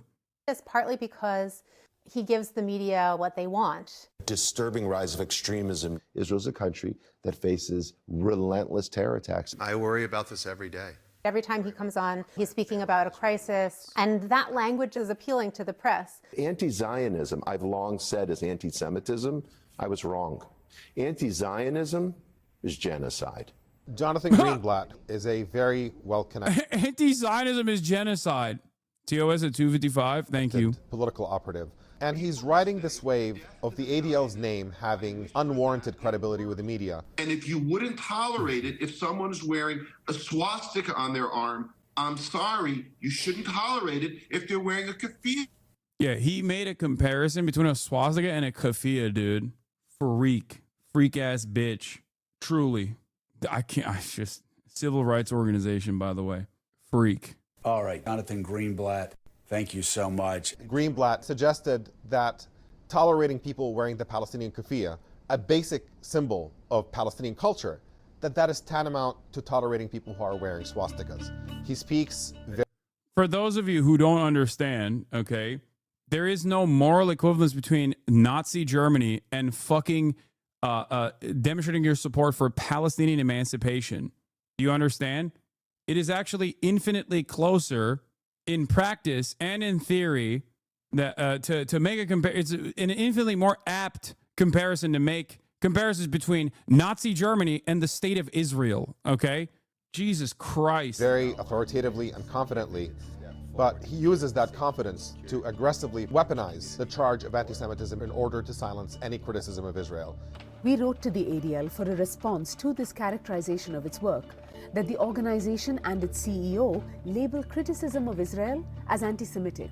We didn't get a response, and that didn't come as a surprise. Greenblatt has made clear what he thinks of Al Jazeera's output. The Al Jazeera effect. So pumping propaganda 24/7, across people's cell phones. Yeah, the propaganda is simply showing people unfiltered what Israel is doing to Palestinians, by the way. That's the propaganda. The propaganda here, okay, he's using it as a pejorative, right? Propaganda here from Jonathan Greenblatt is just like one of the few outlets that genuinely shows what the fuck Israel is up to. That's what's so unimaginable. That's so unacceptable. On their television screens. The ADL was founded in 1913 when waves of anti-Semitism were sweeping across Europe and the United States, and just 3 decades before the rise of Hitler in Germany. The ADL now calls itself the world's leading expert. There was TOS, I skipped it. On anti-Semitism. On its website, the organization lists its activities, and its studies on anti-Semitism have become a fixture in American media. Yeah. I'm going to tell you right now, the main question here is, are the ADL's anti-Semitism stats credible? The answer, unfortunately, is no. It is supposed to be the premier and perhaps one of the most important organizations to combat anti-Semitism, okay? And with all of the esteem that they have, they've basically squandered their reputation, what remained of their reputation, and are completely insane. Why? Because they are one of the most vicious, overt bullies that actively undermines their status as a civil rights organization by routinely conflating anti-Zionism with anti-Semitism, as Jonathan Greenblatt did here. And their fucking audits literally are just like, anyone that is wearing a keffiyeh, someone who said free Palestine, someone who said from the river to the sea, Palestine should be free, regardless of whether they're Jewish or Christian or Muslim, Arab, Palestinian, doesn't matter. When you do that, yes, you'll get these incredible reports about anti-Semitism exploding. And the irony, of course, is that anti-Semitism is exploding in the United States of America. That's what's so crazy about it. So at a time when a real institution that tracks anti-Semitism is needed the most, the ADL is squandering that reputation that they previously had by actively using it as an offensive weapon of propaganda and greatly exaggerating the anti-Semitic incidents by tacking on pro-Palestinian sentiment into actual audits of real anti-Semitic incidents, all while simultaneously defending real anti-Semitic incidents like Elon Musk ripping the fucking Sig Heil. Big increase in anti-Semitic behavior in Florida, that according to the Anti-Defamation League. You have just finished a report the ADL has on how many incidents we saw in 2018. We're at historic numbers. It is horrible what is happening. I know that you are tracking more incidents. A troubling new survey from the Anti-Defamation League showing that anti-Semitism is on the rise in America. The ADL does document anti-Semitic incidents, and many of the incidents they document are genuinely anti-Semitic. For example, people being harassed for wearing kippot in public. But especially recently, a lot of the incidents that they've documented as anti-Semitic are... That's what's so crazy about it, bro. Like, how do you betray your principle of actively logging, combating anti-Semitism by just like so overtly and so openly being like things that every Americans agree to and understand, virtually all Americans understand, that are also correct, by the way, like Israel doing a genocide is correct, okay? Simply repeating that correct statement, being considered anti-Semitic, is psychotic. It's dangerous. You're giving credibility to anti-Semitic statements by directly associating correct statements that are shared by many Americans as though they are anti-Semitic. It is insane. Maybe because they kill babies? What? Yeah, okay, dude. This is what I mean. And then the outcome of that is people responding to that and being like, okay, well, they're saying, Jewish people are saying baby killing is a part of the business here. Jewish people keep saying Israel is the Jewish nation and everything Israel's doing is for Judaism. And then they fucking turn around and say shit like this. That's it. If you actively think that you are, dude, this is why I always make the ISIS comparison. It's like if there were American institutions designed, like American civil rights organizations designed to like protect Arabs and protect Muslims, running around and being like, ISIS is actually the true Islamic caliphate. It is an Islamic state. Why can't ISIS develop an Islamic state? If you criticize ISIS, you're actually Islamophobic. If they were doing that actively and you had fucking, Jake Tapper and the like regularly defending ISIS, Americans would be like, the fuck are you talking about? Okay, well, the Muslims are insane. And I'll explain it further because they falsely made that conflation. Media falsely made this conflation, claiming that ISIS was true Islam. This is the true nature of the barbaric Islamic hordes. They actively did that. Why did they do that? In an effort to justify the war on terror. Oh, it is fucking ridiculous. Are actually just protests for Palestinian rights, including protests led and organized by American Jews. What they do with their data is consistently conflate anti-Zionism with anti-Semitism, criticism of Israel with anti-Semitism, and that conflation Are they just dumb or are they just paid by Israel? Yes, of course the ADL is paid by Israel. What do you mean? He literally goes to the fucking Israeli Knesset and gives speeches about how the real war must be fought on the propaganda front and we must do more Hasbara in the West. Like, yes, this isn't even fucking dual loyalty tropes and shit, okay? This is straight up like out there. A lot of these organizations directly get grants from the Israeli Knesset. That's what's so crazy about it. They're not designated as foreign lobbyist organizations. Weirdly enough, they'll always say like, oh well, these are Israeli Americans or these are Americans that are funding it. Well, the fucking Israeli government is funding it too. What do you mean it's not a fucking foreign organization? It's a foreign nation. The fuck are we doing? Sexy Sam Cedar, constructive criticism. You need to allow your beard to gray out. Wear a simple colored shirt. Wear clear colored glasses. Have shorter grayish hair. Thoughts. Okay, you want me to be Sam Cedar. I can never be Sam Cedar. I can try, but it won't happen. I will never be him. I wish I could be him, but I can't. There's only one Sam Cedar. Gives them much wider room in order to weaponize that spear in a way that is really effective. The anti-Israel groups on campus are planning a week of rage. I can't think of anything more grotesque. Yeah, that was so funny. Yeah, dude, they were doing a day of jihad. Yeah. It's just crazy, man. Zionism truly is a mental disorder. I swear to God. I mean, it's a fascist ideology inherently. So it makes sense why it would also have the impact of like a real, genuine, existing mental disorder. Because no matter what your background is, okay, when you get drip fed unrestricted Zionist propaganda, you become this person who's like, yeah, they're going to do a day of jihad, you know? They're going to do a day of jihad. They're going to do a week of rage. Than these pro-Hamas groups. There's no question, of course, that there is a rise in anti-Semitism in the United States right now. But when you add every pro-Palestine rally that is taking place in the country, numbering over 1,000 events in their statistics as anti-Semitic incidents, we no longer know what the real statistics are. And when you add on top of that the fact that so much of the instances that they recount are confidential and they don't disclose any details about them, it is difficult for any outside party to really discern whether that data is accurate or not. And by amplifying and uncritically reporting on the ADL's claims of what does and doesn't constitute anti-Semitism, the media is complicit in diverting attention from the real threats of anti-Semitism, from the anti-Semites in the cabinet of the Trump administration, and instead focusing it on 19-year-old activists who are being deported out of this country. Those deportations of pro-Palestine activists and students have not begun. However, the chances of them happening increased exponentially after Donald Trump renewed an executive order from his first term to, quote, combat anti-Semitism and explore ways to expel pro-Palestine activists from the United States. We've begun the process of deporting foreign terrorists, jihadists, and Hamas sympathizers.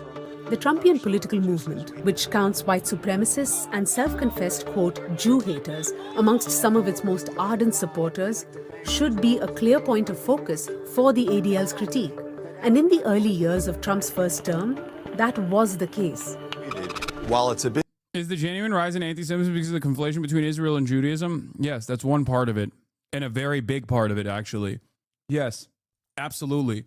And Jonathan Greenblatt, Jake Tapper, Dana Fash, and many others are contributing to that problem by literally showing what Israel is doing and saying, well, there's contextualization and justifications for the baby murder that you're watching unfold in front of your fucking eyes. And also that if you have any sort of opinion on this baby murder being inappropriate, you're fucking anti-Semitic. What the fuck do you expect people to do after all that? You're like, okay, I guess I'm anti-Semitic. That's it. That's it. Bad Empanada says you are too. Oh, God. I think one of the worst parts about Bad Empanada doing any sort of commentary is that people don't understand his point. And then they come in here and repeat like the wrong point that he's making. Okay. This is the worst aspect of political commentary in this space, is that you personally don't understand the point he's making. And you come in here and you bastardize the point that he's making. And you make all these other people who are in here misunderstand the point that he's making. And then there's like a lack of communication. I've said over and over again, Bad Empanada and I might have some marginal disagreements, okay? We play a different role. We fill a different void. I don't care. That doesn't change my attitude about him. That doesn't change my mind about him. And I'm pretty sure that he would be fucking very annoyed with a lot of you guys who watch his video, misunderstand it, and then come in here and repeat wrong points that he is not making. Okay? He isn't the first one to, and he didn't come up with the analysis that you contribute to Jewish supremacy / exceptionalism. I was. Okay, thanks, Hoochie Man. Okay, but what happened to you saying bad empanada is psychotic? He is. Can a psycho be listened to even if they have good political views? Yeah, I mean, he is. I separate the things that he says about political commentary from the things that he says outside of political commentary. Okay? And no. Doors open. Doors open. Doors open. Sorry. Anyway, let's continue. It's unclear what the president was trying to say in terms of who Jews are disloyal to. I will be exactly clear on what that was: anti-Semitism. However, it was clear that the relationship between Trump and anti-Semites wasn't going to affect the one between... You've been a coward regarding Palestine since you... Wait, you fucking... I missed it. Where is it? You've been a coward regarding Palestine since you condemn Hamas, and you've been tried to tuck it in since then. You talk about anti-Semitism more than Palestine. Yeah, dude, you are probably the most schizophrenic person I've ever encountered if you think that I talk more about anti-Semitism than I do about fucking Palestinian emancipation. That's insane. That is insane. I talk about a variety of different issues. And of course, as a political commentator in the West, who also does care about anti-Semitism and doesn't want it to fucking rise, yes, I will definitely talk about that as well. I don't know why you think that this is a metric. I don't know why you think these two things are at odds with one another. It's very stupid. There is point to a moment where I've ever entertained rising anti-Semitism as a reason to curb back on fucking pro-Palestinian sentiment, and maybe then we can have a conversation. That's it. This is why I'm saying a lot of people misunderstand the point that like bad empanada is fucking making and then come in here and yell. Okay? That's it. Maybe you think it's a distraction. I don't. That's the difference, I guess.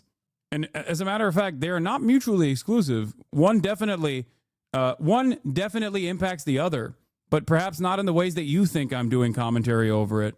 Like trying to push me into a box where you think I'm like entertaining liberal Zionism or I am a liberal Zionist or whatever is also pretty funny. Sorry that I'm not going to fucking do like Hamas sniping clip compilations. Okay. Do I think that Hamas has a right to defend Palestinians as Israel is fucking invading and bombing Gaza? Abso-fucking-lutely. They have an internationally recognized right to defend itself and also a moral obligation to do so. This is something that I've mentioned a million times over. Having said that, there's only so much I can do in terms of commentary. Maybe it doesn't fit your fucking insane, maybe it doesn't, maybe I'm not the right person for you as far as how much I lend support to the Palestinian emancipatory movement. Perhaps I occupy a different space than one that you would like. I also have a insane, rabid group of people that, despite my fucking very reasonable criticisms and very reasonable and dare I say restrained commentary, have spent the past fucking year of an ongoing genocide actively trying to get anyone and everyone they can to pull levers of power to fucking deplatform me. Suck my dick. You don't understand how this works, and it's fine. But no matter how hard you misunderstand Bad Empanada's position or come in here and fucking chirp, I'm still going to tell you that I don't have a disagreement in terms of the overall political perspectives demonstrated by the likes of Bad Empanada, or his work speaks for itself, especially when it comes to political commentary. Drama stuff is, that's different. Between Trump and the state of Israel, and particularly with Prime Minister Benjamin Netanyahu, the ADL changed its tune. Look, I'm optimistic about the Trump administration. A key thing to understand about the ADL is that it has always had these two aspects of its mission, the fighting anti-Semitism aspect and the defending Israel aspect, although obviously it claims that they're one and the same. But over the years, the defending Israel aspect has both increased in priority and increased in the amount in which it conflicts with and actually undermines the other part of the ADL's mission. The ADL decided that it's not just Palestinian advocates for a free Palestine who are the enemy, they've also decided that groups like Jewish Voice for Peace is the enemy as well. So SJP, JVP, and CARE, these groups epitomize the radical left. We'll use our litigation skills to hold them accountable for their harm. When you have progressive Jewish organizations like Jewish Voice for Peace and If Not Now and many others standing up and saying, no, Israeli war crimes do not represent the American Jewish community or the world Jewish community, and insisting on standing in solidarity with Palestinians, if not now, we want to welcome you here. That undermines the narrative that the ADL is pushing. And that is precisely why they make a target out of progressive Jewish organizations. Yeah, the highest priority target is obviously always going to be someone of Arab descent, someone of Palestinian descent, someone who is Muslim, who is an anti-Zionist, okay? Especially if they are also overtly against anti-Semitism. I, on certain aspects of my commentary, fit that bill perfectly, which is why I get criticized the most, because that, and also because I have one of the biggest platforms. The second highest priority target will always be after these organizations are done chirping about every Arab or every Palestinian, every Muslim out there, is always going to be anti-Zionist Jews. Anti-Zionist Jews are also a high priority target for these organizations. And the reason for why they're a high priority target is because it undermines the argument that this is a unified front from all American Jews, and therefore you must take it seriously. They are a marginalized population in the United States of America. And therefore, when they say our actions, the actions of Israel are done for every Jew in America, and therefore criticizing the actions of Israel is inherently anti-Semitic, that kind of shit right there is directly undermined, especially in the minds of a lot of Americans, especially in the minds of a lot of people in the Western world who just look at that and go, what the fuck do you mean? Okay, these are Jews that are also protesting against genocide. Because in the Western world, we're not talking about Gaza, we're not talking about Palestine, but in the Western world, which, by the way, Israel would never be able to do the horrifying things that it does without Western government support. Okay, this is also a key part of the consideration for many of you who don't understand it. Israel would not exist in the ways that it does without American support.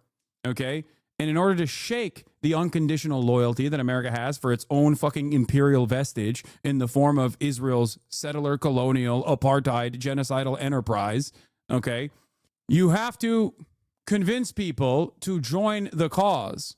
And many Americans see Jews putting their bodies on the line here in the United States of America against Israel, and it offers them a permission structure to break through the previously explained social conditioning.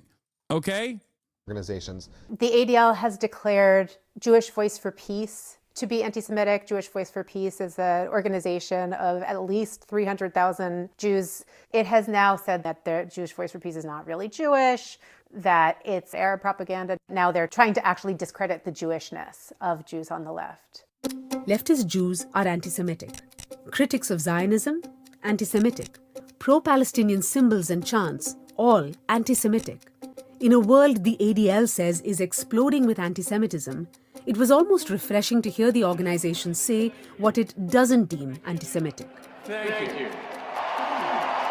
Elon Musk's repeated raised arm salutes, deployed just after Trump's swearing in, were taken by many as a symbol, designed to appeal to fascists. I can affirm your assessment is the tactic we use. Yeah, of course. It's the same principle behind Doctors Without Borders as well.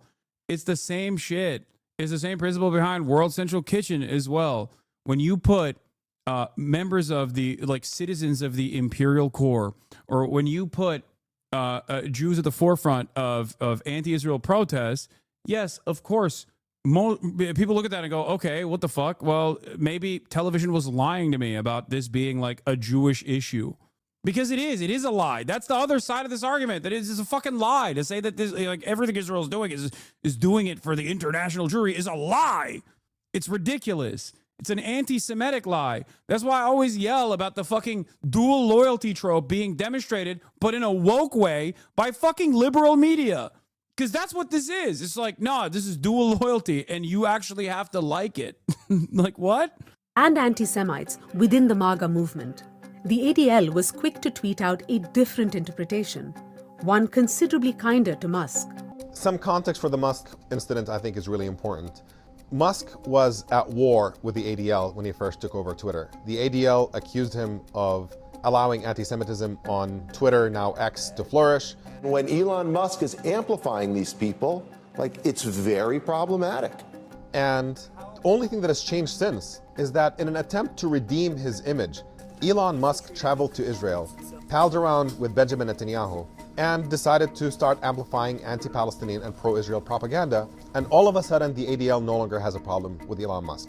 Regardless of what the ADL's motivations were, the ADL's statement on Elon Musk's Hitler salute in many ways marks the completion of the ADL's trajectory from a civil rights organization to a willing enabler and partner in the current authoritarian anti-Semitic governing coalition. And it means that citing the ADL when we most need people to take anti-Semitism seriously is extremely reckless and irresponsible. ICE detentions from 15 hours ago, last week tonight. I'm not going to watch this. Yeah, I saw the Paw Johns come out against ADL. I know. DC removed Black Lives Matter Plaza, not just painted over, it's being torn up. It's like, damn, dude. Please cover Sam Seder, I beg of you. I'm going to, man. Calm down. There's a lot of fucking news to get to, chatters. Yes, I will watch Sam Seder on Jubilee in a little bit. Oh my God, you guys are so fucking annoying. Patience, please. I said I was going to do it, and I will do it.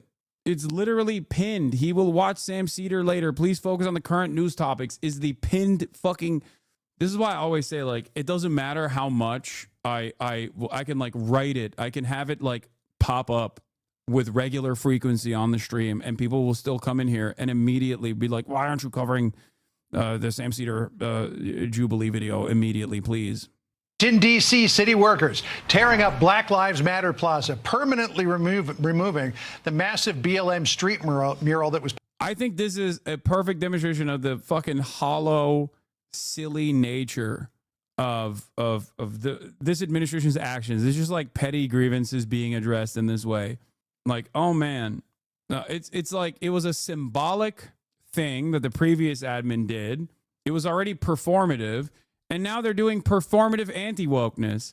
Liberals do performative wokeness. Republicans do performative anti-wokeness. Okay, obviously, morally speaking, performative wokeness, given that it's a virtue signal, is still going to be better than performative anti-wokeness, which is vice signaling. But having said that, that's all this is. It's pure performance. Painted outside on the street. It's like Nancy Pelosi kneeling with a kente cloth, and then these guys turning around and basically sig-heiling. The only problem there, of course, is that when you're doing performative anti-wokeness and you're doing performative vice signaling, it has a very different impact than performative wokeness. Performative wokeness, for the most part, simply makes the person engaging in the act feel better, feel like they're morally righteous. Performative anti-wokeness, on the other hand, does have a tendency to normalize really dangerous and really violent rhetoric, really violent ideas. Okay? Not saying that the destruction of the BLM Plaza is amplifying really dangerous and really violent ideas. It's simply one aspect of this. I think that the aspect of this that is way more devastating is the actions being taken by the Trump administration. But that's all this is. It's just like, oh yeah, it's no different than telling Target they can't sell fucking gay pride flags on Pride Month or whatever. North of the White House. Griff Jenkins is on the plaza now, which is north of H Street, just north of Lafayette Square, right in front of the White House. It's about 300, 400 yards away, just to give everybody the lay of the land. What are you seeing out there right now, Griff? Yeah, John, good afternoon, and that's a good point. We are just steps from the White House. Actually, I'll just spin for just a second, Les. You can see, remember the St. John's Church, the center of the riots and protests of the BLM in the summer of 2020? Obviously, this here is where they erected this Black Lives Matter plaza and painted on the street. But as you mentioned, it's not just being painted over, John. It's being torn up. Let me show you. We've just watched hours of a jackhammer tearing tearing up some bollards that lined the street. They had lights on them. This is where the word matter was. The next block, lives, and the next block, black. So these crews are out here actually tearing up the bollards to begin tearing the entire street up. It says it's going to take them days to do this because of. How are people happy with the BLM Plaza thing? Even racist? What do you get out of it? They imagine that like black people are triggered by this, not realizing that black people, by and large, are probably not surprised by this at all, and that I mean, it just gives them more of an opportunity to be like, we own them, we triggered them, you know? Like, look at the glee demonstrated by Fox News for this otherwise like symbolic act of virtue signaling. They're like, oh, this is so sick. It's so dope. You didn't do shit. Okay. You, oh my God. You destroyed this symbolic gesture that did not accompany any sort of serious, tangible legislative changes that were being made, demands being made by activists on the streets with mass protests. There's not really much to reverse because the liberals didn't do the actual tangible legislative changes. I think this call for the perspective of the largest commentator on the internet. What? And so, and you can see, obviously, like there's a lot of people who are positive about this, right? Which is what's really important, right? I mean, whether this is happening or not doesn't really matter a whole lot to me. It's whether people are supporting it. And I think that people are supporting this in a mass amount, right? And so I think the reason why is that in the 2020 like BLM riots, there were a lot of people who were violent. They were looting stores. They were destroying property. They were not really protesting, right? These are violent, dangerous people doing this. And so because of that, average, everyday people don't want to live in a society where a group of people gets together and they burn down a building. This is true in every civilized country in the world. It's true in China. It's true in Russia. It's true in Europe. And it's true in, I don't know, like probably most places in South America too. Nobody wants to do that. Not true in France. So, yeah, not so out there. Just say blacks. Well, no, I don't think it's that simple. There's nothing, no group. Yeah, dude, people are celebrating this because of, not because of white supremacist attitudes that they have, but because they were very upset about the ways in which black people were protesting. It wasn't just black people either. It was everybody protesting. Yeah. Let's not focus on the demands that were being made and whether or not they were reasonable. And let's focus on the ways in which some of the major protests out of like 90, I think it was like 95% that were not violent at all. They were mostly peaceful protests. And let's focus on the 5% that turned violent as a direct consequence of police brutality, considering that it was a police brutality protest. Of course, police being brutal created this kind of response. Anyway. Yeah, I doubt that he would have a similar, maybe he'd have a similar take on Confederate statues being removed. I don't know. People has a monopoly on doing like crazy. Yeah, I mean, in the direct aftermath of the first BLM protest, like 54% of Americans thought burning down the Minneapolis police precinct was justified after George Floyd's death. So he wasn't even, I mean, he's not even entirely correct on that. That was a really unique moment where, you know, you had like racist white Americans who were just like, yeah, that makes sense. That's crazy. Crazy, stupid shit like this. I think it's very reductive to say, oh, it's black people doing this whenever you have white people doing it with Teslas as well. Like, we literally just got done watching a video of that.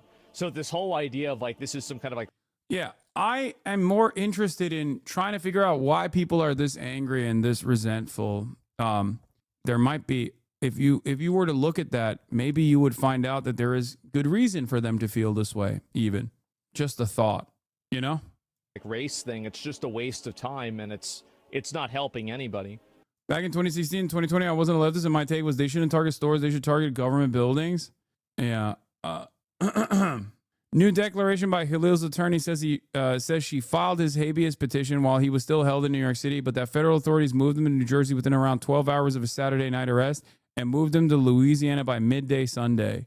Yeah, guys, any day now, the removal of like Black Lives Matter from Black Lives Matter Plaza is going to make egg prices plummet. Okay? I promise. Don't look at the Dow. It's going to fucking flick back up, dude. NASDAQ watch, down 4%. Guess what, dude?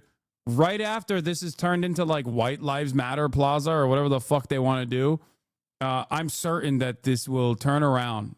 We'll be going to the moon. Yeah, I saw Nick Mullins tweet. He said, I support Hamas and I will never go back to my home country of Aruba right on the beach at White House. Of the amount of work, but they're ultimately going to return this entire 16th Street back to just a paved road. No, nothing painted in here. No Black Lives Matter, just a two-way either way, the way it was before the mural. It comes as we're seeing D.C. also clearing out those homeless encampments, and of course the effort to bring the federal workers back to work as well, and cracking down on crime, all a part of what President Trump calls making D.C. great again. John, we'll send it back to you. All right, Griff Jenkins for us on the formerly named Black Lives Matter Plaza. They've gotten a long way to the demolition so far. Griff, thank you. They're making D.C. great again, sir. President Trump's new tariff threat. He sparked fears over the economy as he declined to rule out the possibility of a recession. We'll get the latest from the markets. Senior political correspondent Rachel Scott starts us off from the White House. Good morning, Rachel. George, good morning to you. And the president hasn't. This is also why you hate liberals, because even what they accomplish is performative. Yes, because liberal accomplishments are not real accomplishments when there's like a need for tangible change. It's simply a way to tell you like, all right, shut the fuck up. We gave you something, you know, we kneel with the kente cloth. Like, people are demanding very reasonable things to, for example, stop the disproportionate targeting and killing of black people in the hands of the police departments. That's perfectly valid, you know? That's perfectly valid. That's perfectly reasonable. And yet, when the Democratic Party says, yeah, fuck off, we're not going to do that, and then they turn around and just kneel with the kente cloth, okay? They're just doing, you know, like an optics distraction. To be like, what more do you want? We gave you what you wanted. My position on this is, I don't give a fuck if they wrote Black Lives Matter on the ground at Black Lives Matter Plaza. If they had done anything, if they had accomplished any of the demands, like redistribution of funds in localities back to like social programs and social safety nets that actually tackle crime rather than the explosive budgets of the police department, or implementing some accountability measures against police departments that are routinely in violation of civil rights in the localities that they work in, and they never actually made Black Lives Matter Plaza, I'd be fucking happy. You know, I don't give a shit. I don't give a shit about them painting a fucking plaza. You know, who cares? And I'm sure that many people would also agree with me on this. I guess maybe not liberals. Liberals would say, no, we want the performance. We don't want the actual legislative agenda to be fulfilled. To me, it's not that different than, you know, slapping BLM on the side of a cop car. Insisted that Americans will be better off in the long run because of these tariffs, but he's also acknowledged there will be some economic pain. When asked directly if it could lead to a recession. This video popped up for me. You're in the Thumbo, and it explains the dynamic perfectly. It's quite good. No way, no how. Why the far right is always worse than the far left. Is it from the perspective of a liberal? I kind of want to watch it now. It's a small content creator, but it's getting a little bit of interest. This is 2 weeks ago. It's got 7,223 subs, but it is a unique premise, or one that I routinely talk about, but I would like to hear what he has to say. But we won't be doing that before. I won't be doing that before we actually watch Sam SEDER on the JUBE. Session, he declined to rule it out. This morning, after a week of shaky markets and tariff whiplash, President Trump is hesitant to rule out a recession in 2025. I hate to predict things like that. There is a period of transition because... Dude, this is kind of, I mean, if all Americans were just like completely, if all Americans did not suffer from the immediate impact of these sorts of financial downturns, I would laugh at the fact that, like, what, 70 million Americans voted for this guy specifically because they were like, that's what Brandon is doing. And then he turns around and he's like, yeah, it might happen. It might happen to you. Like, but because I am not a bloodless liberal, I can't sit here and enjoy the show. But it is kind of funny still. Like, these people that were like, we are voting for you to change the economy, sir, please, you are going to save us, are now sitting around and watching him go, the economy, what is the economy? I don't care. I don't care about the stock market. I don't care about the economy. Recessions are a normal part of the economic cycle. There's booms, there's busts. Sometimes it's booming, sometimes it's busting. I love to bust. I'm going to bust right now thinking about the word tariff. Tariffs are the best bust of all time. No one has busted as hard as I do when the tariff word comes up. That's right. They're already making excuses. Wait, what? The egg situation and the economy in general. We're out of eggs because the Dems killed all the chickens. Eggs coming soon. Still no eggs? What a failure. This response is so funny.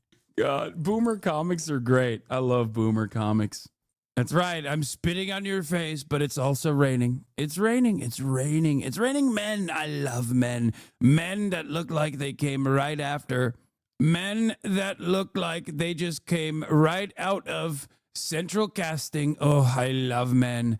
Men, specifically Lloyd Webber. What a talent. What a talent. He uses men like men should be used. Phantom of the Opera. My favorite. It is my favorite. Handsome men.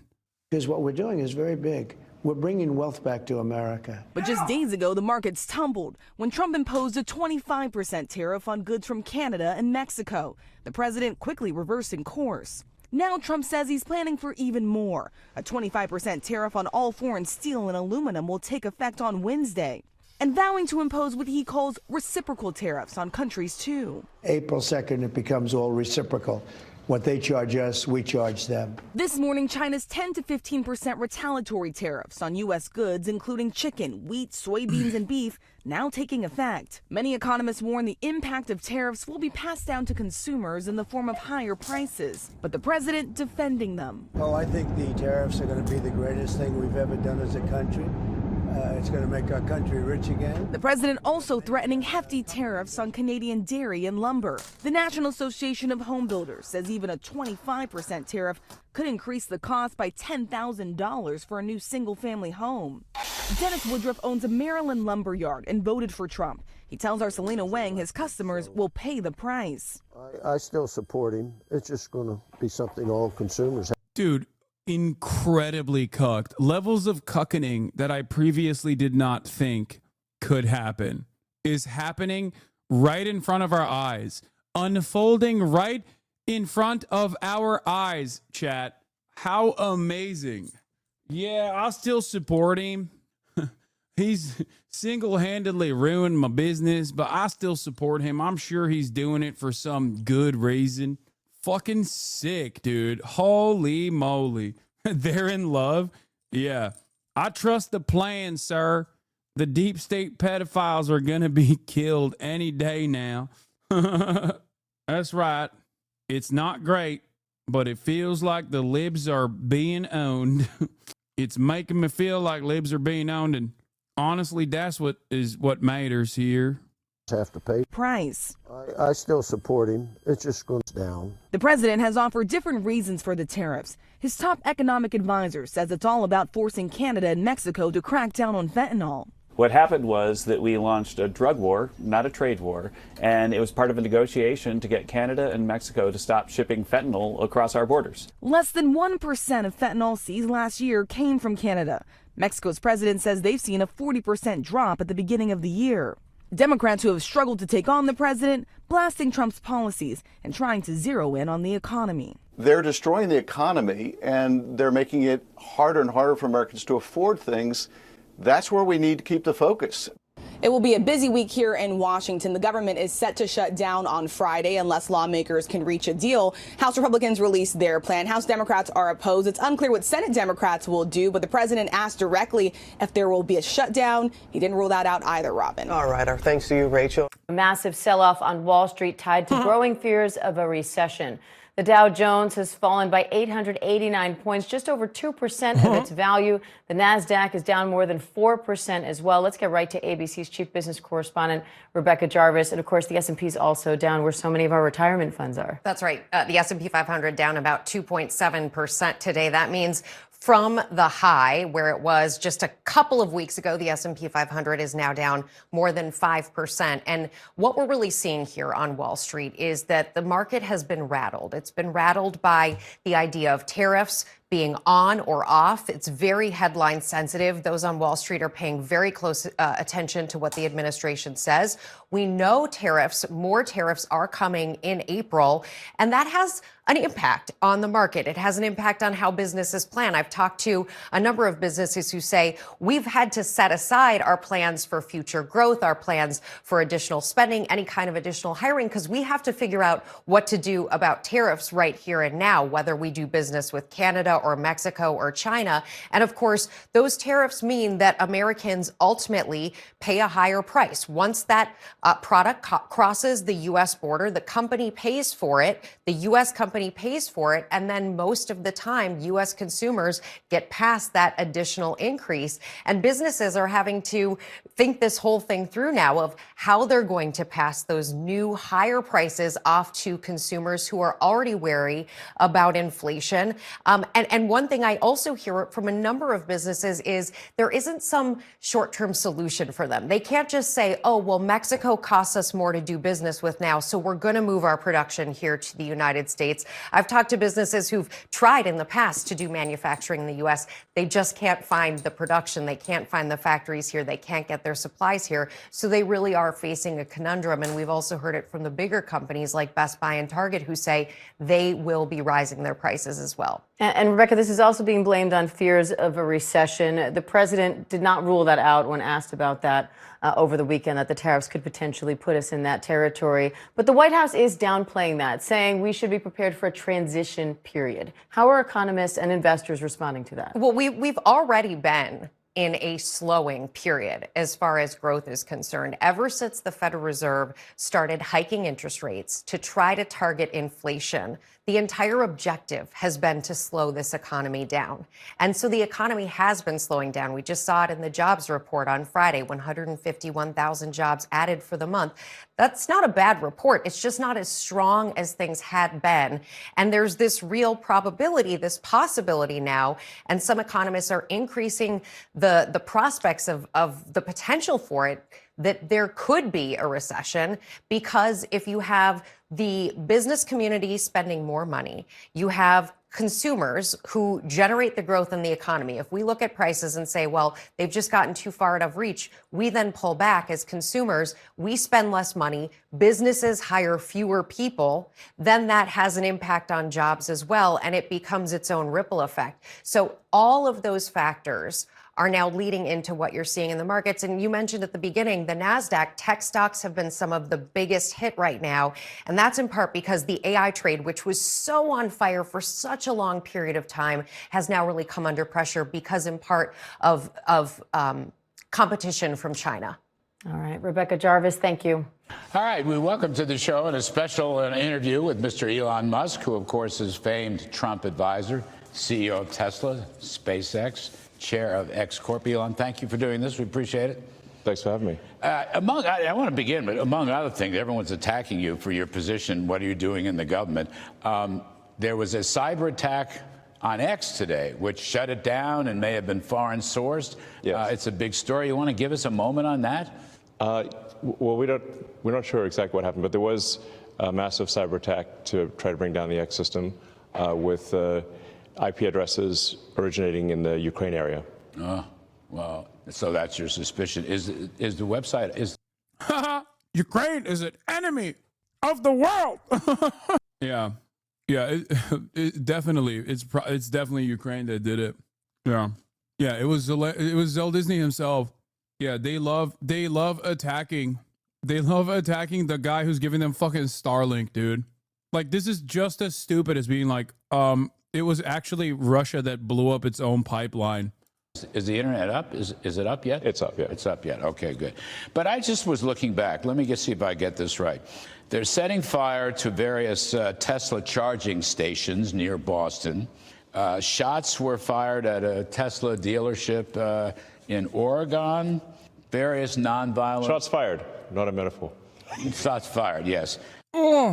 Downtown New York, marching against the Tesla showroom. Your stock is way down. You've been criticized left and right. But look on the bright side. I mean, why are you doing this? Always look on the bright side of life. Yes, I'm an optimist. Yeah. But besides that, yes. I mean, how's your day? What motivates you to do this? Was the opera good? It's tough sledding. Yeah, it is tough sledding. But I think we're doing the right thing here. There's been a tremendous amount of waste and fraud in the government. When you're part of the government, you saw a lot of that, and there's been, if you look at the Inspector General reports and the Government Accountability Office, there have been many audits that have pointed out that there's a tremendous amount of waste and fraud in the government. In fact, there was a report issued by the GAO, the Government Accountability Office, last year. So during the Biden administration, which estimated the federal government fraud to be $500 billion. So just to be clear, that's not a Trump administration thing, that's a Biden administration thing. So what we're trying to do is... I'm surprised he knows what the GAO is. He perhaps should have figured that out before doing Doge. Just kidding. The whole purpose of Doge is not actually to do government accountability. It's to just rip through the administrative agencies. Get that number down to a much smaller figure, save money for the American taxpayer, stop money being spent on things that I think very few taxpayers would agree make sense. Transgender animal surgeries, or why are we spending money? Why are American tax dollars being spent on this? The president's gone through a long list of absurd things. Why are the 20 million people who are definitely dead marked as alive in the Social Security database?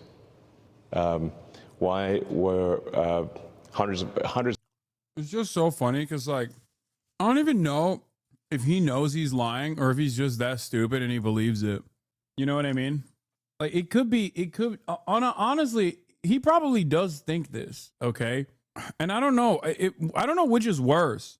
Hundreds of millions of dollars of Small Business Administration loans were given out to people aged 11 and under, according to the Social Security. I mean, like, these must be some very enterprising 8-year-olds, And some pretty strong 150-year-olds. Yes, exactly. As the president said, we have an enormous number of people marked as alive who are 160. He didn't know the country was that healthy. Yes. So demystify this. How do you do it? Okay. How big is your team? Yeah. Where'd you recruit most of them from? And what is it that makes you choose, the Treasury or Social Security or USAID? How does it work? Let the public know, please. Right. Well, we just basically follow the money. We look at the president's executive orders, and we also just follow the money. So we started looking closely at USAID because they were completely violating the president's executive orders to suspend foreign aid. What's called foreign aid, but in our view is a lot of corruption. So what we saw there is just a tremendous amount of money being sent to non-governmental organizations. But actually, this, by the way, is, I think, one of the biggest sources of fraud in the world, is government-funded non-governmental organizations. This is a gigantic fraud loophole where the government can give money to an NGO, and then there are no controls over that NGO. So they've given billions of dollars, in fact, we estimate tens of billions of dollars, to NGOs that are essentially scams. By the way, I'm trying to put a stop to that. So I don't want to interrupt, but Secretary of State Rubio just come out. I think he tweeted today. He has accepted over 80% of your recommendations to shut down in USAID. Right. So your review and analysis was spot on. Yes. So I think when people criticize, say, what Doge is doing, we say, well, which part specifically? Because we put all of the actions of the Doge team on the Doge.gov website and on the Doge handle on X. So we post the receipts. So it's like this action has been taken, this action has been taken. So when we get criticism, we say, like, of what? Which line do you disagree with? Like which cut? Pretty much all of it. Like, I've yet to see anything. I'm sure there is. I mean, it's hard to answer this. Because, like, when you talk about the U.S. aid, stuff, there are certain aspects of USA where I'm like, okay, maybe that's not the worst thing to cut. Okay. The publicly funded NGOs that he talks about, like the grant structure that exists and like what the nefarious purpose for some of those grants are, not the worst thing. Having said that, most of what he says is a fucking lie on the website, wherever. Like the cuts that they claim are complete lies. Which cost saving do you disagree with? And then people usually can't think of any. No. So it's transparent line by line. It's transparent line by line. Which is quite remarkable. Right.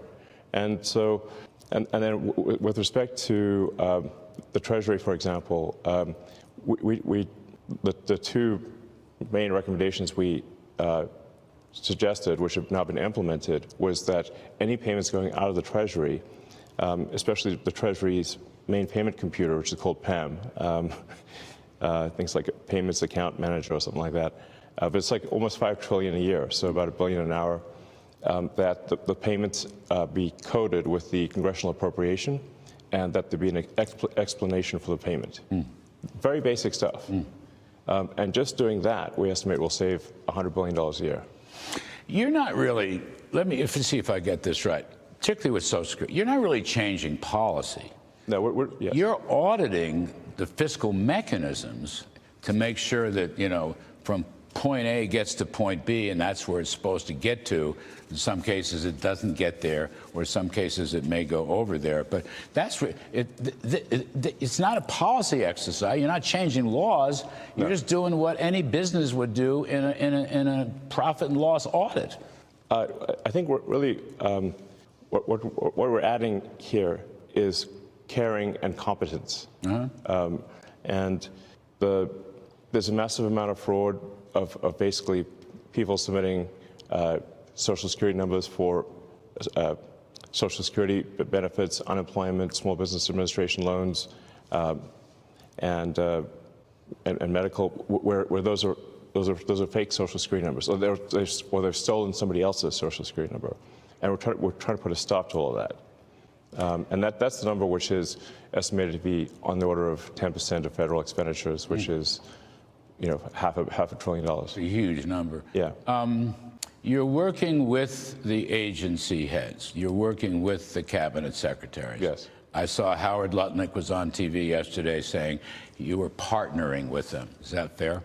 Yeah. What we do is in consultation with the cabinet secretaries and with their departments. So we're really trying to be we'll refer to ourselves as tech support. We're really helping the department get a handle on things, because what actually happens here is you've got this sort of vast federal bureaucracy, and then you've got a very thin layer on top of the politically appointed officials, and what tends to happen is that the bureaucracy, frankly, is in control, and they largely ignore the politically appointed people. Why should the bureaucracy? I'm sure you must have seen that. I've lived with this twice. I worked for Reagan many years ago, and I worked for Trump in the first term. Yeah. It's like a permanent bureaucracy. I might add, it's a permanently liberal bureaucracy. Yes, very much so. And it's not a bureaucracy that necessarily enforces or implements presidential policy. They don't. In fact, they try their best to thwart presidential policy. So the president is the elected representative of the people. And if the president cannot get things implemented as a reflection of the will of the people, then what we have is not a democracy, we have a bureaucracy. We have rule of the bureau, not rule of the people. And that's what we're trying to defeat here is the bureaucracy and have rule of the people. The bars. And as you mentioned, the bureaucracy is overwhelmingly Democrat. So Washington, D.C.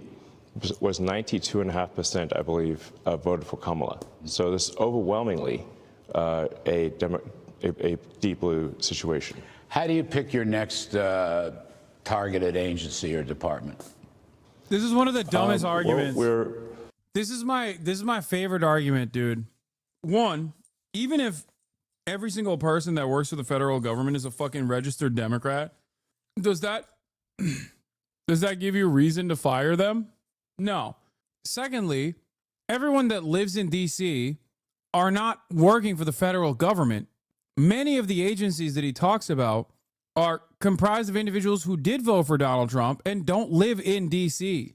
The idea that like the overwhelming majority of government officials are actually registered Democrats is so stupid. It's stupid in a childish way. You have a childlike way of thinking about this stuff. That's what's so annoying about it.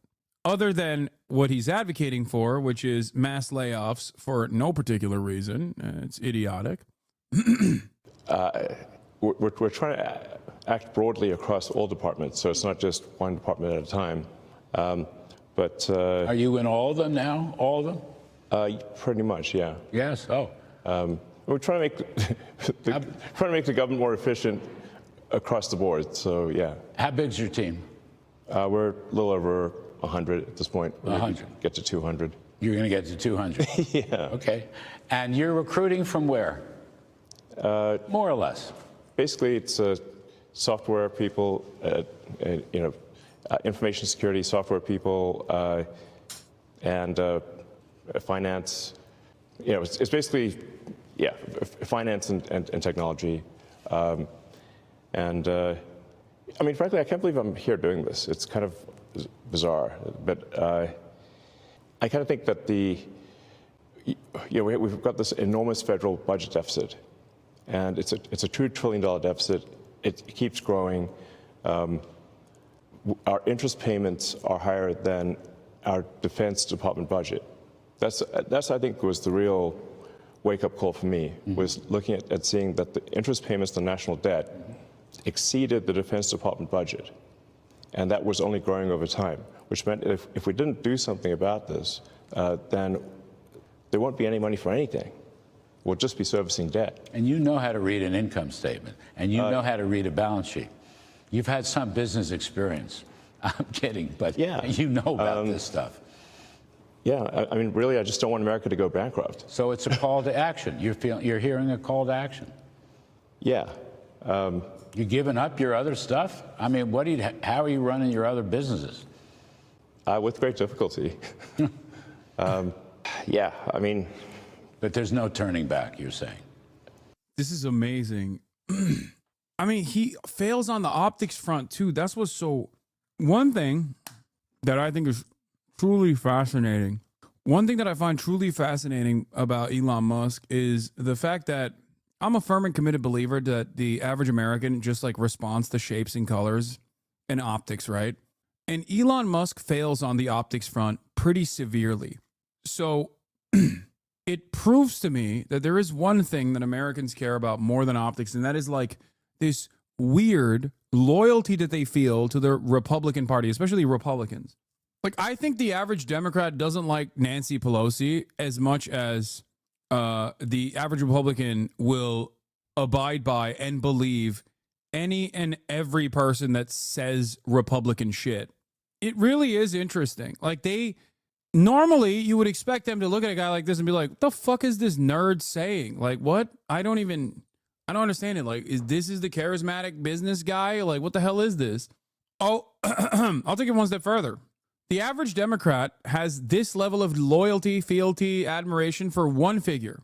His name is Barack Hussein Obama. Okay? Except at least Barack is, despite his, despite the metric ton of evil that he did as the president of the United States of America, overseeing the cruel and violent acts of empire, he was charismatic. He was insanely charismatic. I'll go so far as to say, like, I'll hand it to Donald Trump. He is also very charismatic, especially for a specific type of person, a hog, if you will.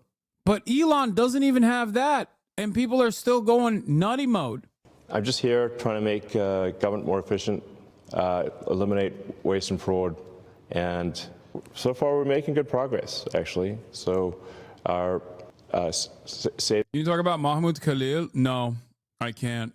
I can't talk about them. At this point, exceed $4 billion a day. Mm-hmm. So it's very significant. You think you'll wind up getting to $1 trillion? Yeah. Of savings? I mean, unless. Yeah, okay, dude. Yeah. Do you think every American will get a unicorn as well? Like, Unless we're stopped, we will get to $1 trillion of savings. And that stuff can be translated. I mean, we've been talking, we had Russell Vogt, the OMB director, on earlier, through very rescission authority, impoundment authority. But I believe you said it earlier, it's an audit that will not gather dust on shelves. This is actually going to wind up with real savings, bend the spending baseline down. Yeah. There have been many good audits, like I said, done by... Who's the corpse? That's Larry Kudlow, dude. Famous drunkard. By inspector generals and by government accountability office, and they just haven't been implemented. Nothing's been done. He's literally telling Elon what to say. Yes, dude. What do you think Fox News? What do you think Fox News' entire job is?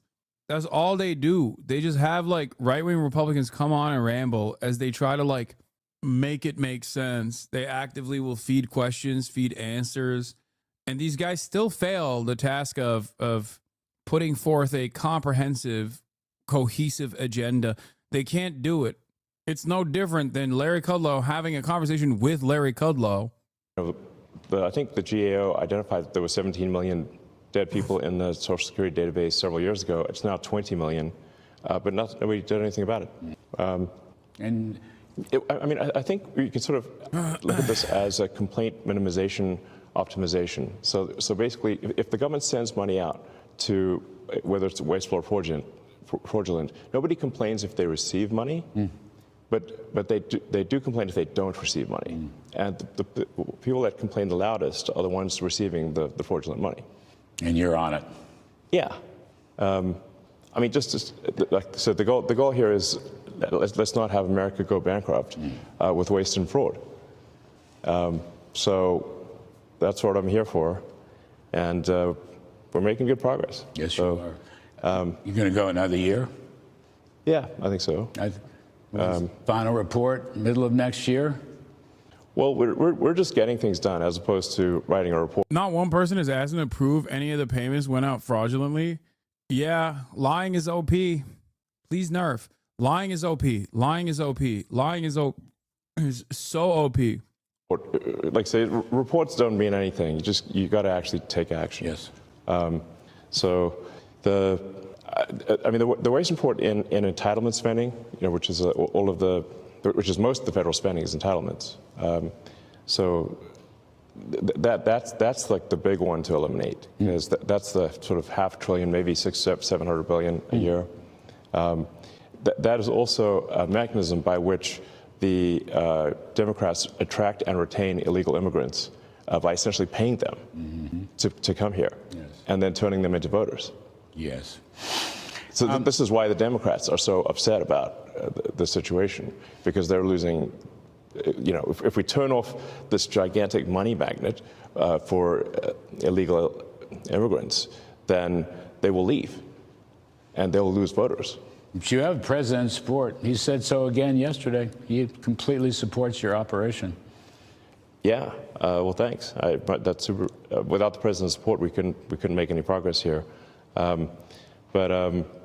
Yeah, I mean, where you'll see the biggest outcry is from the Democrats who are, they don't want the waste and fraud to be turned off because it is a gigantic magnet to attract illegal immigrants and have them stay in the country. Where do I begin to address this? Undocumented migrants are not coming to America because of its expansive social safety nets. Expansive social safety nets do not exist in the United States of America. Literally ask a poor person, okay? Any poor person. That's number one. Number two, undocumented migrants can't take advantage of these supposedly quote-unquote expansive social safety nets to begin with. They actually give more to the government coffers than they actually take out. There are numerous studies on this. It is just a simple lie that Elon Musk is saying.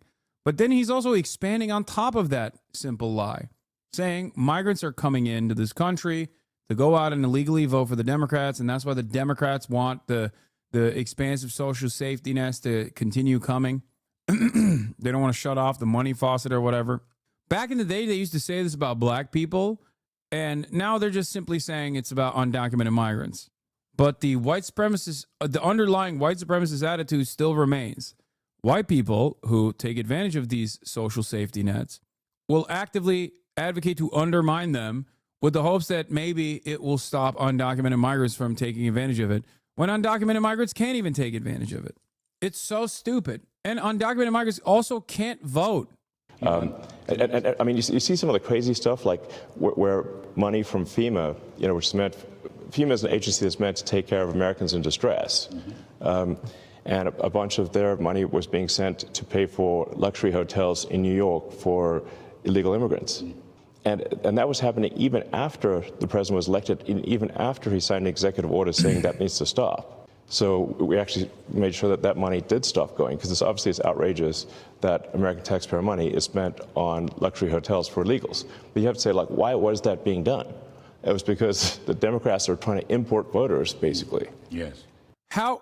Ask the question, one question, any question. How? How is an undocumented migrant able to vote? And if that is the case, if they are voting by the thousands, tens of thousands, if not millions, okay, why is it that Donald Trump's own voter fraud commission found no evidence for it and only found evidence to the contrary in the process of trying to figure out how many undocumented migrants were voting? Because Donald Trump won the election last time, but he didn't win the popular vote. And because of that resentment, and because he wanted to consistently repeat the lie that undocumented migrants are voting in the thousands, if not millions, he set up a commission to investigate. You know who else had set up a previous commission to investigate? There have been numerous bipartisan studies conducted on the tendency for undocumented migrants to vote illegally, and even voter fraud across the board, like Democrats voting twice or whatever, shit that they claim. Bush did one as well. Every single study has shown that this is just not real. Okay, this is not a real thing that happens. As a matter of fact, American elections are very secure. We have an undervoting problem, not a problem with like more people voting. It's just pure cope. These fucking losers want to cope with that. Even after winning the popular vote, they still want to say like, no, you don't understand. We're even more popular than you think.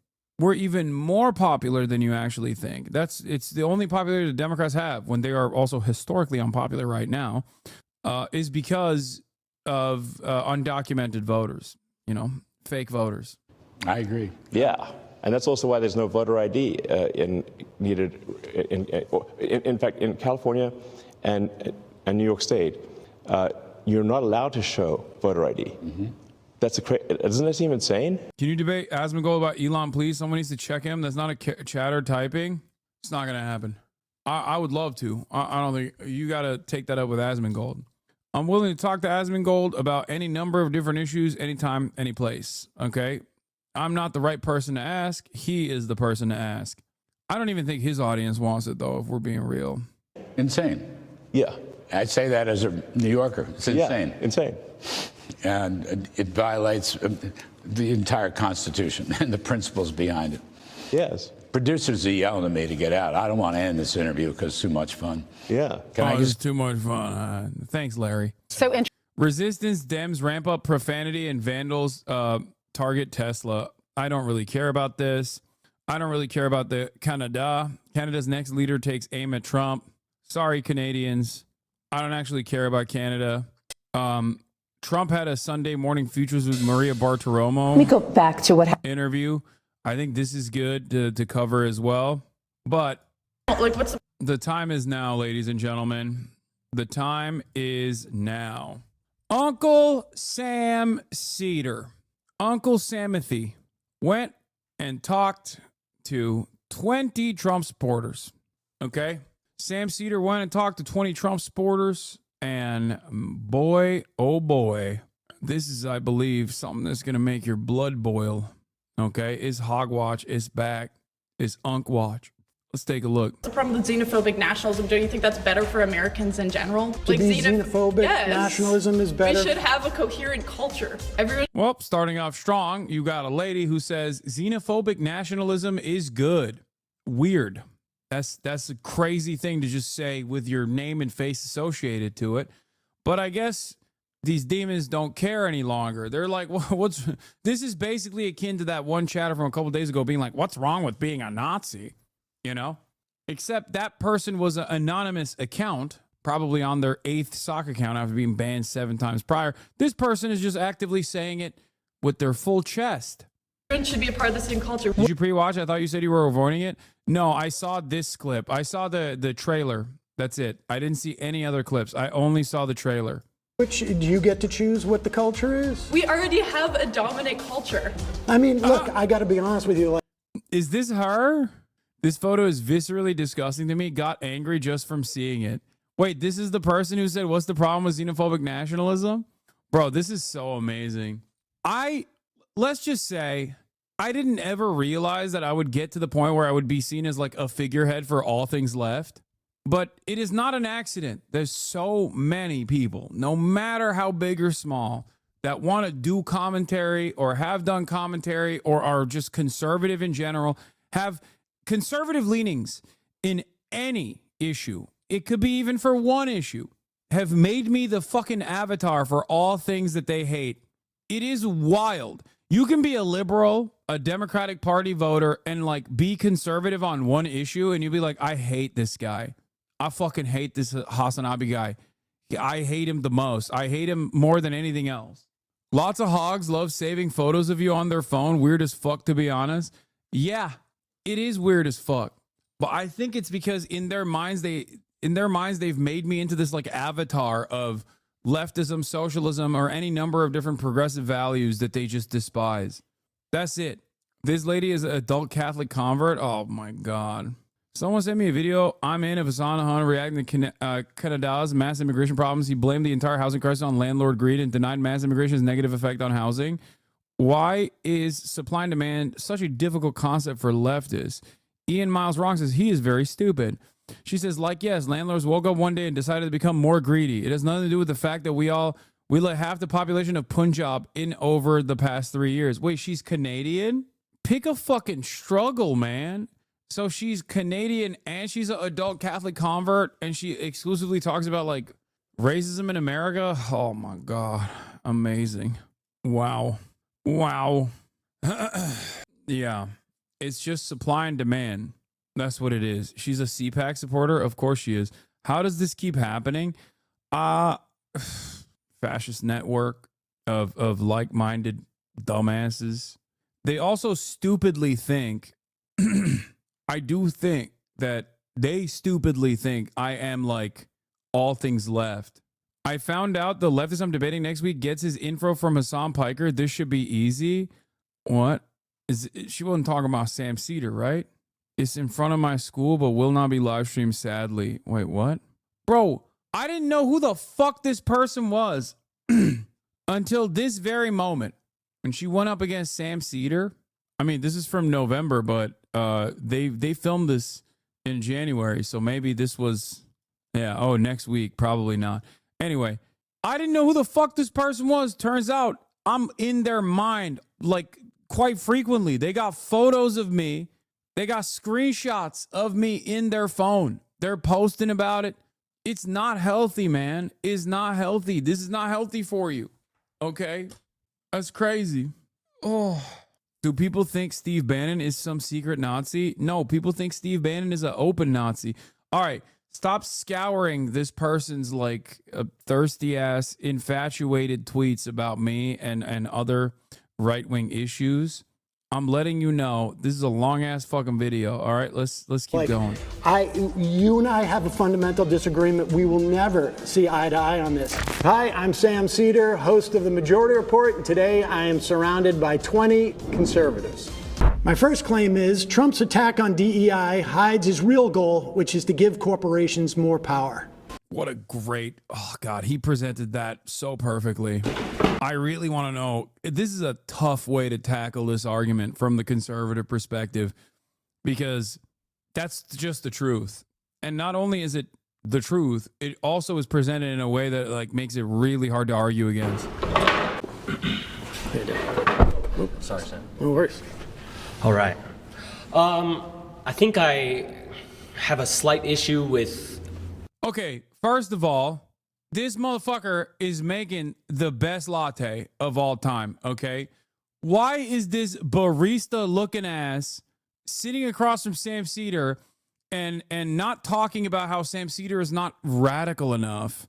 Like, this is a card-carrying DSA member in a polyamorous relationship with a non-binary person by the name of Sock, and yet here he is sitting across from Sam, not talking about it, things from an anarchist perspective and saying he's not going hard enough on how the concept of a shower is actually an unjustifiable hierarchy, but instead he's going to be sitting here being like Donald Trump is our Lord and Savior. Dudes that look like they own a vinyl collection should not be arguing to defend Donald Trump. Dudes who look like they've experimented with pegging and talk about it openly should not be arguing about Donald Trump being great. What the fuck is going on? Can you stop commenting on his looks? No one cares. No, these are political markers, or at least they used to be. They used to be. It's not anymore. The back end of the premise, I guess, Trump's attacks on DEI being a real goal to, give corporations more power. I'd rather center the conversation around the Democratic, especially as conservatives, the issues that people have with DEI and why I believe Trump would, want to support the issues that, people are voting for him for. I mean, I'm talking about his whole attack on DEI. It's actually DEIA, right? You know that, in government agencies. The A being for accessibility. Right.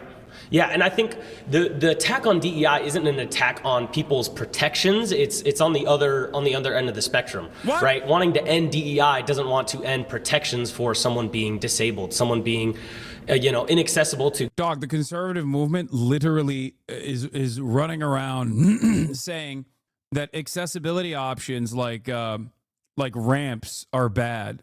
Like they want more stairs. Weirdly enough, which is so funny because like conservatives are the ones who are sitting on those fucking mobile scooters going up those ramps. So it's just like odd that they would ever make such a thing a political movement, a formative part of their political movement. But no, that's, that is what's going on. To get into a job, it rather wants to de-incentivize corporations to push them to hire these people on unfair bases, right? Okay, but DEIA is not about quotas or anything like that. It is about protections for people within these organizations, or to make sure that you have different communities that have the opportunity to apply to these things. Right. So it can mean within government agencies, it means things like let's pay interns so that not only wealthy people can have their kids do internships in these agencies, or let's put out notices around. Doc, I'm sorry. You're talking about so that not only wealthy people can have their kids do internships in the. You're really going to tell me that this dude is not going to start the conversation with a land acknowledgement? You're telling me that this dude is not going to talk about how, while we're having this conversation, I do want to start off with a land acknowledgement that, this conversation taking place is on stolen Lakota land, that type of shit. I mean, come on, bro. Anthony Fentanyl. That's so stupid. By the way, I'm not the only one who thought this. Conservatives watch this, and this also goes back to the argument that I always point to. Conservatives love responding to shapes and colors and not actually the real meat of the matter. Because Cat Turd and all these other conservatives that watch these videos thought that Sam Seder was the conservative one and thought that these gay libtard looking commentators were actually the gay libtards. They literally thought that these guys were the liberals. Liberals are so dumb. Which is to give corporations more power. DEI essentially provides tax cuts for the. Cat Turd thought that this person was the liberal, and Sam Seder, who was clean cut and older and wearing an outfit that they thought was better associated with conservatism, thought that they were the conservatives. Liberals are so dumb. That look you get when you know you have to debate a brainless, witless social justice warrior clown whose IQ is mid-50s. He's the progressive, actually. The guy you're calling the clown is a conservative. Whoops. Really? He sounded like the adult in the room. Lol. This is why I was talking about the way that these guys look. Much to think about. Will this person go back to the drawing board and maybe reconsider his fucking worldview? No. He won't do that. Because they're dumb hogs. Anyway, let's continue. These agencies. Right. Or let's put out notices around different parts of town, metaphorically speaking, so that people know this job exists. Right. This is where it begins, but this isn't the ultimate goal that conservatives have an issue with. Conservatives don't have an issue with trying to spread job applications to poorer communities. Well, so then why rescind DEIA requirements in government agencies? Because the problem with DEIA is there may not be like perceived actual number quotas, but that's what it devolves into, and especially with corporations. Do you have the evidence of that? I mean, sure, we can look at corporations that are government agencies that are hiring people on not true, proper bases. We can even look at. I mean, we can even look at. Would you the have DNC's, any evidence that that's happening? Yeah, even the DNC's nomination of Kamala as president this year. There was no reason to nominate Kamala as she wasn't democratically selected. She wasn't. She didn't go through a single primary. None of these things. So you're saying that Kamala was the vice president of the United States after the president drops out 2 months before the convention. You think that's a DEI She wasn't hire? Every presidential nominee is democratically selected to be the nominee for that party. Dude, the greatest counter to this is literally to say, yes, Kamala Harris is a DEI hire by one, pointing to Joe Biden's. Oh my God, they're so bad at debating that now I'm debating for them. Okay. The best part of this argument is to literally say every vice president to a certain degree is a DEI hire. Okay, Joe Biden was a DEI hire to Barack Obama, just like Kamala Harris was a DEI hire to Joe Biden. Okay, you can just say that. That's a much better argument. Sam SEDER would literally agree with you, and you would actually stoop him in this situation because he has made that argument, right? He has made that argument that like Joe Biden is a DEI hire for Barack Obama. You could say that to him, and then you could turn around and say Joe Biden himself said that he was simply looking for a vice president on the virtue of being a black woman. That's all that he basically ruined that argument by assuming it as a positive. Like you could literally turn around and be like, Joe Biden said he was looking for a black woman. He wasn't looking for competence, more so that he said he was looking for just someone who fits that role. Okay, it's a great counter. Yeah, Lyndon Johnson, Southern DEI hire for JFK. Yup. Do you realize there were not even primaries prior to 1972 in the Democratic Party? This isn't before 1972. Well, I understand, but what did you think you were going to run primaries in those 2 months? Well, sure. I mean, Joe Biden should have dropped out 3 years ago, as far as I'm concerned. Well, sure, but even before, when Kamala was running in primaries, she didn't. She wasn't the next man up. None of this. She wasn't the next person. Well, she was the vice president, right? Of course, but she wasn't in primaries. Detail. But listen, aside from, I would have might have wanted a different candidate as well. But that has nothing to do with Trump rescinding orders that basically say you need to search for a wide range of candidates, not necessarily give any different benefits, but you need to make sure different communities have access to the awareness of this job. You need in your office accessibility for people who have physical handicaps. Sure. If you have what the fuck what is happening back there? Oh my Lord, what is happening back here? What the yo, conservatives are lost the plot, dude. What the fuck? I didn't even notice. I didn't notice there was a stand user. Okay. I didn't know there was an enemy stand user in the crowd. You know what I mean? Golden win. Of folks who identify as as trans, you need to make it at least hospitable and not. This is all non-discriminatory stuff. That's what this is all about. But you're cherry picking the portions of DEI that even conservatives don't have issues. Conservatives don't have issues with making workplaces. The whole DEI apparatus within our government. He's saying this is such a funny way to admit defeat when you're like, well, you've actually presented the argument in a way that I can't agree against, and I don't like that. That's all he said. He's like, I don't actually like that you're presenting this argument in a way that makes my side look fucking stupid. Oh, wow. Okay, well, I guess you should agree to him then. What do you mean? I can't argue against this. I'm agreeing with your argument, and I don't like it. You have no counterpoints, so you just basically have two options here. Concede or just be a dumbass conservative. Of course, dumbass conservative is going to go with the second one. Okay. Was a function of doing exactly what I said, had nothing to do with quotas. It is unfortunate that those things get taken out, and there might. Yeah, this is the age-old conservative position. Okay, they do this about abortion too, where it's like, we think abortion is murder. Okay, all right. Well, abortion protections are overturned by the Constitution after they lied and said that this was a super precedent, whatever, right? And then now they're forced to basically bring back abortion rights to where they existed before the Roe v. Wade protections, or sorry, during the Roe v. Wade protections, because it seems like all of the abortion protections were actually valid. Okay. Women who have miscarriages being targeted falsely and unjustifiably, women who cannot carry a pregnancy to term because of other complications. All this stuff, all this stuff now are points that conservatives have to concede on after spending the past couple of decades being like, abortion is murder no matter what. It's like, all right, so I guess you didn't think abortion was murder, dumbass. You can't turn around in that process and be like, well, conservatives agree with this stuff. Okay, so why did you seek out the banning of abortion then? My position on this, by the way, in the way that these guys look, and I think that a lot of these are like new conservatives in general, is that COVID cooked it.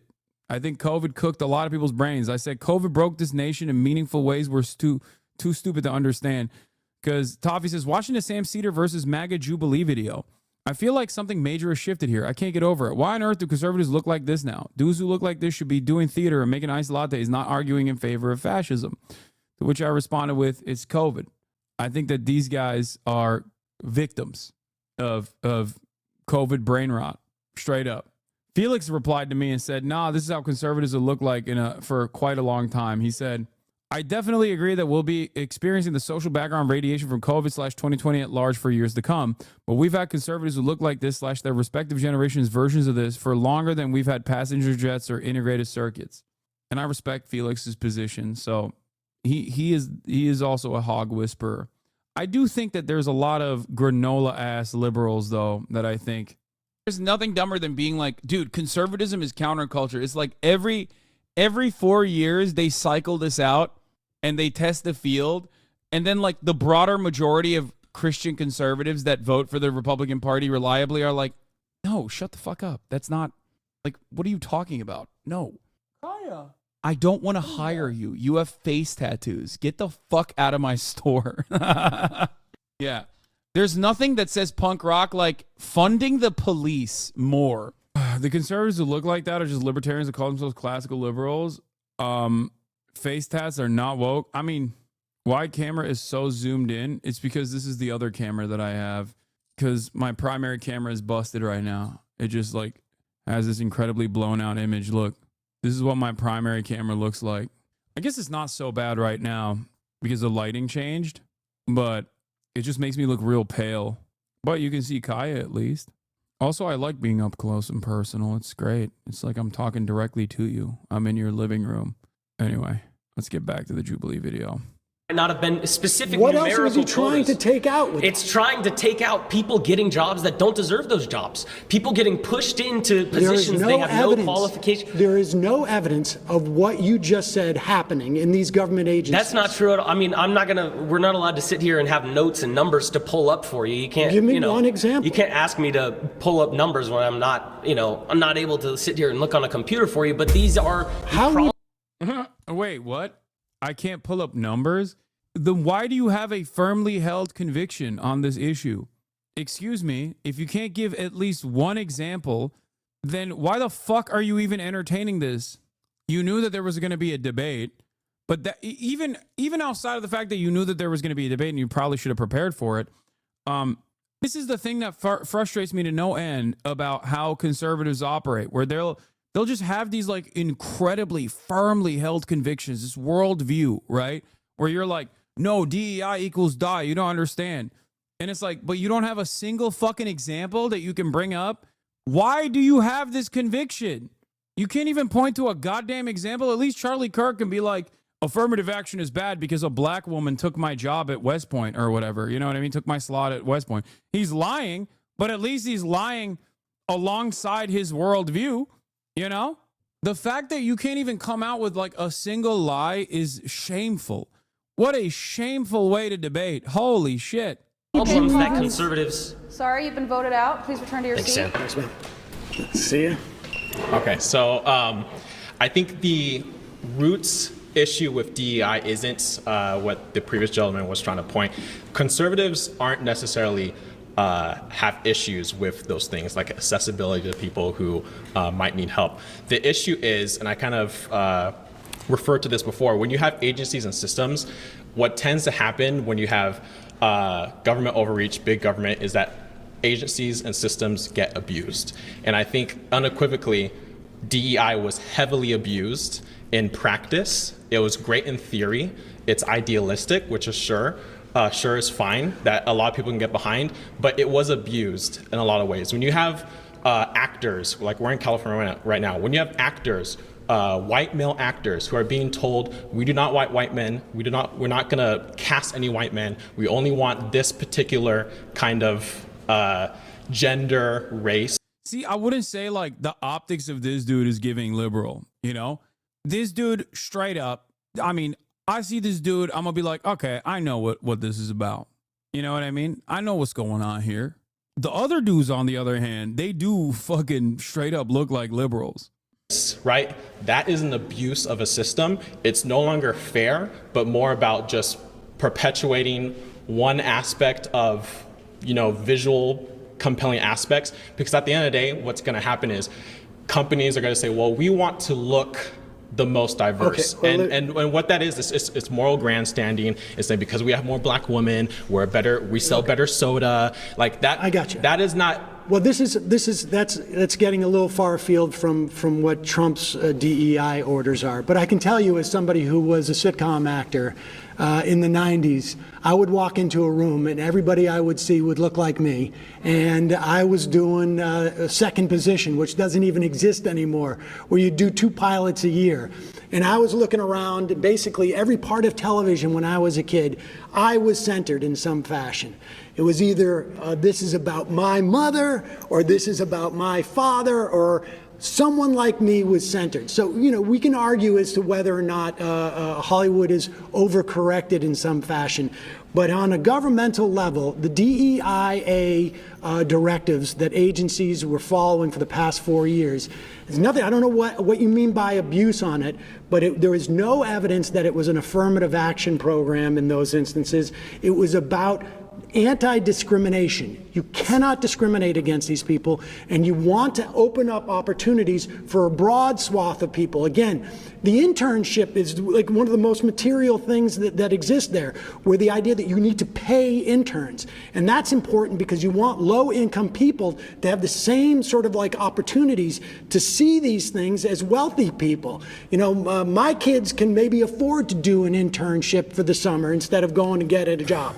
I think what's happening is we're talking about 2 different things. Well, but I'm talking about Trump's DEIA rescission is a way of basically driving people out of these agencies, making it You're saying Trump specifically, and I understand why you're saying Trump, but I think the American people as a whole. You've already lost the argument. You're just basically, again, trying to this is a very tight premise.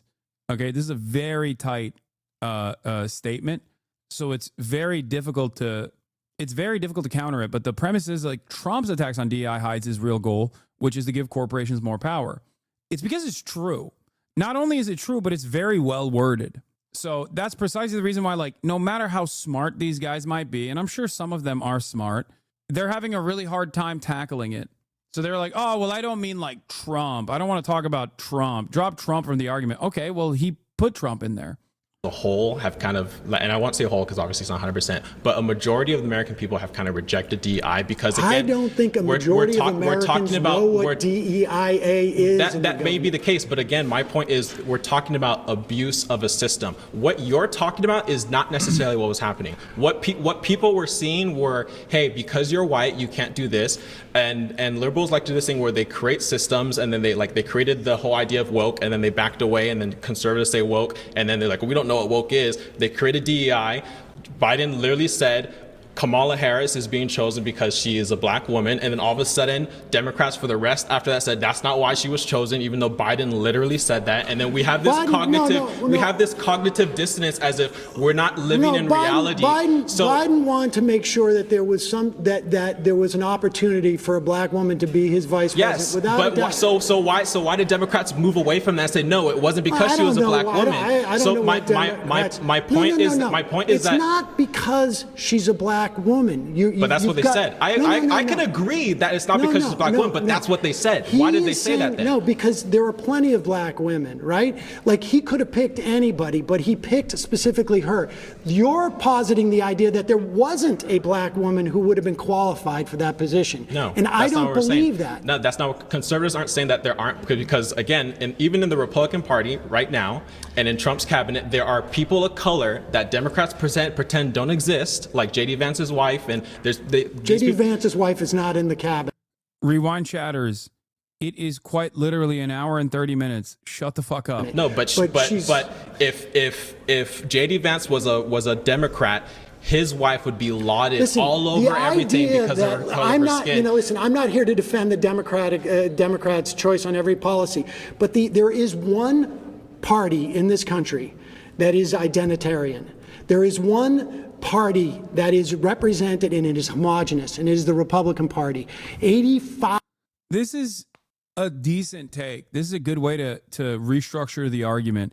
He's right. The Democratic Party has a lot of like non-white, non-in-group policies that, especially in terms of like social advocacy that it engages in.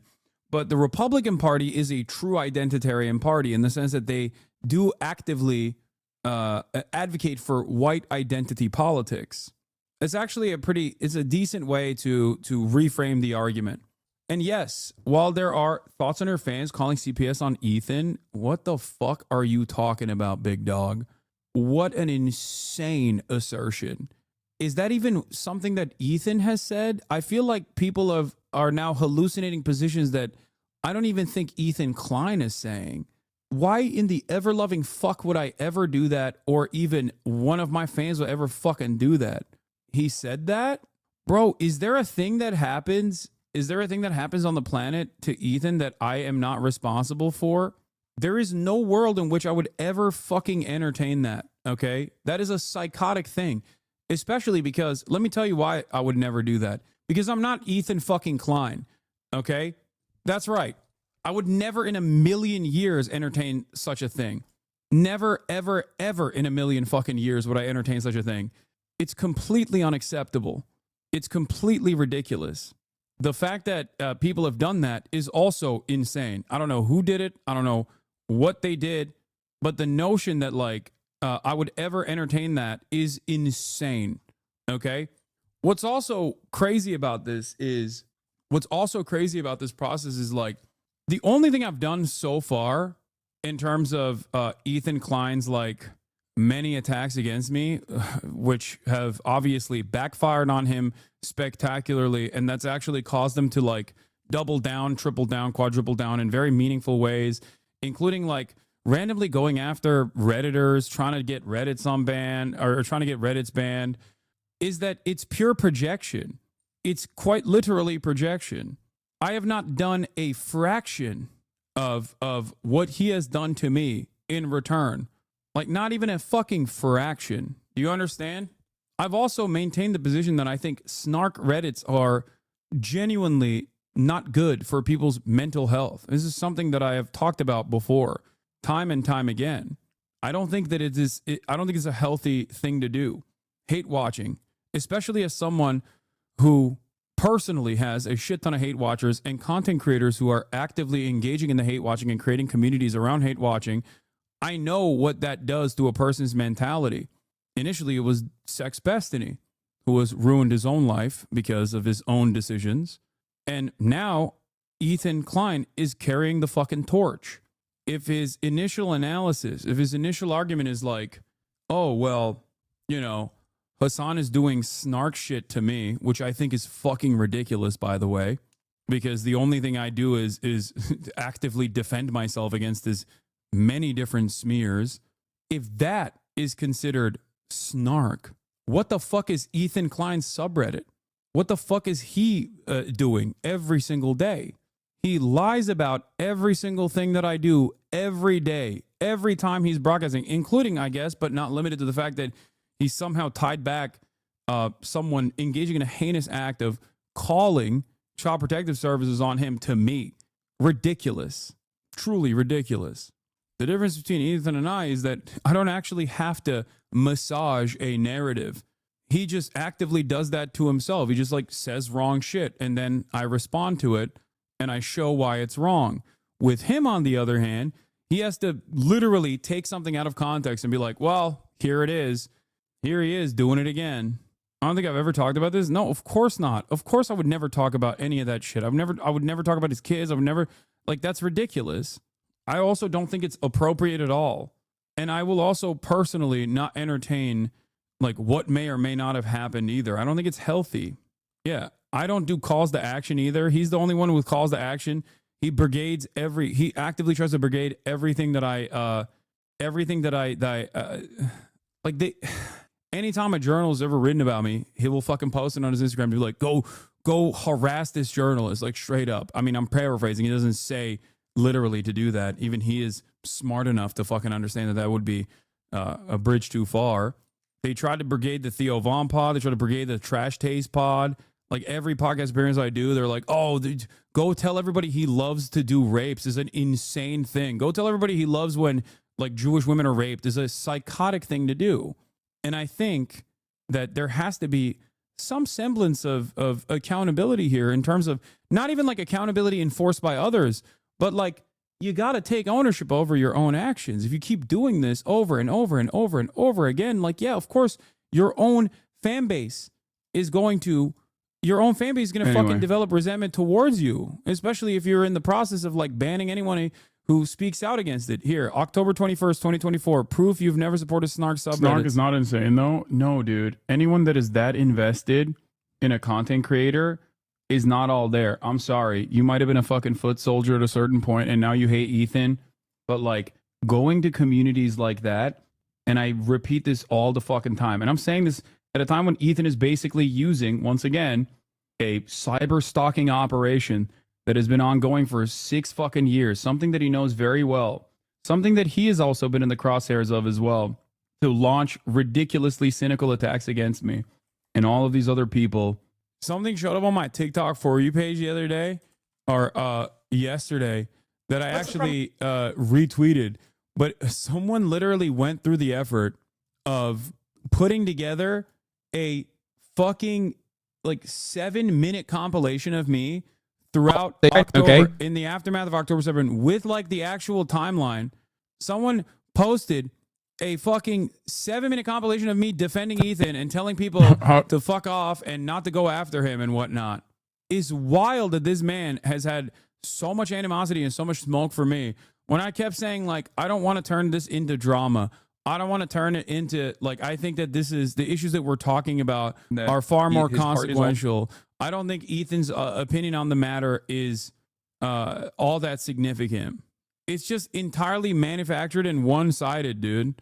I believe I can communicate with, that I can lead by, from literally November onward, every now and all the way until like I do care about until the past couple of months, literally all the way until the past couple of months. I was like, listen, I think Ethan is on the side of the Palestinians over and over again. This is what the foot soldiers should see, the ones that now fucking hate me and think that this is like, my doing, that I'm single-handedly responsible for all the fucking awful shit that's happening to Ethan, is not who I am. I will always extend charity and grace, perhaps far too long for a lot, far beyond what like other members of this community will engage in. FYI, chatters are saying he's blaming Denims, not you. They're probably drama baiting you. Apparently, he's not blaming you, by the way. That was bait. Oh, great. Oh, let's continue with the fucking Sam Seder video. Yes, you're getting farmed, dummy. Yeah, good. Maybe in the process of me getting farmed, if they post that fucking thing on the Ethan Klein subreddit, which has turned into Hasan Hate Hour snark, perhaps they will realize that maybe they were wrong. That's a good starting point for them, considering that they only care about Ethan Klein and like not really any of the political issues that we're talking about here. Okay? I don't know about Ethan, but there's still hope for his relatively progressive audience that think that they're like pro-Palestine. Of Republicans are white. That's just the reality of it. So does that Some mean people that? don't necessarily have a problem with that. But here's the thing. You said even if let's just say, okay, that's true. 80% of Republicans are white. Does that mean that they're less moral? That they can't run an effective government?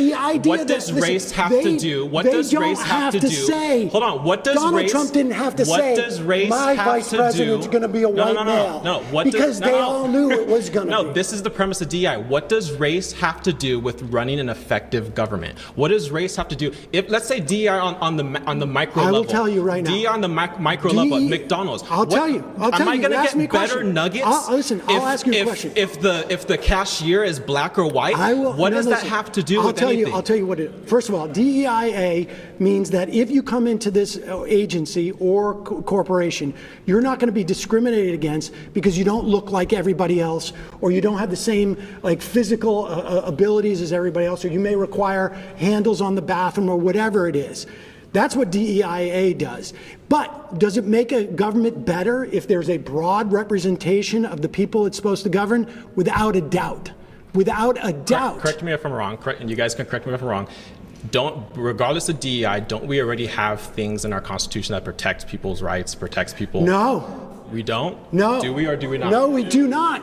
Tell me what protects people from discrimination in housing and in work, in hiring, or getting loans? It's all statutes. It's all statutes. And in these government agencies, there was nothing except for that order. That's why Trump just rescinded it. I'm gonna tap out because I think someone else.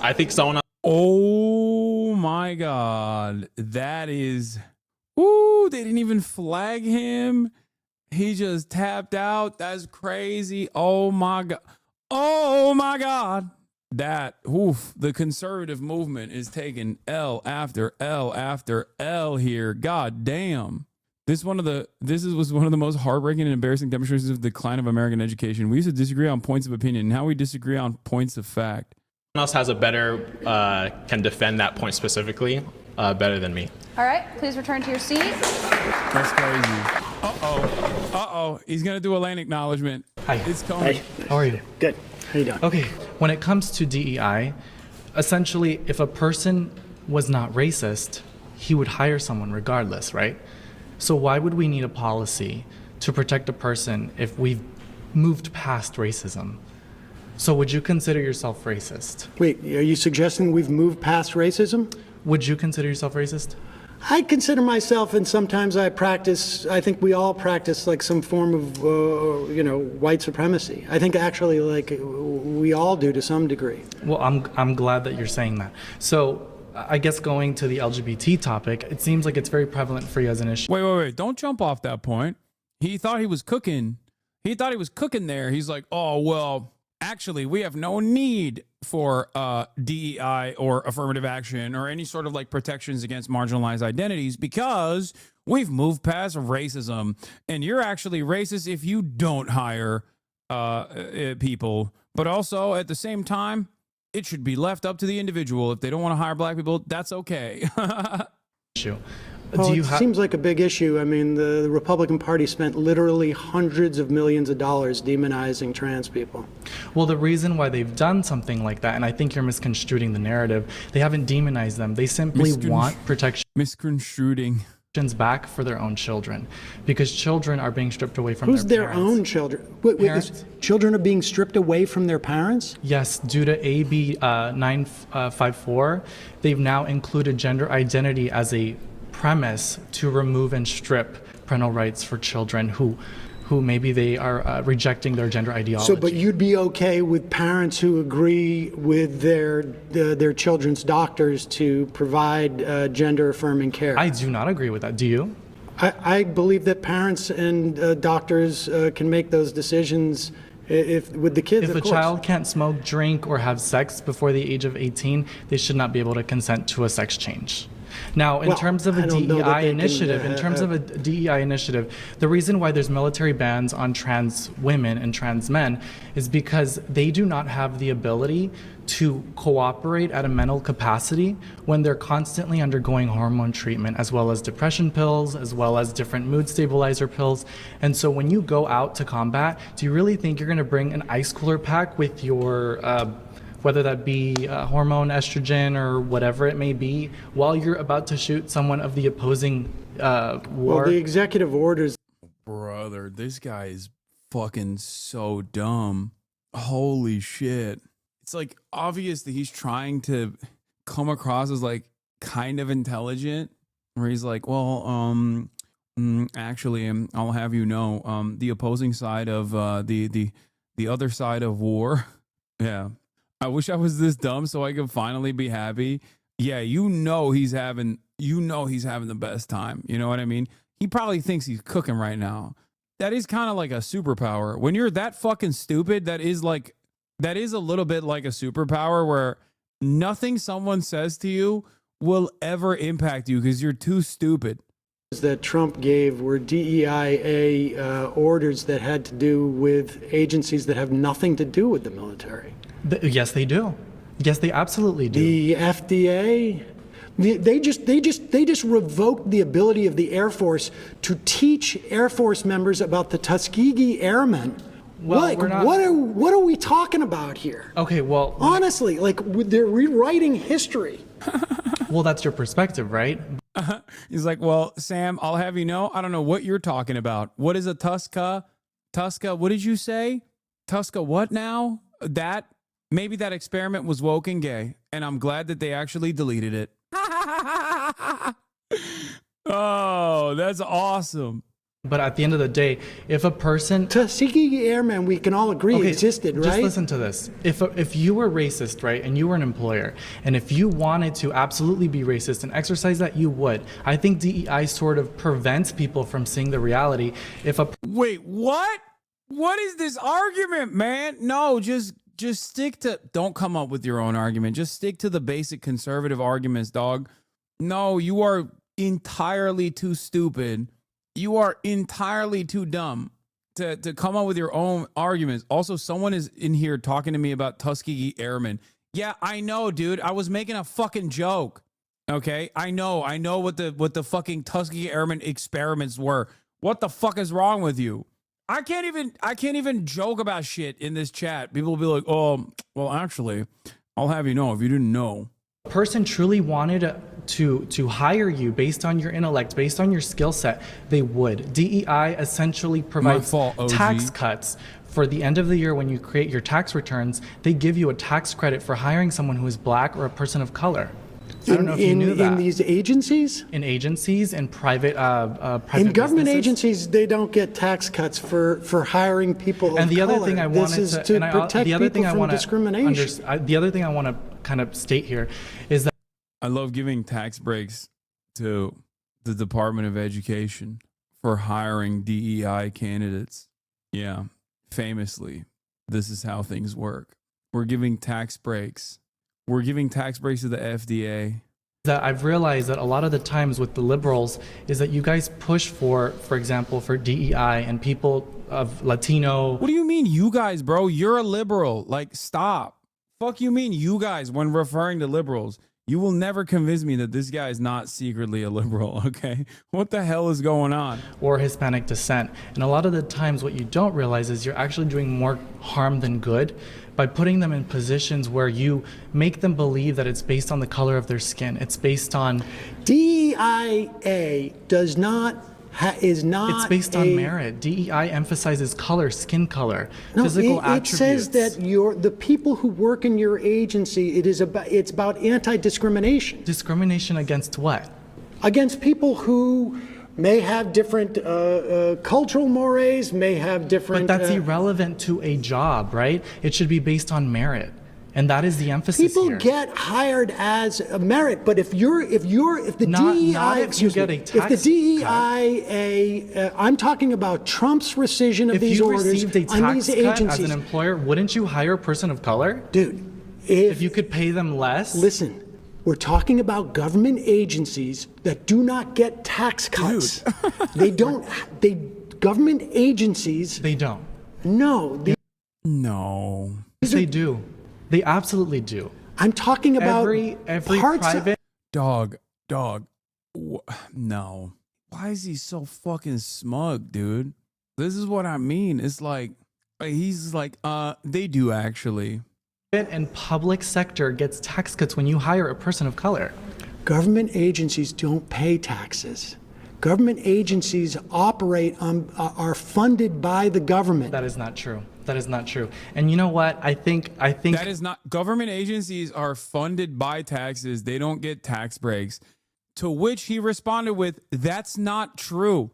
What is truth then? Look at Sam's face. At this moment, he was like, "Okay, dude, this is so much worse than fucking having like libertarian callers call in because, god damn, dude, literacy rates have dropped." How do you think? How can you argue with a person that just is wrong about everything? Like basic, fundamental shit, you know what I mean? Like, how do you argue with a guy like that? How do we fix this shit? Ironically, education, funding education, okay? I would say re-education, but honestly, there is no re-education here because there has been no education prior. So just education. Open the schools. Abolish homeschooling. Bro, what do you mean how? You do this daily? I know. I think I have a much higher barrier where I do entertain a lot dumber statements because I argue with like anonymous people. But even if I were to meet someone in the real world who, you know, said things like this, I probably would have lost it way before Sam. The whole juxtapose of this entire conversation. What month is this? This is January. Okay, so we can agree on that. The FDA does not pay taxes. It does not get a tax cut because it doesn't pay taxes.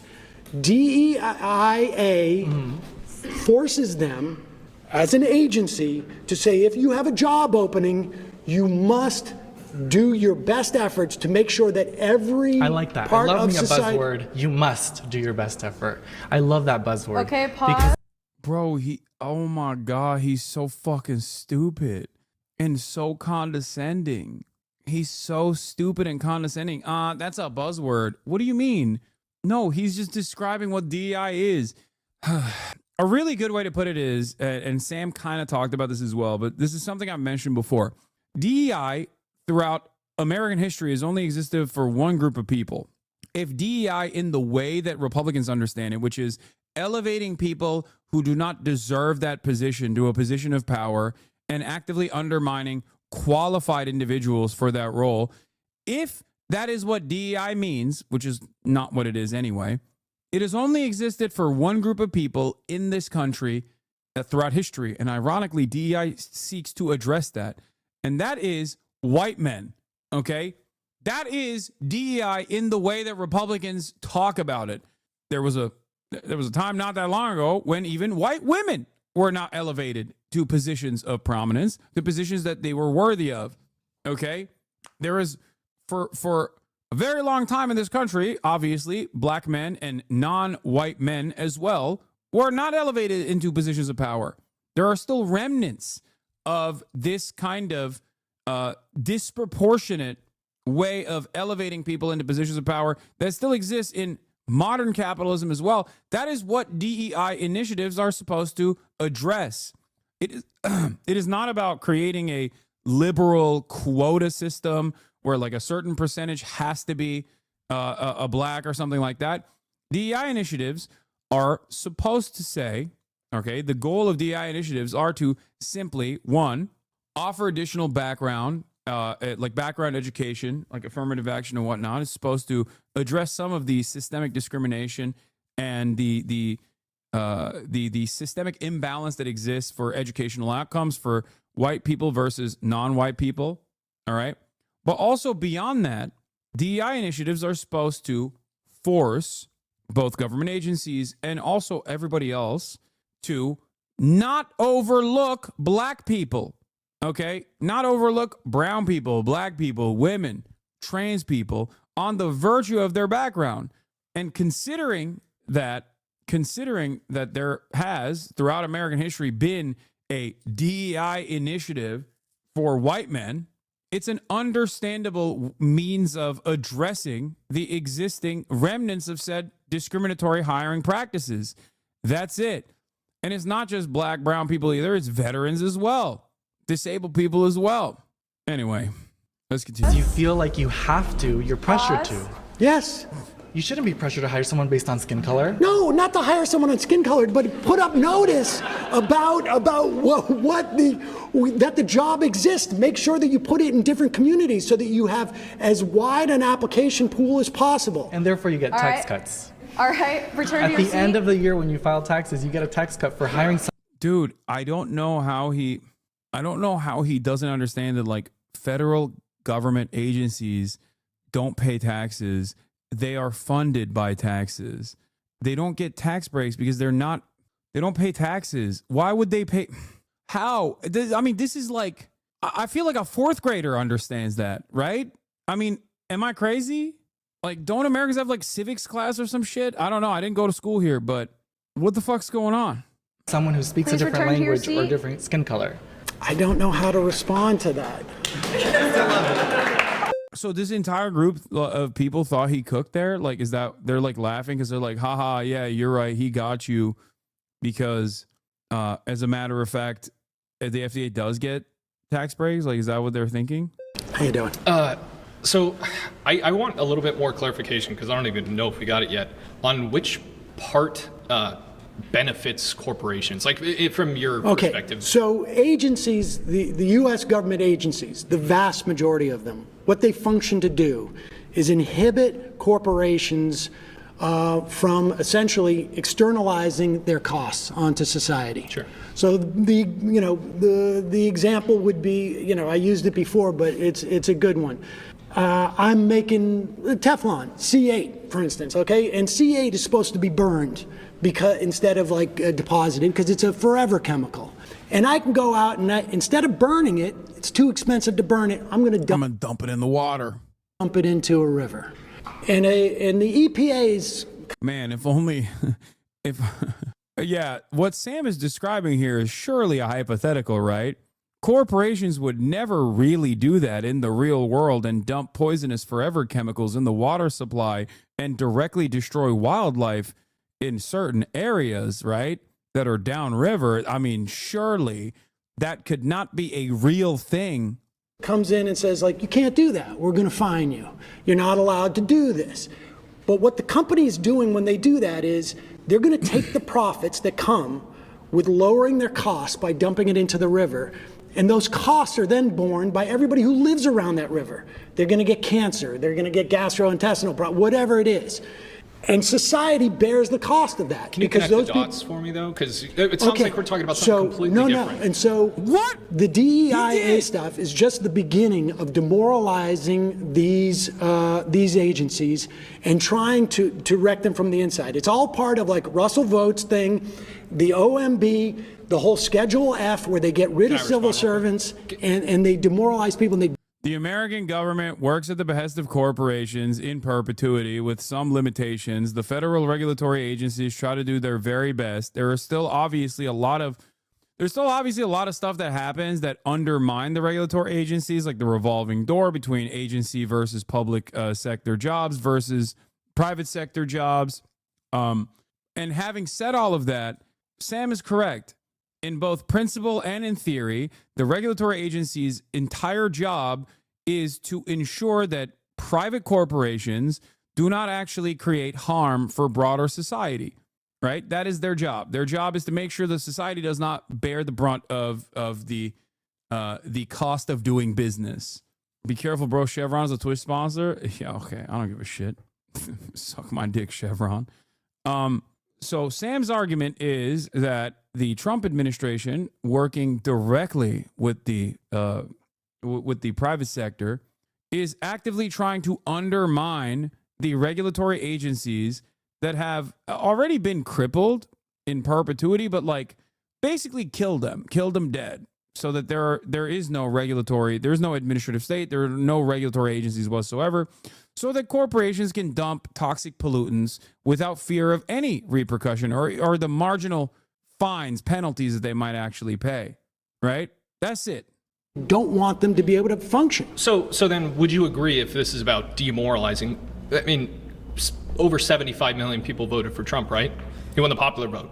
Do you not think that in part, you even said yourself that Americans don't really know what DEI is, according to your definition of it? I love this argument. Well, 75 million Americans are fucking stupid. So what do you have to say to that? I don't know, that they're stupid and they voted against their best interest. This is common. This is a thing that happens all the time, Well, the government's definition of it. Okay, well, I would argue that the average American is demoralized by what they've seen, the way that the government goes about their DEI policies in the military and other organizations, not just the military. Please return to your seat. Okay. Hey, before we go any further, of the news straight from mistake. My next claim is, unless you're a billionaire, a religious fundamentalist, or a xenophobic nationalist, voting for Trump was a mistake. Oh, there's another great fucking bars from Samuel here, okay? Bars. Presented it perfectly. Okay, so let's tackle one aspect, religious fundamentalists. What benefit would religious fundamentalists get? And also, can you define what is a religious fundamentalist? And maybe you could say, I mean, bro, you subbed out last time. Why are you, I mean, come on. You really want the smoke again? You want the 2-time? You want back-to-back? That's crazy. That's crazy. You can't say, all right, I'm tapping out last time around and then come back hot. Say more of like a Christian nationalist. Okay. In this instance. But things like, the attacks on trans folks, the attacks on a woman's right to choose, the idea that we're going to get stuff like an enhanced RFRA, which is going to mean that if you're a pharmacist and you don't want to provide birth control, you may not have to.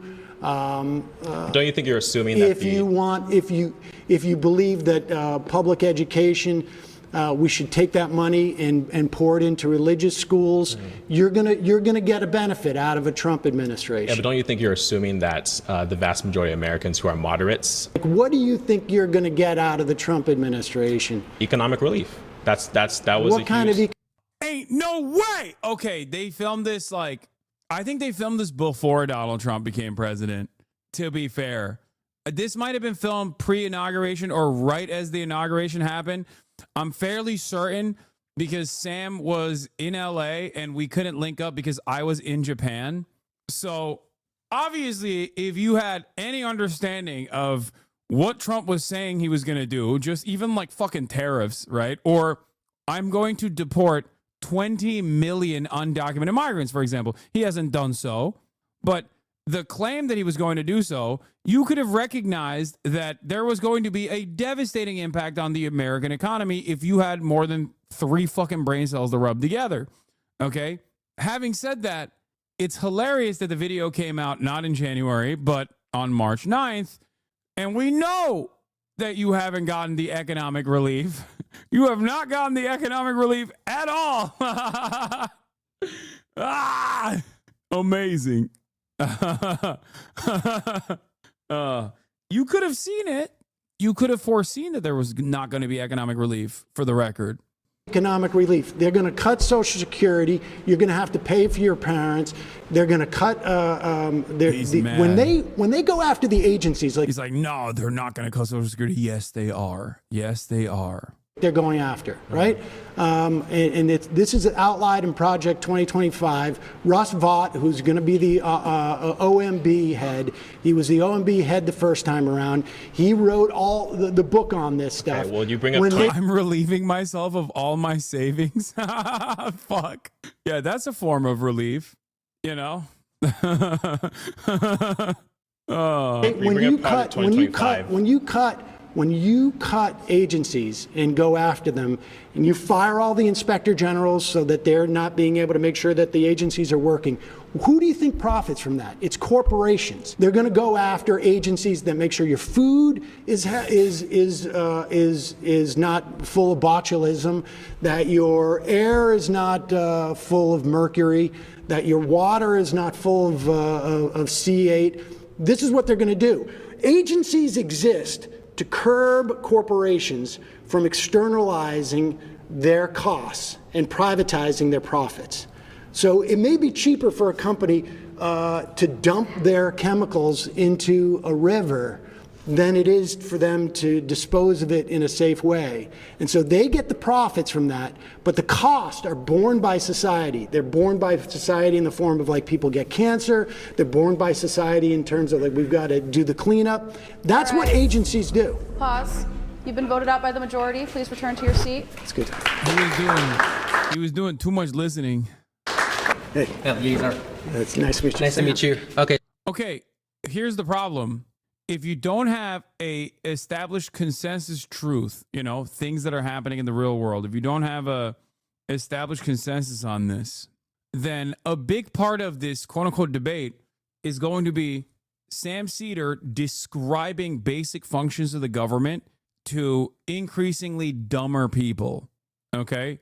And in terms that like a juvenile can understand, because like clearly the people across from him are operating with like a 14-year-old's understanding of the world, and not even like a particularly smart 14-year-old, but a 14-year-old that's just like watched too many fucking TikTok videos.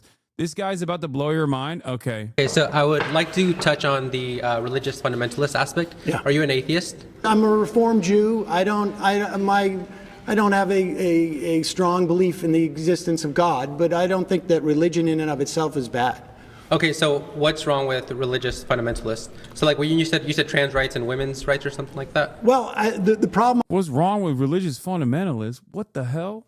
Does this guy think the only religious fundamentalists are like evangelical Christians or something? Which, by the way, there is much wrong with that as well. But I suspect that he doesn't understand what that word means. You know? Like...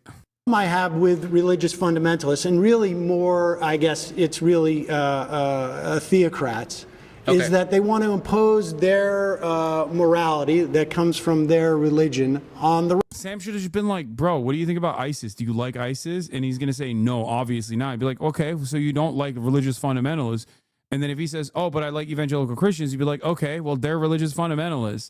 The only thing holding back the religious fundamentalist movement from doing ISIS-style shit is, you know, the established material conditions in the United States of America that stop them because they all die of heart disease before they can go and do ISIS-style shit. Okay, I'm joking on that front, but like, I'm not joking when I say if conditions were ripe for revolution or barbarism in the United States of America, if the United States of America resembled like a crippled failed state that was invaded by a much larger superpower that completely destroyed it, then yes, our religious fundamentalists would be doing ISIS shit as well. Right now, they just go and protest outside of Planned Parenthood and then go get $5 jalapeno poppers and call it a fucking day. The moment that they can't get those fucking $5 jalapeno poppers, oh, all hell will break loose. Trust me. The rest of us, and I don't. But morality, from your view, is going to be a preference, right? It's not morality; it's a preference. So morality without a foundation is going to reduce you to a preference. Well, I have a foundation for my morality. Which is what? It's a humanist vision of what basically creates as little suffering as possible for as many people. Okay, so you're like a consequentialist, utilitarian. I don't really bother myself with being a consequentialist or a utilitarian. It's always going to reduce you to a preference. So if you say that killing is wrong and I say it's right, you would really have no contention with that. Well, no, I don't base my understanding of civil society on religion. And so we have a civil society. We have. Oh my God, this is a TikTok debate guy, 100%. Here we go, dude. We're doing. You know how back in the day, there was an era of like pop psychology, and that never really went away. But now there's an era of pop philosophy, which I think is even worse than pop psychology. It's people this is 100% one of those like TikTok debate guys, okay? All they do is not really understand dense literature surrounding philosophy and just like kind of abide by like the memified versions of it. And that's it. That's like they just operate on like false understandings, false philosophical understandings, and try to argue simply on the basis of their false interpretation. Charlie Kirk tweeted about how this guy destroyed Sam. Nice to meet you. Okay, well, let's see how Sam gets destroyed Have here. laws that we have decided as a society in a democratic way, and for some people it's okay for it to be informed by their religion. That's okay. Okay, perfect. So if tomorrow society comes together and we say, hey, trans folks don't deserve rights, you would be okay with that? No, I would be against it, but I mean it would be morally right under your not view. Morally right. No. I'm not talking about morals. Okay, here. so here's where I'm getting to, right? Religious foundations provide an ethical framework for one to live their life off I of. believe you can have an ethical framework without religion. And if we take the leftist view to its logical tail end, to its extreme view, you have low reproductive birth rates. You have a reproductive dead end, so two men together can't reproduce unless they have to take from a healthy. Wait, I don't understand. So, like, does he think that if unshackled and unrestricted by religious boundaries, we would just be doing butt sex? Like, I don't get it. Like, taken to its logical conclusion, there is no logic behind assuming that devoid of religion, we would literally just only fucking have gay sex. Unless in your mind, you're constantly thinking about just dicking down a dude. You know what I mean? You're just constantly, and the only thing that's holding you back from entertaining the act of sweet butt fucking is the fact that you're going to go to hell. And that's the reason. That's why you're holding back. You know? What a strange way to address the importance of religion in civilized society, to be like, without religion, everyone would be gay. Nah, I think that's just a self-report, big dog, you know? Like, I don't think Sam is particularly religious. Sam is a straight man, you know?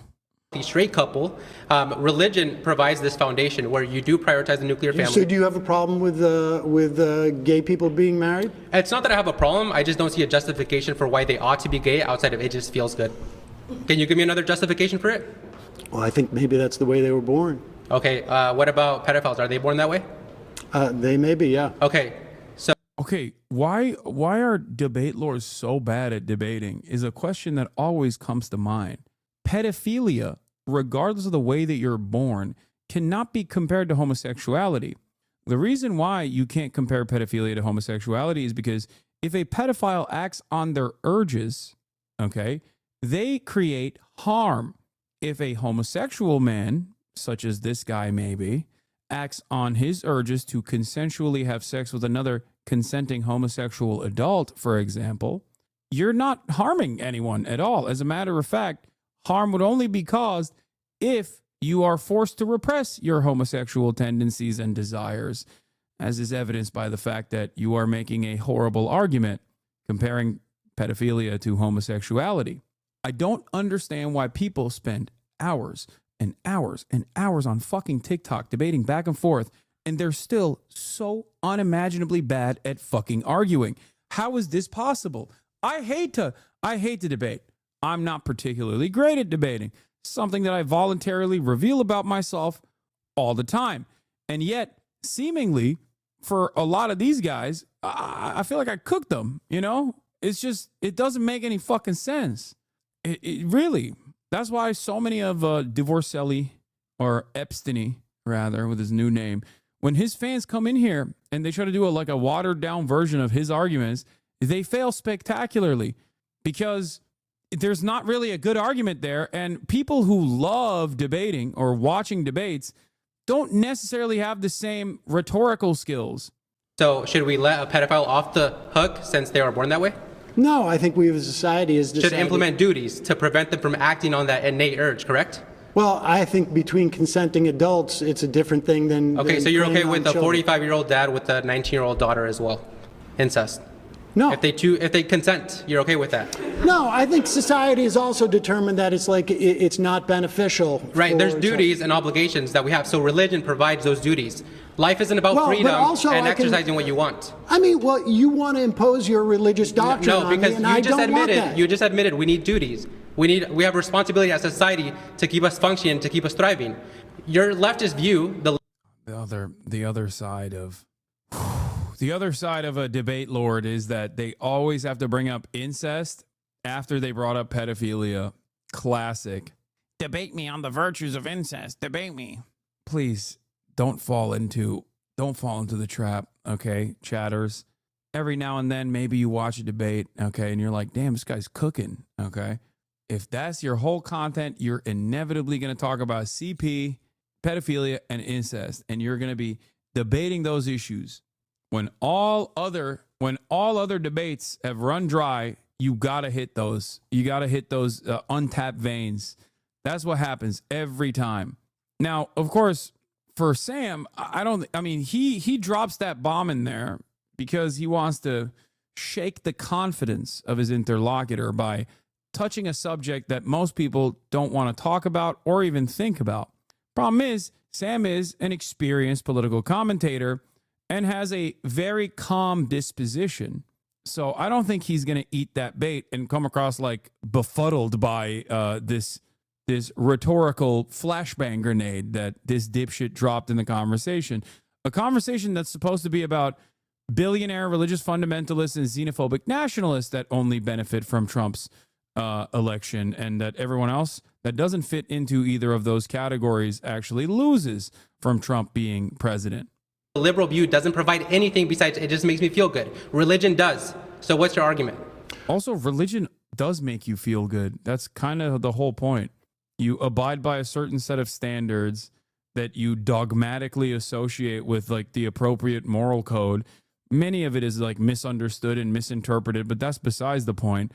And it makes you feel good to follow those rules. Like, that's it. You just need a guiding principle because personally, I guess you're afraid of your urges, your own personal urges that many other people don't have, like, you know, inoffensive urges like wanting to have gay sex, or maybe really scary urges like wanting to do pedophilia. I'm just saying, if religion is the only thing that's stopping you from engaging in pedophilic acts, then you probably should get fucking institutionalized, you know? What's my argument as to why I don't want you have no your contention. religion to? Well, because first of all, I don't think that you have the right to corner what God is telling us is right or wrong. And there are differences between religions.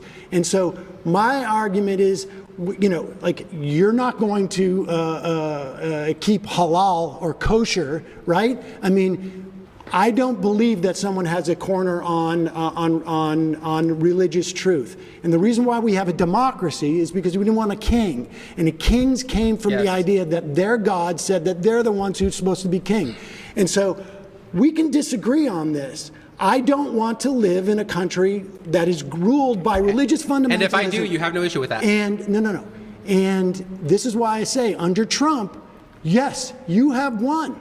Yes. You have a Only bunch male of Christian. and female. You're right. You have a Christian nationalist, and which is necessary. Yeah, this guy's a fucking loser, bro. Whole ass loser. He's like, yeah, I want only male and female. Like, as though you think, just for the record, even though Donald Trump is obviously giving red meat to these fucking dipshits, they will still experience the material consequences of Trump's devastating agenda of austerity. Okay, just make no mistake. He just thinks right now in the interim that they're winning, okay? That's it. That's it. Oh, yeah, only two genders, men and women, male and female. We won. It's like, no, bitch, your egg prices are still high as fuck, okay? Look at the stock market, dipshit. You are not BlackRock, okay? You are not a fucking CEO overseeing dumping toxic pollutants in the fucking natural water supply, okay? You're not going to see the benefits. You're only going to see the fucking harms. Oh, but yeah, you'll just go male and female, two genders, all the way into your demise, okay? You'll feel like things are good because Trump gave you that red meat because you're a dumb fuck. So I concede the point that under Trump, your Christian nationalism has gained an advantage under this. Sorry, we're going to have more kids. We're going to have less abortions. We're going to have... Sorry, we're going to have more kids, less abortions. Oh, my God. Yeah, it's sick, man. Hey, good luck paying for your fucking childcare, by the way, dumbass. First of all, you are not having more kids. Who is fucking this man? Please. Ain't no way Big Dog is getting laid, all right? That's number one. You don't have to worry about these things. These things don't concern you, okay? You are not getting pussy. More family. We're going to have stable family households. Sorry about better education. People, gay people should be outlawed. They should be straight. They should be straight. Women should be secondary to their husbands. Women should submit to the husbands. Women that doesn't mean they are slaves. Right, it doesn't mean they are slaves. It means they are protected. Okay, let me ask you that. Let me ask you. No. Should women be drafted? Should women be drafted? Listen, I think if they're equal, should they be drafted? I think this is the vision that you have, and I think Trump supports it. Yes. I think the Christian nationalists he has throughout his government are all going to work towards your vision. Yes. And my hope is that when people look at this, they say, hey, wait a second. I don't want my life to be dictated by the notion of a Christian nationalist. It's funny, though, because, like, he seems to be at least, like, he seems to have, like a definable worldview that in his own twisted moral confines, like, makes sense. But the problem is, other people are listening to this. This is not just the intellectual trappings of your own scary mind. You are revealing the insanely cruel worldview that you have. So in some ways, I respect conservatives for the brutal honesty, but in other, but also I can't help but notice that, like, when you are an intellectually honest conservative, most people are going to look to what you're saying and go, oh my God, you are a fucking monster. So I think Lil Bro forgot why conservatives use dog whistles. I think he forgot why conservatives try to frame their agenda from the perspective that is more appropriate for liberals, like the permissible boundaries of liberalism. Conservatives don't say, we want to do forced impregnations and we want to force women to carry pregnancies to term, regardless of whether or not there is harm to the carrier in the process, because we don't want women to be able to choose what they do with their own bodies. They say abortion is murder. We're actually saving the baby. That's marketing. And there's a good reason for that marketing, because a lot of dumbasses in the edges respond to that marketing and go, well, okay, well, that makes sense. Yeah, a baby is a life. Like, they should preserve the life of the baby. I care about the sanctity of humanity, whatever, right? This guy dropped all of that and was like, no, women should be subservient and servile to their male partners. It doesn't mean it's slavery, but they should be subservient. Yeah, good luck. Good luck with that attitude, Big Dog. You know, I don't think you're going to win a lot of people over here. Prescription. Now, you may win out. I mean, certainly, like, if you look at it. I do love this because he just accidentally agreed with the underlying premise that Sam SEDER made here, which is, unless you're a billionaire religious fundamentalist or xenophobic nationalist, voting for Trump was a mistake. And he basically came up and said, yes, I'm a religious fundamentalist, and I love that Donald Trump is doing religious fundamentalism. So technically, Sam is correct. And also simultaneously, he has revealed the devastating agenda of Trump. So congratulations to this fucking TikTok dipshit. A country like Iran, they have a theocracy there, and apparently that's, you know, good for them if they want it. My final point is, whenever I don't want to live in a My final point is, whenever we see people live out Christian values to its full extent, we see a great society. When we see people deviate from that, that's where all the problems arise. All right, I think you are at home in the Trump. Thank you very much. You've been voted out. Please return to your seat. Oh, he's back. I think I have an issue with the implications of the prompt. I mean, of course, I'll stick on the religious fundamentalism. I think it's unfair to view Christianity separated from the ideology that Christianity informs, right? You have an ideology that you vote upon because you view it to be the truth that benefits everyone in a society. That's how a democracy works. I, as a Christian, have an ideology that informs my opinions, and I believe that it is the most moral and correct way for a society to function. So I think if we put religious fundamentalism in a box where you say any moral implications that I draw from this, religion is unable to be voted upon, unable to be pushed onto you because simply it's a religion, is unfair to view it that way. Religion is an ideology like all ideologies are. It's you vote away. I don't mind you. I don't dispute the idea that you could have a religious ideology and want to see it imposed upon others, and it's not inconsistent with my claim. My claim is that Donald Trump is ushering in an element of Christian theocracy that I can't remember his name, Eleazar, and you may be excited about, but I'm not excited about it. I don't think the vast majority of Americans are, but maybe I'm wrong. I mean, I don't think this country was set up to be a theocracy, and I find it problematic that it will be, but others will be happy about it. I think it's unfair as well to label any morals that comes from religion inherently immediately theocratic. Like having a theocracy is something different than having. I think love thy neighbor is a good precept, and I don't know that we should necessarily legislate it, but I think it's a good precept. I think there are things from religion that are good. I interviewed Desmond Tutu years ago, who said that religion can be is like a knife. It can be used to spread butter or it could be used to stab people.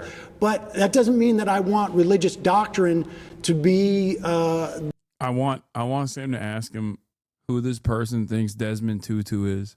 The same as the law of the land. We have a democracy, and it was founded on trying to get out from some type of like religious oppression, which means one religion shouldn't dominate in this country. That's my sense. Yeah, and I see that, but I think I have an issue with where you would perceive religious doctrine is derived from, right? A guy doesn't, at least in Christianity, a guy doesn't go in a room and come out and say that he has a secret message from God that everyone now has to follow. Religious doctrine is ruled over, it's reasoned over, the same way any ideology is discovered. I'm not talking about the validity of religious doctrine. I'm talking about religious doctrine supplanting democracy and civil society. Well, and I'm saying that religious doctrine is democratic inherently, and in the way that you. Well, earlier, I mean, look, we can have a debate as to whether or not women should be subservient to men. I don't think they should be, and in a democracy, I don't. How do these guys look back at like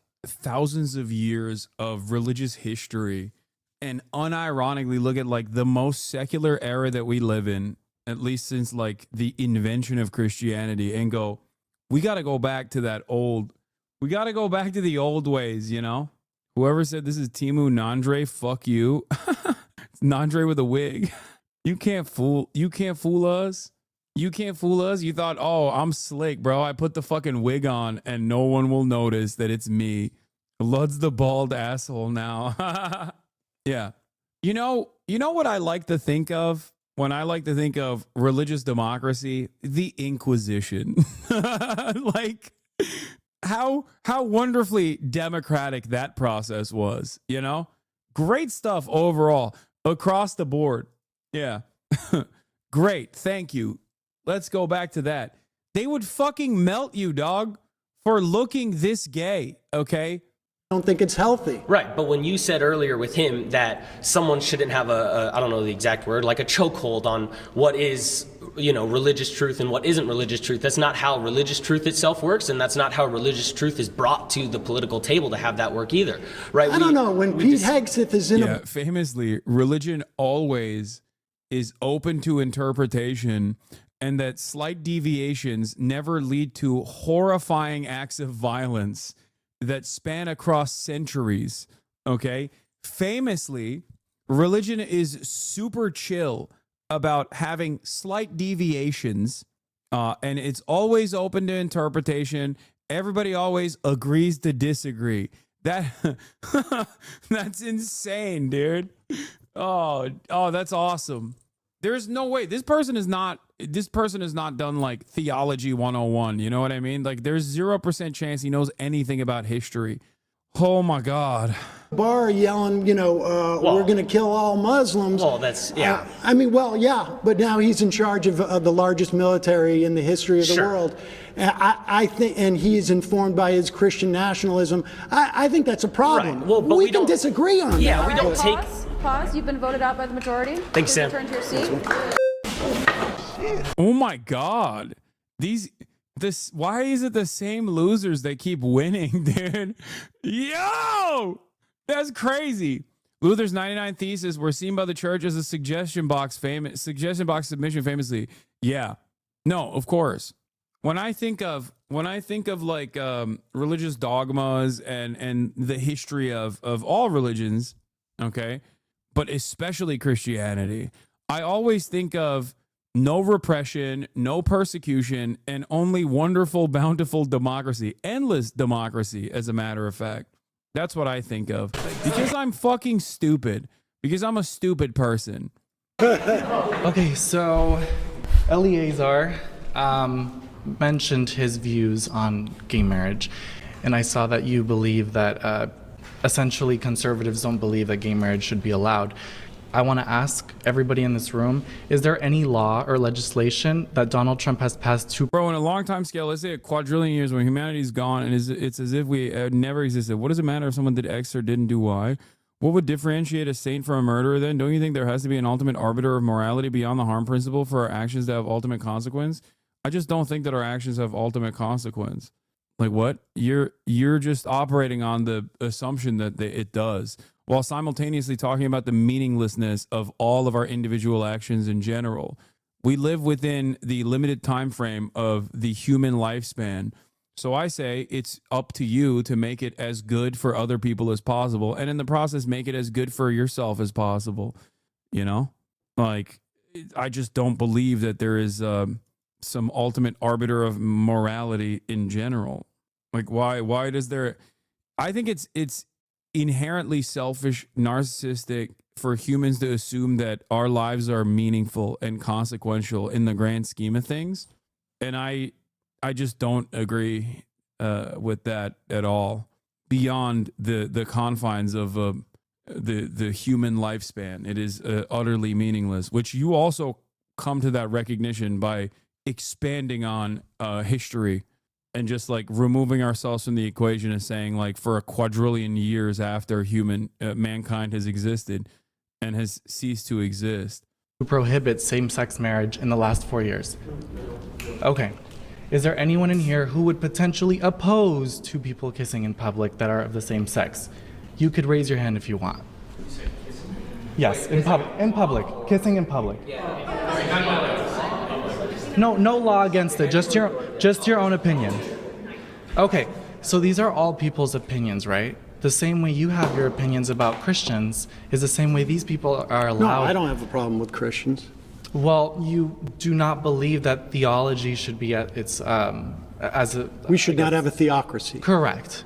And so what I'm saying is, wait, most Christians don't want to have a theocracy. What the fuck? Does this guy unironically think that, like, in 2025, the overwhelming majority of self-identifying Christians are like, we wish we could go back to like a fucking, I wish we could go back to like a world that is guided exclusively by church. He thinks Sam wants the big gay in charge? I think that Christianity, I'm a Catholic. I think that Christianity... Bro, reassign all his intelligence points to speed.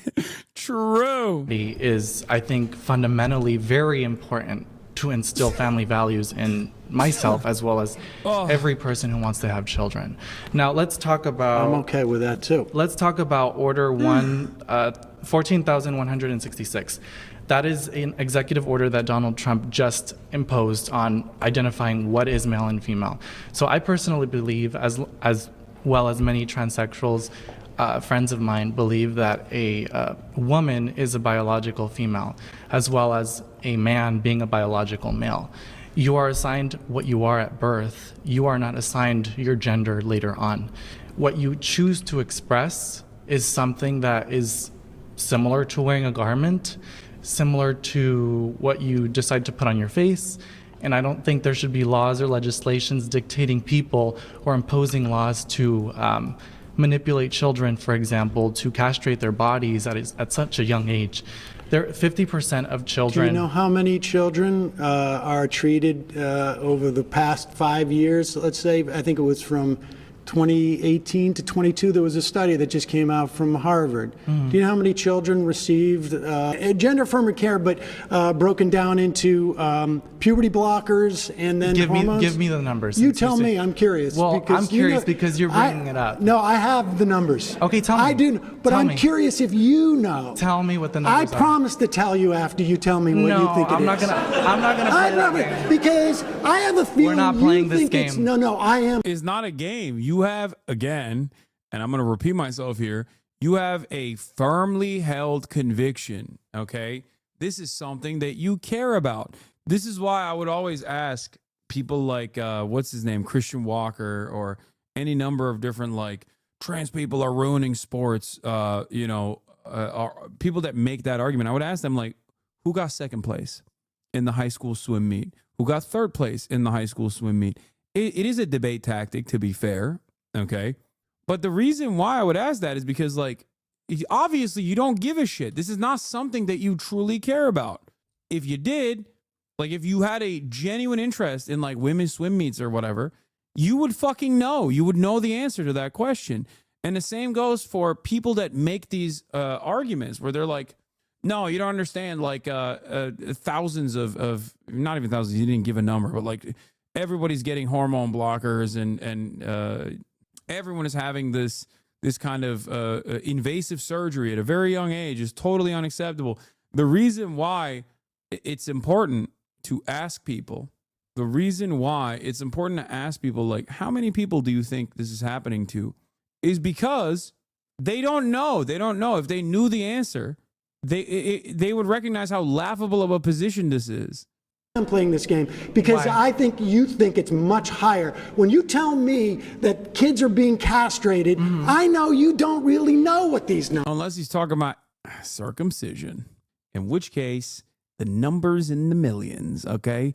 Hey, listen, shouts out to my circed up boys, okay? They took something from us. And we'll never be able to return. I'm an intactivist, as you guys know. And as an intactivist, I have a poster that says return with a V on it, but instead it's actually not about, like, white Christian nationalism. It's actually return my penis skin. That's what I would want. I want my hoodie back. Circed up boys. Hands off my penis. Numbers are. And I do know these numbers. Okay, well, I can tell you this much. What? It was reported that scientifically every single child who has received gender-affirming care, about roughly 50% of them regret it. And 50% of them are suicidal because of it. Studies on the subject often suffer from researcher bias and methodological errors, including inadequate follow-up, imprecise measurement, poorly chosen sample bases. Doctors agree more research is needed. Wait, what? That's the fact check? That's a terrible fact check, dog. He just straight up lied. Why would you... I don't even think that there is a single study that says that. As far as, like, surgery regret goes, surgery regret is really fucking high for procedures that are absolutely necessary for survival. Okay, we're talking hip replacements. Even that has a higher surgery regret percentage than any sort of, like, HRT, any sort of, like, gender confirmation surgery. Okay. Gender confirmation surgery regret percentages are unimaginably low, like insanely low, much lower than any other kind of invasive procedure. Okay. And considering the incredibly low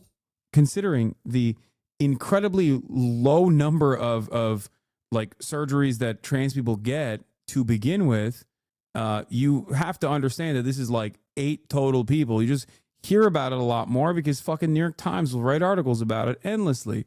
That's it. Hassan's HRT dealer, thank you for the 5 gifted subs. Subscribe, chat, for $6 or for free with a Twitch Prime. That's right.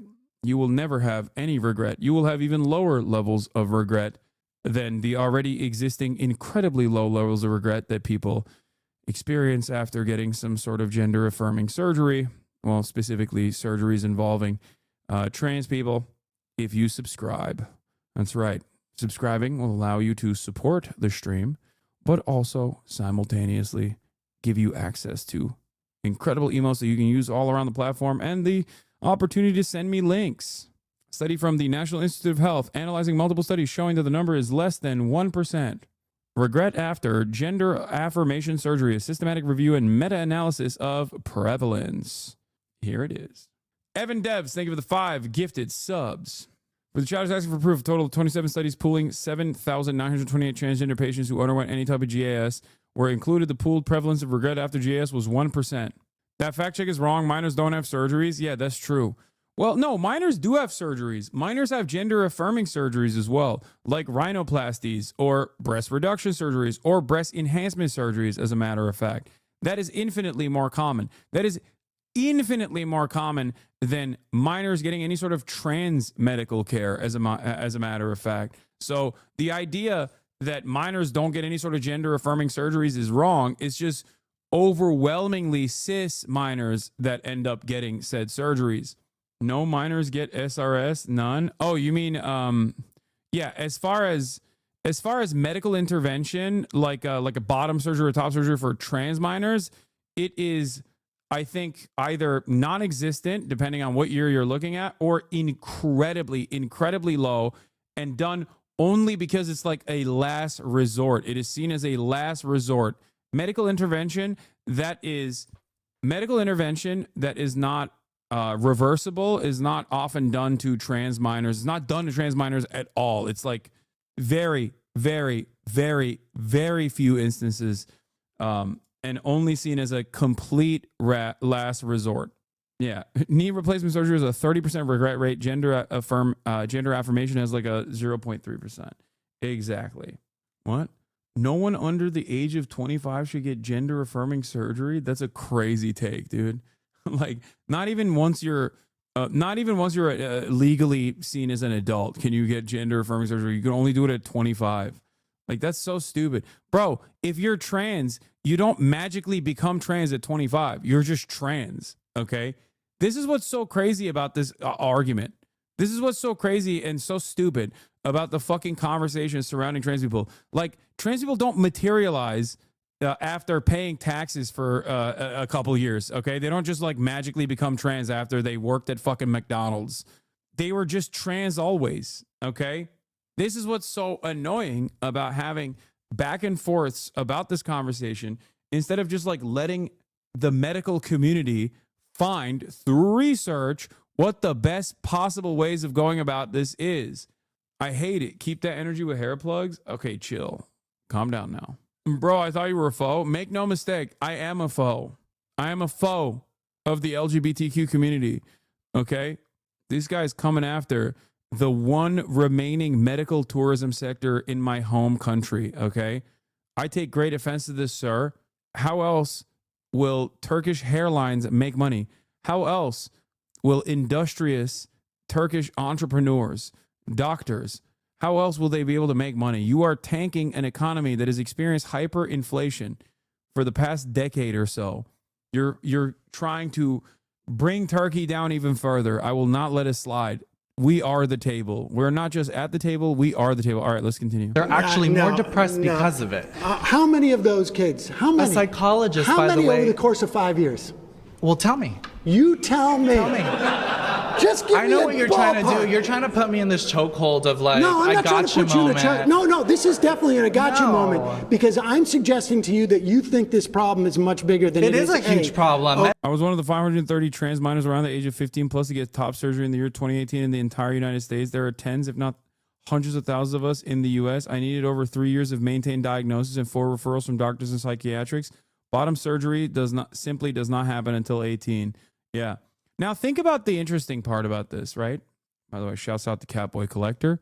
The interesting part about this also is that there are definitely more than tens of thousands of people that do get top surgery as minors in the United States of America, except that is seen as gender affirming surgery that is appropriate. Why? Because it's cis minors that get it. That's the difference. It only becomes an issue. It only becomes a real issue when it's actually trans minors. Okay. That was the point that I was making. It's like a incredibly, incredibly low number. Let's continue. Medi-Cal, you know, Medi-Cal covers inmate trans women. I understand that, yes. And I know one person has had that. Bro, can you explain how people regret surgeries like knee replacements, like you said? I mean, I can give you an example of this. I have a little bit of regret myself from my knee surgery. I had a laparoscopic surgery, which was like not super invasive, right?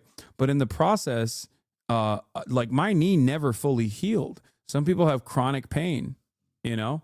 I don't fully have regret over it because obviously the alternative I understand was far more damaging, which is like having a fucking piece of cartilage just like flowing around in my knee freely, inevitably getting stuck under my kneecap and then causing permanent repair, a permanent state of disrepair, sorry. But like I had to get it done, but yeah, it didn't, I still can't dunk and it hurt for a long time. I never actually got back to the same level of strength that I had in my legs since that surgery, and it's been years and years at this point. You know, there are plenty of instances where people regret surgeries, and it's significantly worse than my situation, which is why I don't even like bring it up that much. I'm 26 and I had to get multiple letters from multiple doctors and mental health professionals to get gender affirming surgery. It is insane. They think minors are just getting it on a random Tuesday just because. Yeah, that's the other side of this, that like conservatives are not known for critical thinking in general, but this is an area where they certainly demonstrate their lack of any sort of logic, right? Where they think that you could just like get HRT over the counter. You just walk up and you're like, I'm trans now. Give me some fucking estrogen or testosterone. I wish it was that simple, by the way, because I'd be getting that fucking tea, all right? I'd be spiking myself with Anavar on a daily fucking basis if that was the case. Probably would be a little damaging to public health overall. They think that there is no like mental health professionals checking every step of the fucking process. That's number one. Number two, they do this with everything, okay? It's the same principle behind claiming falsely that Gavin Newsom has let 75,000 rapists roam the streets. Why are they saying that? Because Gavin Newsom said we need to lower the number of prisoners in the California state penitentiaries because there is a real crisis of overcrowding in California state penitentiaries. That process is infinitely more complicated than the way people think it is. You don't just like walk up to the worst rapist you know, okay, who's like an Olympic level rapist. Like he just raped for fun, but also as though it was his own profession. And you're like, well, Gavin Newsom said you can get out now. And he's like, oh my God, I've only been in prison for 1 year so far in my, you know, triple life sentence. Oh, thank you so much. I can't wait to go out and do rapes again. That's what conservatives think is going on. It's like, no, there's a fucking parole board. Like you have to go in front of an entire group of judges who will look at whether or not you have demonstrated good behavior, if you've actually served the majority of your sentence, okay? And then they commuted, especially after you've demonstrated good behavior in general, like that you don't have a capacity to reoffend. Like it's not that simple of a process, but in the mind of a conservative, it is that simple. And then because of how stupid we are as a society, we have to entertain the conservative stupidity. Their lack of imagination and their lack of critical thinking skills all of a sudden becomes all of our problems. That surgery. I don't understand how my taxes should go for an inmate prisoner who wants to transition. Well, I think because we got to do health care for prisoners, and you don't consider it real health care. But hold on, I don't want to get imposed $2.6 billion it's 900 kids over 5 years. That is a lot of children. Puberty blockers. That is a lot of children. 900 AB kids over 5 years. 547 just passed, including gender identity to allow children to be separated from their parents just due to not affirming their gender identity. But here's the point. Listen, Trump how is he hurting these people? He just rescinded the ability of the Labor Bureau to investigate discrimination in workplace. Are you for trans people being discriminated in workplace? They're never being discriminated? Are you for trans people being discriminated? They're just not being discriminated. Oh, okay. My bad. Okay. That's cool. Well, I guess we should wrap this up, you know? No, they're not being discriminated. Oh, well. It's just like you operate with the level of thinking of a child. Like you have a child's brain. What the fuck do you mean they're not being discriminated? What an insane thing to say to begin with. But also, what is happening? Like you're like, no, it's not happening. Okay, I guess we should move on to a different point then. I'm very passionate about that question, and can I answer it? Mm-hmm. Okay, so he's passionate, so he knows better. I believe that affirmative action should be. It's not affirmative action. Oh, then what is it? It's anti-discrimination. It's not saying that you have to hire trans people. Okay, it's saying you can't fire someone when you find out they're trans. Okay, well, hold on a minute. So when you hire someone or when you interview someone, for example, you are supposed to interview them based on their knowledge and their work ethic, not based on sex. I'm not saying affirmative not based action. on their sexual Are orientation. you allowed to fire them if you find out they're trans? If you need to, then you should. If you need to, then you should. So we have a disagreement. Right, I don't believe people should be discriminated against. Pause. And that's not. Wait, what do you mean? If you need to, you should. Like you have a competent employee. You like the employee. The employee is doing decent output. You'll find out that the employee is actually trans. You'll fire them because they're trans. What do you mean? If you need to, you should. Some needs are not valid, and in the past were considered illegal. And the reason for why this was a restriction enforced by the federal government was because people were doing it. Okay? And you're also in the process of arguing that they should be able to do it. What is happening? Not discrimination. It's based on your knowledge, not what you sleep with, not who you sleep with. Just saying. They're clapping for that? Oh my God. Bro, they don't understand. They don't understand anything. What the fuck is going on? I would lose my mind if I was in a room like this. I genuinely, like, this goes back to the point I make all the time. If everyone is stupid and you're the only smart one, then, you know, you're stupid and they're smart. That's just how it works, okay? In a society... in a society of blind men, the one-eyed leads everyone is wrong, okay? In a society full of blind men, the one-eyed person is cast aside and ostracized as their vision is now no longer a benefit. It is actually a point of discrimination because everyone's like, fuck you. What do you mean you can see? Get the fuck out of here. They'll kill you. You're a witch. It's awesome. Hi. Sam. So I actually think that this liberal world order needs to be thrown away completely, and I think Christian nationalism would be a good alternative. What we're seeing right now is just a... Okay, I'm sorry. We will misogyny alert, okay? Hypothetical misogyny alert. I'm not saying that this is my worldview, but in this process, I'd be like, all right, get the fuck back to your seat. Get the fuck back to your seat right now. I don't want to hear from you. Fuck you mean? Get the fuck back to your seat. Women should be seen and not heard. Like, what are you talking about? Religious Christian nationalism would be the good order. Why are you here, frolicking about? Why are you here and not barefoot and pregnant in your home in the kitchen, serving your man? Why are you talking to me? Why are you talking to cameras? Are you a witch? Are you a witch? What is this?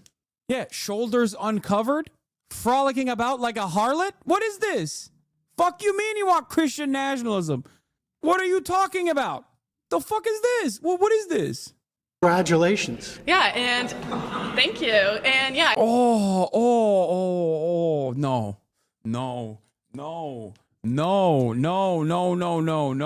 Oh my God, I can't say. Oh my, what is that, bro? Why are they letting the Amish into this room? What the fuck is happening with Jedediah in the back? Like, hell yeah. Dog, you came here on a fucking horse carriage. What are you doing? What are you celebrating?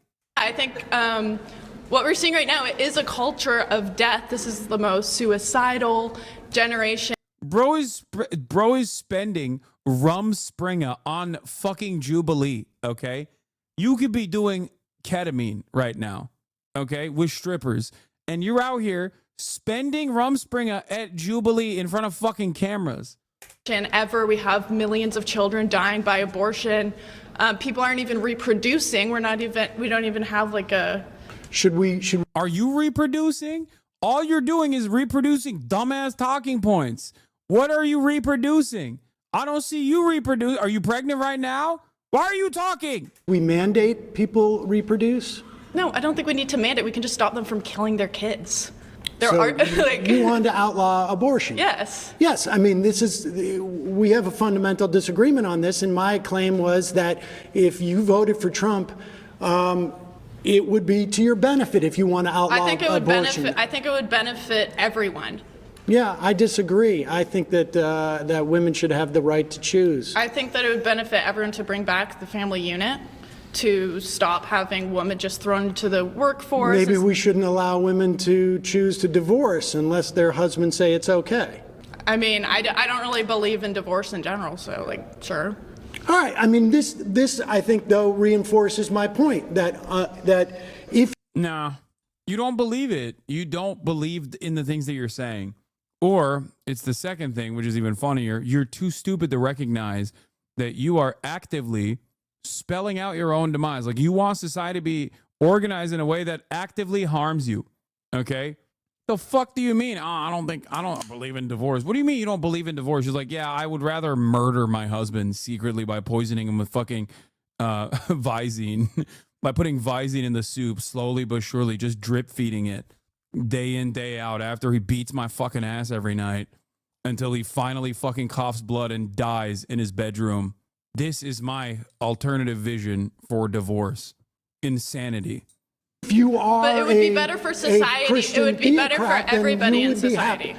And same with Z. That's my argument, by the way. Like, yeah, back in the day, women couldn't get divorces. So they just fucking killed their husbands, dude. Technically, divorce is not just good for women. It's good for the men, too. People just don't understand that, though. You know, we can't even have that conversation. It's for male preservation. I promise you. Okay. Or she's the guy she was having an affair with. What? Yeah, by the way, they're not even arguing his claim. They're just straight up arguing that his claim is correct and that Christian nationalism is good.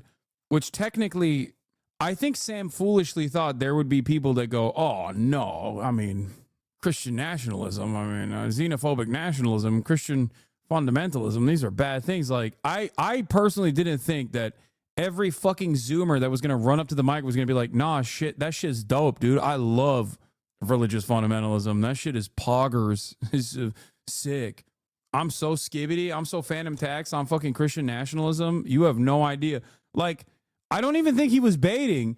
I think he wanted to entertain a good conversation amongst people who don't fit any of these categories, because he thought that the average Republican Zoomer that wants to go on a Jubilee video was probably going to have some semblance of normalcy, some interest in at least maintaining decency, and that they wouldn't have fucking said those things. They'd be defensive, and then Sam could just like cook them up. I didn't think that every single person that comes up was going to be like, actually, the three things that you mentioned are awesome, and that's why I voted for Donald Trump, and you're totally right about your premise. Xenophobic what's the problem with xenophobic nationalism? Don't you think that's better for Americans in general? Stop! Like there used to be some fucking decency in people that came out. They would shelter their actual harmful opinions. They wouldn't just say it out loud. What the fuck is going on? Zoomers are worse than the generation prior. This is crazy. You should know better than to be like, no, conservatism to me is about being a fucking Nazi. Okay? What the hell? This is insane. She said, what's the problem with being a xenophobic nationalist, dude? To a Jewish man, nonetheless. But holy fuck. Nationalism is better. We should have a coherent culture. Everyone should be a part of the same culture. We should have assimilation. Which, do you get to choose what the culture is? We already have a dominant culture. What is based the dominant on culture? European and Christian values and identity. That is the dominant culture. White Christian, it's rooted in European identity. White. So your argument is that has been the dominant culture. Just to be. This is also such a funny thing to say for like Americans, especially. Ask the average European person how they feel about American culture, okay? Like, I doubt that they're like, oh yeah, those Americans, they're just like us. Hundreds of years of history and culture versus Amerifat dipshit eating burger. Yeah, just like me. Amazing. And we're not letting people assimilate to that. We're saying you should keep your culture, and this is why our culture is so divided. Your argument is that Trump is good for those who want a dominant white European culture. I mean, that is what America is. It's rooted in European identity and Christian values. That's what it has been. Would you really disagree with that? What is it then, if that's not the identity of America? Well, I think the identity of America... For the majority of time, America's been a country. You don't think that's been the identity? Well, actually, no. I think actually the identity of America has been, for better or for worse, a melting pot. Yeah, it's an amalgamation of all of the other, ironically enough, countries that America dominated that then bring those people over here. And actually, that amalgamation is one of the best aspects of America, if not the only good thing about America in general. She's not wrong. America has been very racist historically, Law. I know, but the inverse of that, the other side of that, is also the fact that, not having a singular focus on, defining and maintaining some kind of European colonial mindset has caused, or rather, as a consequence of maintaining some semblance of white supremacist European colonial mindset, America has become an amalgamation of all these different cultures. It's not a bad thing. It's actually a good thing. Part of the reason why America is also not run into the same generational trappings of other more xenophobic nations is directly a consequence of waves of migration. That's it. No, lib speak. It's not lib speak. There's obviously the bad, but there is a silver lining to this as well. It's true. The Daily Wire does not disappoint. I'm impressed how aggressively these guys from Daily Wire are owning white nationalism and theocracy. Yeah, I don't know if this is a good thing that people are just openly taking ownership over direct white supremacist Nazi statements. This is a bad take. While religion offers some good rules to live by, it also led to some of the bloodiest conflicts which should not be 100% followed as modern law. 100 million people were murdered in the last century under the banner of atheism. Black Book of Communism. In that regard. Yeah, maybe since the 1960s. Even then, even we had this idea of a melting pot literally means assimilation too. It means melting. It means you're assimilating to the dominant culture. Is that not what melting means? No, it doesn't and mean now instead we're saying there's something wrong with xenophobia. Dominant culture. No. I mean, look, I got to be honest with you. You and I have a fundamental disagreement. We will never see eye to eye on this. Wait, she works for rapist Elijah Schaffer, who literally raped so much that he had to be fired from a right-wing news outlet? That's who she works for? Girl, you are in danger. The fuck? That's crazy. I guess you got to be that crazy, though. It's a choice. And people, I think what you're expressing, though, is really what the Trump movement at its heart is about. And I think that's problematic. I disagree. I don't think Trump's anywhere close to being a Christian nationalist. That's ridiculous. Trump's basically a Democrat from 15 years ago when it comes to social issues. So you don't think that he's conservative enough for you? Oh, definitely. Nowhere close. No. He's not xenophobic enough for you? No, he's trying to import a bunch of H-1Bs. Are you kidding? Right. Oh, so you want to get them out too? Yeah. No, I think you're making my argument for me. All right. Well, okay. I'm just saying he's not even in this. Okay. My next claim is...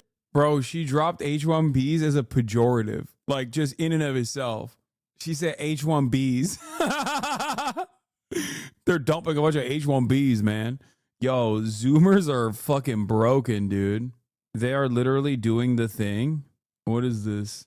Oh, they're just posting this and going we won?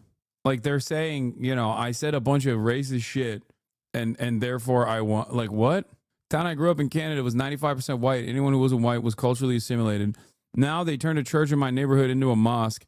And when you go to the park, there are families with 50 beers to their toes chattering in a language I can't understand. I don't think there's anything wrong with me feeling uncomfortable about this. It's not that I hate anyone.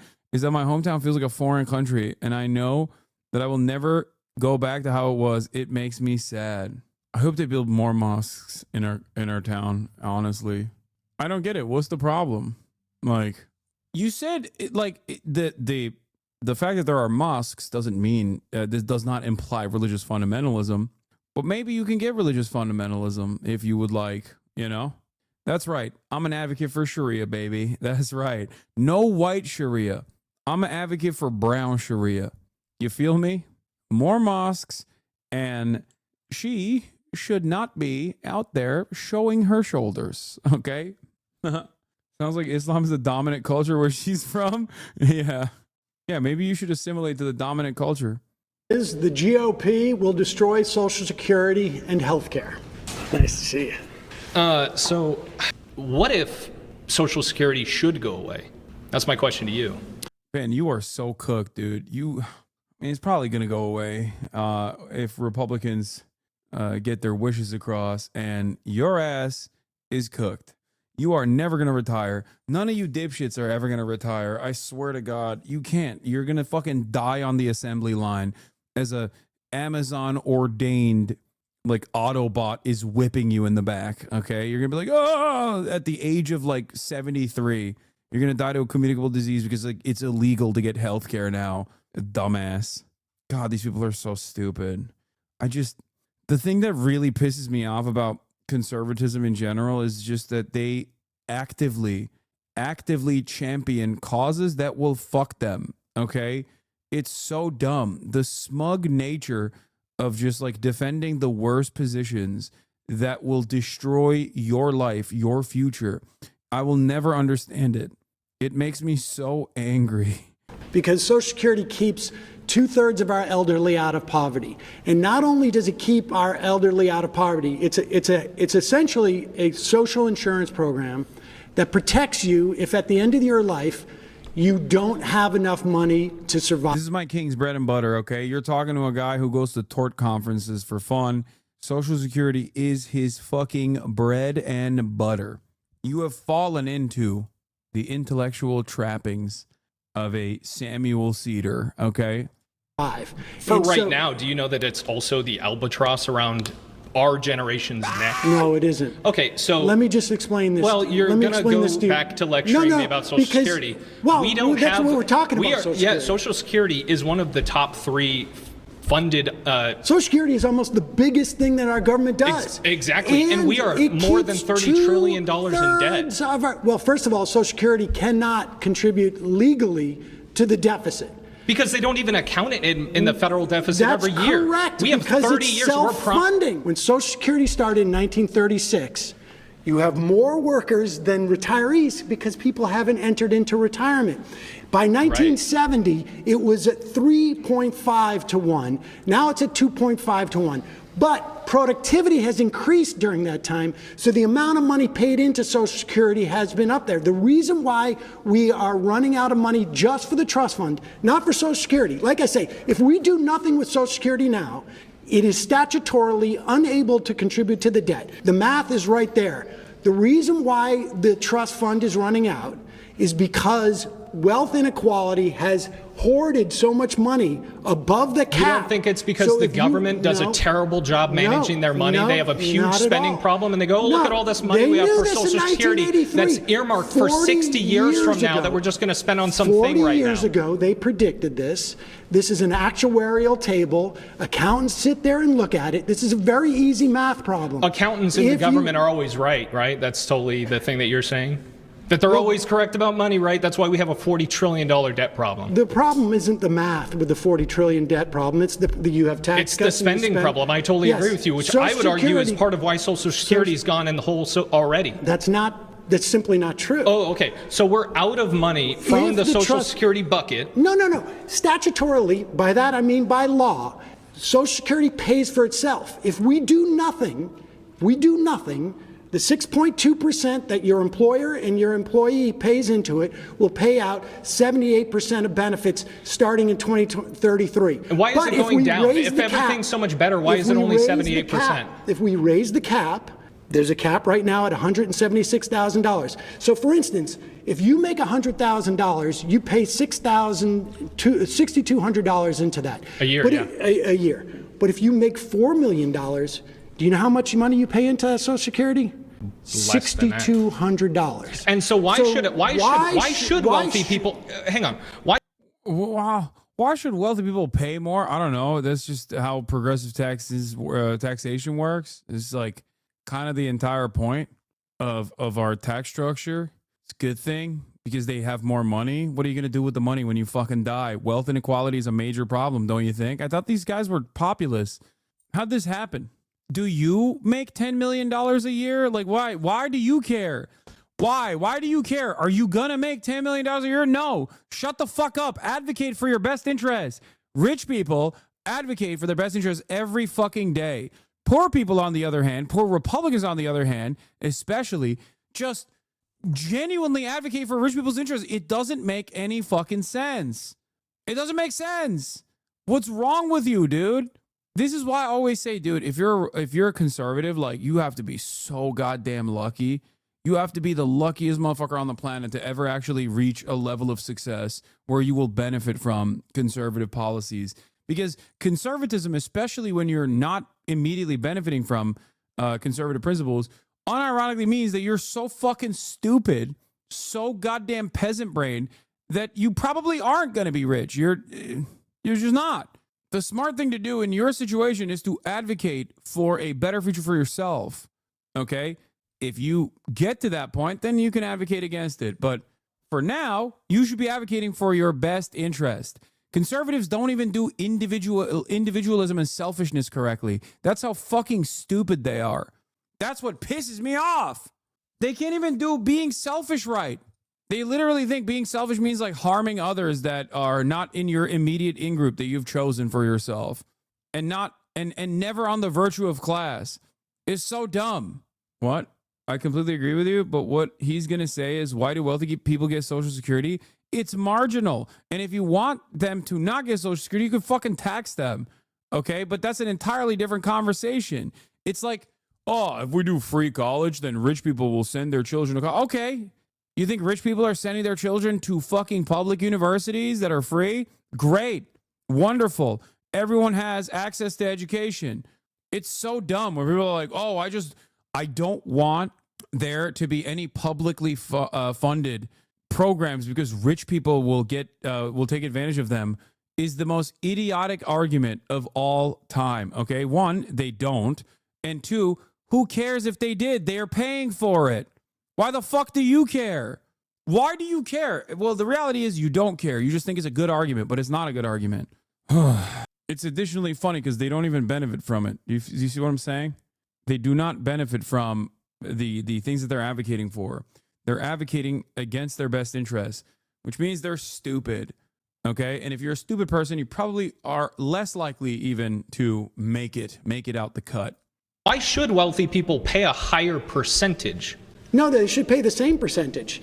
6.2 on $400,000, 6.2 on $1 million. Yeah, I don't think this person also understands that what lifting the cap means, raising the cap means. Like, he doesn't realize that after $172,000, everyone pays the same. So if you make $172,000 or you make $172 million, you're paying the same into Social Security. Why should they pay even more money at all? Because they make more money? Again, you fundamentally have this idea that because somebody... Okay, you have an idea that because somebody makes more money, that's fundamentally wrong, right? No, I don't think it's fundamentally wrong. I think that they should pay more taxes into it. Now, I do think as a society... We should not allow billionaires. So, for instance, can pay more taxes generally, but why should they? The highest tax rate was and the greatest expansion of our economy. Hang on, in this does a country? Billionaire get more money from Social Security if they went to go take it than I would? No, of course not. Insurance. So why should they pay more? I'll tell you why. Because it is a social insurance program that keeps you from being in poverty when you're a senior. And the reason why I think billionaires should pay more taxes than other people, even a higher percentage, is because it works better for society. The greatest expansion we've had in this country in terms of economics and the least amount of wealth disparity was in the 40s and 50s and 60s in this country. Do you know what the top marginal rate was? It was high.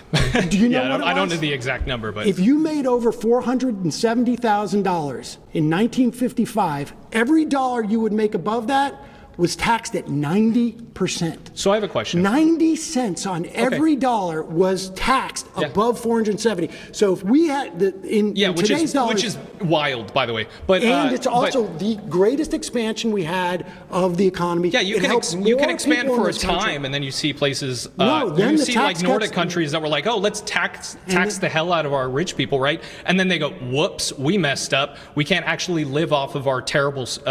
We basically are able to live off our economic boom that they had between like the 40s and the 90s, and then we have to revert all of that because we made a terrible choice and we were able to have a party for 50 years until we realized we ran through all the money that capitalism got us. So let me ask you real quick. So the average person, right? Right now they fundamentally look at Social Security, young people like me, and they go, I'm going to have that money sitting waiting for me when I retire. Since your opinion is whatever works best for the average person is better, wouldn't you rather shift towards something that I would agree with, which is getting people that are 19, 20 years old into funding their own retirement rather than relying on other people to fund it for them? You're talking like the 401k. Sure. Dude, why didn't I think of that? Yeah, that's an incredible idea, man. Okay, I have another one. Okay, how about instead of investing it, instead of taking a percentage of your income and putting it into your 401k, you put it into like this holdover in the federal government, okay? And instead of getting fucked over by market volatility, considering that many chatters are probably currently checking their 401k accounts and seeing all red at this moment due to Trump's insane nature and his back and forth attitude on tariffs, a real will they, won't they. Instead of that, how about we just give it, I don't know, we just like put it in an area. We just put it in a space. Let's say I don't want to say anything else. We just kind of give it to a holdover area and then you can collect it back because it's actively being refunded by other people that are paying for it. You know, like a trust of sorts. What's a secure place that you could do that with that is not subject to like the volatile market conditions? Like maybe, I mean, it could be like, it would offer security, right? It would offer like a lot of security because like this is very important. And I guess we could technically socialize it, you know, like a social security. I think that's a good idea. What do you guys think? Like a security for a future society, like a social one. I don't know. Well, not just a 401k, but for IRAs, any other type of retirement. Security would you agree? Would we agree with that? Social Security was set up as part of a three-legged stool where back in the day when I was a kid, we had defined benefit pensions where you'd know how much money you would get out. Yeah. That all shifted in the 80s to defined contribution where you know how much you put in. Mm-hmm. The 401k started during that Reagan era. It has been a disaster because the fact of the matter, for better or for worse, people just don't save in the way that you're talking about. Why? It would be nice if they could. If the government were changing the mindset and actually pushing that cultural so you want to just change the mindset. Yeah, no, I feel like that's not going to work considering what Sam SEDER is saying, which is exactly the argument that they made back then, and it's been an abject failure. I think we should do the other thing that everybody likes and wants to maintain. And there's a very easy fix, it seems. Shift towards, we're not just going to hand you money when you're 65. You have to plan for it right now. We've had a 40-year experiment with the government affecting the culture. You're not handing people money when they're over the age of 65. You're paying into it. Mindset, and it failed. We've had a 40-year experiment of everybody. You know what my parents say? Do you know what grandparents say? They go, well, I'm just waiting for my social security check to come in rather than I have $800,000 waiting for me because I thought. My God, dude. Oh my God. Conservatism and infantile disorder. I swear to fucking God. Okay. Holy fuck, dude. Dude, everyone could have $800,000 in their pocket if they did Sigma grindset in the market, dude. Market movements, baby. I'm moving my money. If everyone became a fucking day trader, okay, like we would all be rich, dude. What the fuck?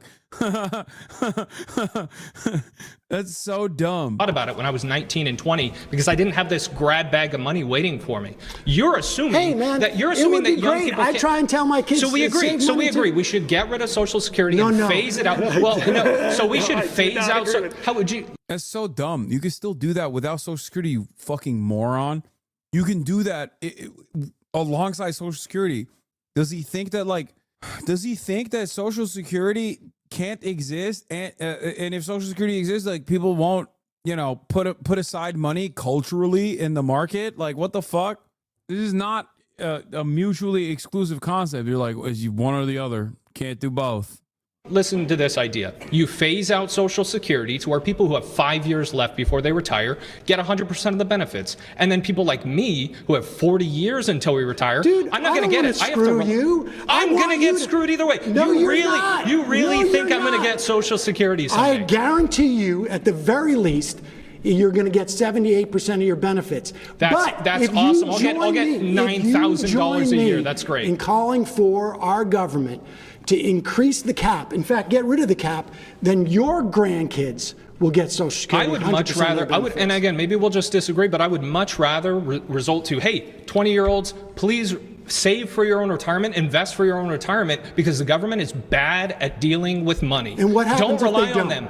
What happens if what? What happens if those 20-year-olds don't listen to you? The same thing that happens if a 20-year-old just doesn't go and get a job because I tell them to. They're going to have a problem, but that's not my fault. No, I got news for you. It's not your fault, but there used to be in New York City 30,000 people sleeping on the Bowery. No one in this room was alive before Social Social Security. We've all lived under this, just like the and it income has tax. been the most successful government program in the history of our government. Things that are successful don't just start to die out and end up in the dying out. It's the grab bag of money, the massive. Once again, the conversation is so stupid because there is no, like, he is just refusing to recognize key parts of it, right?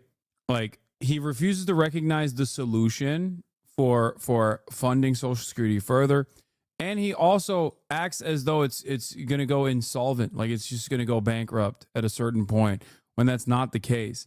And it's just like, how can you have a conversation with a person like that? I just don't understand it. It makes no sense. Excess that was there in the early years because of the 42-to-1 beneficiary. There wasn't a massive excess in 1936. 42-to-1 is a massive excess. There weren't that many people who had entered into the Social Security program. And the fact that in 1970 it was 3.5 workers to 1. Now it's 2.5, but productivity has increased it. I've told you why the Social Security Trust Fund is running out. It is because of wealth disparity. Billionaires hiding and hoarding their money above the cutoff line, which is $176,000. That's the cap. If you remove the cap, your grandkids billionaires aren't keeping $2 billion under their mattress. They're investing it back into. They're just putting it into some stock market, or they're just looking around. And what do you think a 401k or an IRA relies upon? It relies on the stock market and things like that. Yeah, a 401k relies on the stock market, and I knew people who were retaring in 2008 when the stock market tanked and they got screwed. Well, that's a whole other problem. I would argue that's largely driven by the government being once again terrible with policy and creating bad economic hazards. Social Security is there regardless of what happens with the stock market. Okay, pause. You've been voted out by the majority. Please return to your seat. Thanks, Micah. Hey, Micah. Good evening, Sam. Nice to meet you. There's an idea that you have that basically government can kind of fix all these problems, right? If you didn't save for retirement, well, then the government can just come in, swoop in, and save you from that. Well, not swoop in. It starts on literally the day you get your Social Security. Sure. It swoops in once you retire, right? Once you can. Well, you pay into it. Right, exactly. And so you believe this idea basically that government is an effective organization, which it just time and time again, if you look at history, that's proven to not be true. When you're hitting at retirement, you don't know. This is an insurance program. That's it. It's an insurance program, and it basically says you're insured against eating cat food when you're 65. And it works. It works. No, it doesn't. You should have, well, one. What do you mean it doesn't? Yeah, it does. Explain why it doesn't. You should have your own personal. How doesn't it work? How doesn't it work? Yeah. Well, I mean, we've already discussed the details of how it is just completely failing as a program. Like, well, how is it failing? Because is it not paying out Social Security beneficiaries at this moment? I'm not going to receive any Social Security I've already benefits. told you right now. I know. I'm not going to rehash out that debate. Well, the main look issue. At the numbers. You've just been told this, and you know why you've been told it? Is because they want to raid it to give tax cuts to rich people. That's why. No, that's not why. This is the funniest part about this is that this is not hidden. Like, it has been a Republican project since the invention. Okay, and since the Reagan era, where the death of the New Deal Democrats came to be, they've been actively trying to do it. The only thing that stops it from happening, and even fucking Democrats have actually undermined Social Security in the past, or at least tried to undermine it. The Tea Party actually nuked it. Thank God for the fucking Tea Party. Holy shit. Barack Obama literally was going to cut Social Security benefits at the time. But the only reason why, like the major reason why Social Security has not been harmed in this process is because old people vote and they fucking love their Social Security. Okay? That's it. But it does currently seem like the mad lad, Donald Trump, might actually end up putting a dent in that. Yeah, Barack Obama almost did it. And you know whose idea it was? Joseph Robinette Biden. That's what. Okay, let's get So are you saying there are the Trump tax cuts were only for rich people? You're saying No, people... I'm not saying they're only for rich people. Oh, okay. Then how could rich they people only... benefited more from it than low-income people? And I like it literally sunsetted. It's supposed to sunset this year for you, dude in a blazer with an ugly ass T-shirt. The only permanent tax cuts for the top marginal tax bracket. And also for corporations, the corporate tax rate. That's it. Everybody else's taxes are slated to go up. This is going to be a major battle, major legal battle, major legislative battle. Sorry.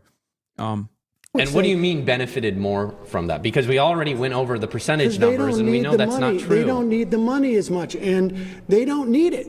What are you talking about? These rich people are the people that are investing in smaller businesses. These are the people that are giving other people jobs to allow... There's that old hat conservatism. Finally, dude. Jesus Christ. It's kind of crazy because like MAGA nationalism has like kind of stopped advocating for these like super old school classic conservative positions. Like rich people are jobs providers. You must respect them. You know, I think with growing income inequality, Republicans basically realize like they can't get away with that kind of sentiment any longer. But I'm glad that there's at least one person who will bring back the old classics. This is a classic take, okay? Oh, wealth will trickle down, dude. Rich people are glorious. They're the jobs providers. They're the jobs creators. Excuse me. Put some respect on it. What do you mean they don't need the money? Yeah, rich people don't use money or bring it back into the economy in the same fucking ways that poor people do. That's it. They park it, and then they benefit greatly from the unequal system of capital accumulation. And they get taxed less for it.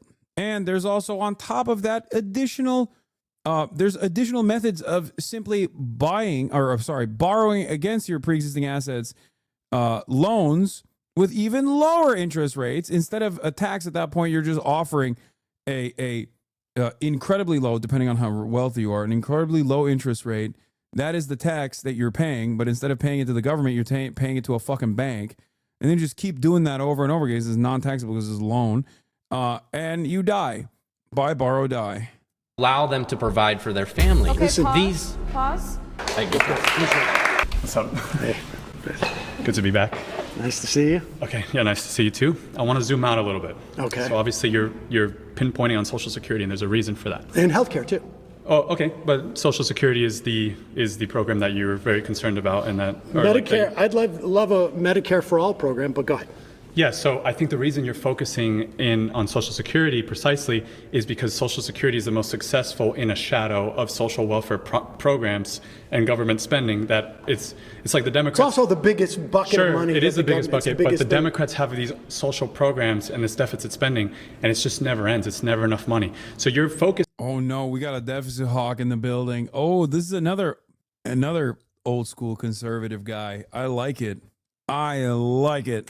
On Social Security because it is the one successful child, but you're ignoring all the social welfare state that we've become. Social Security and Medicare and Medicaid make up the majority. Over like a right. So 70% 70% of our federal spending is mandatory. And that, you're right. It's Social Security, Medicare, Medicaid, interest on debt. 8% of we're paying for that. So the Democrats run on this. Essentially, they want a welfare state. So yes, Social Security might help a lot of people, but it's like we're closer to a welfare state than we've ever been. 38% of the GDP in the U.S. is government spending. That's the highest since World War II. So us conservatives, we're trying to tell you, like, you guys are fiscally really so are you worried irresponsible. about the tax cuts and what that does to the debt and deficit? The tax cuts increased revenue. No. Yes. I want to tell you about Kansas. Okay, tell me about Kansas. Sam Brown back in 2012 brought in Arthur Laffer. You know the Laffer curve, right? That's Laffer curve, yeah. The argument that if you cut taxes, you're going to get more revenue. And that's exactly what happened. Kansas. No, that's exactly what happened It to TCJ. destroyed Kansas. By 2016, Let's a look at the Republican numbers. legislature raised taxes again. They destroyed their education system. Reality is against you, my friend. Look up Kansas. The In numbers. fact, The numbers during say the Trump administration, they sent Sam Brown back. They made him the ambassador to faith because they didn't want this guy if around you because want it was to tax a the disaster. rich, you should vote Republican because they pay more in taxes under Republican. It was the same as Revenue went Reagan. down. It Look was at the same as Kansas. Trump. Look at Kansas. Wait, what? Both Reagan and Trump lowered the top. What? Reagan and Trump both lowered taxes for the wealthy. What the fuck? What is he saying? Is he trying to argue that like when taxes are lowered, wealthy people are more productive and therefore end up even with a lower taxable income or a lower tax rate, they end up paying more in taxes overall? Is that what he's trying to say? Like what? That's what he's trying to say, right? That's the argument that he's making, which Sam directly contradicted because with his Kansas argument, Sam directly undermined the point that he was trying to make, which is that in practice, that's not how that works. Look at the U.S. Look at the U.S. We have the numbers for this. It was the perfect Obama's experiment. best year, It destroyed federal income Kansas. revenue is pales in comparison to Trump's worst year. Do you get what I'm saying? Does more taxes necessarily equate to more revenue? Yes. No, that's where you're wrong. So if you look at TCJA, and I'll say the numbers again, the top 1% paid more into the system. GDP grew, wages grew 3% year over year under TCJA. So when you're saying tax the rich, it sounds like you're actually a Republican. You just don't know it yet. You're confusing causation with correlation because Obama's economic recovery was way too slow, and I agree with you on that. Way too slow. Way too slow. When you have tons of stimulus, what you're doing is you're creating the Great Depression for the bottom 90%. All the assets inflate. So who does that benefit? Your policies benefit the 1%. Inflation disproportionately benefits the 1%. It's an immoral tax on the poor. Listen, and that's exactly what happens when they stimulate. Inflation was not a function of monetary stimulus. It absolutely was. They increased the money supply by $6 trillion. No, I man. understand they did that. I understand they did that, and they could pull it back on taxes with the wealthy if they wanted to. You're making an argument for higher taxation. Do you think taxing people makes the country wealthier? Is that what you think? Does it make the country wealthier? Do taxes make us wealthy? Is that government increasing taxes? Are we now more wealthy? Do you think that the only way you create wealth is by producing? If you tax and spend, government stimulus can increase GDP, of course. Is GDP wealth? Is GDP wealth? If we import 10 million immigrants and our GDP goes up, are we now wealthier? If the housing costs more, if CPI goes up because there's more people. No, I understand. And inflation is under control, and we haven't pulled that money off the table. Right, but I'm just saying that inflation is back down because we had a problem. The welfare state makes us all poorer. Yes, it does. And you can see it doesn't. Across history. If you compare, he's playing fast and loose with the concept of poverty over and over again. On the one hand, he's not wrong when he says an increase in GDP does not necessarily mean that like everyone is wealthy, but also simultaneously he does point to an increase in GDP as like wealth growing. Here, I'll explain it as such. In the K-shaped recovery after COVID, the wealthy put billions of dollars of wealth directly into their fucking pockets. Okay, their net worths exploded. Their net worths grew. That, especially if they're American billionaires. means that the overall American wealth grew. But that didn't necessarily trickle down to the fucking American poor. Redistributive tax policies are supposed to literally take the money from the tippy top and give it back to the working poor in ways that meaningfully improve their lives. That's it. He starts the argument with taxes are bad because it decreases revenue, but then says stimulus is bad because it increases revenue. Yeah, that I'm saying that he on the one hand says that like the overall wealth growing is good, but then simultaneously says GDP with the overall wealth growing is actually bad because it doesn't yield any sort of material benefits for the 99%, which is why this argument doesn't fucking make sense. You haven't established, once again, an understanding of what the government is supposed to do. I think the government's primary directive is to improve the material wealth of every single citizen, not just the tippy top. It's just a longer way to basically argue on failed Reaganomics that everybody understands in both principle and in theory is an abject fucking failure. People want to come here for economic opportunity. We don't want handouts. We want opportunity. That's why as an immigrant, that's why my family came here. We left the socialist paradise. It's garbage. The people that come here what socialist paradise did this motherfucker leave? Where is the socialist paradise? Vuvuzela? Is he from Vuvuzela? Cuba? Bro's like, we left the socialist paradise. Meanwhile, it's like you're like 3 generations removed at this point from fucking the socialist paradise. He's Venezuelan. Want economic opportunity, and you're stifling that. You're undermining capitalism and the free markets with your utopian vision. There is no free markets. Well, there's not anymore. No, there's never but now been there a free used to be. No, that is what makes America the greatest. That's what makes the greatest. I want to ask this person: when was the American markets truly free? Like, when has there been free markets? Has there ever been a point in time? The freer the markets, the freer the people. When was it free? Like, I guess pre-New Deal, maybe? He's like, they were so free during the Great Depression. Let me tell you a thing or two about robber barons, okay? The freer the market, the freer the people. America is the greatest economy in the world because of the free market. The greatest free market capitalism is the most ethical and moral. America had was when we had 90% tax. That's not true. The numbers are against you. 1940, 1950, 1960, the highest top marginal tax rate was 90%. What happened in the 70s? And when Milton Friedman predicted stagflation in the 70s with your social welfare. We had OPEC. When your welfare Milton Friedman predicted. Milton Friedman predicted the oil shock. That drove inflation way up, and that was a function of OPEC.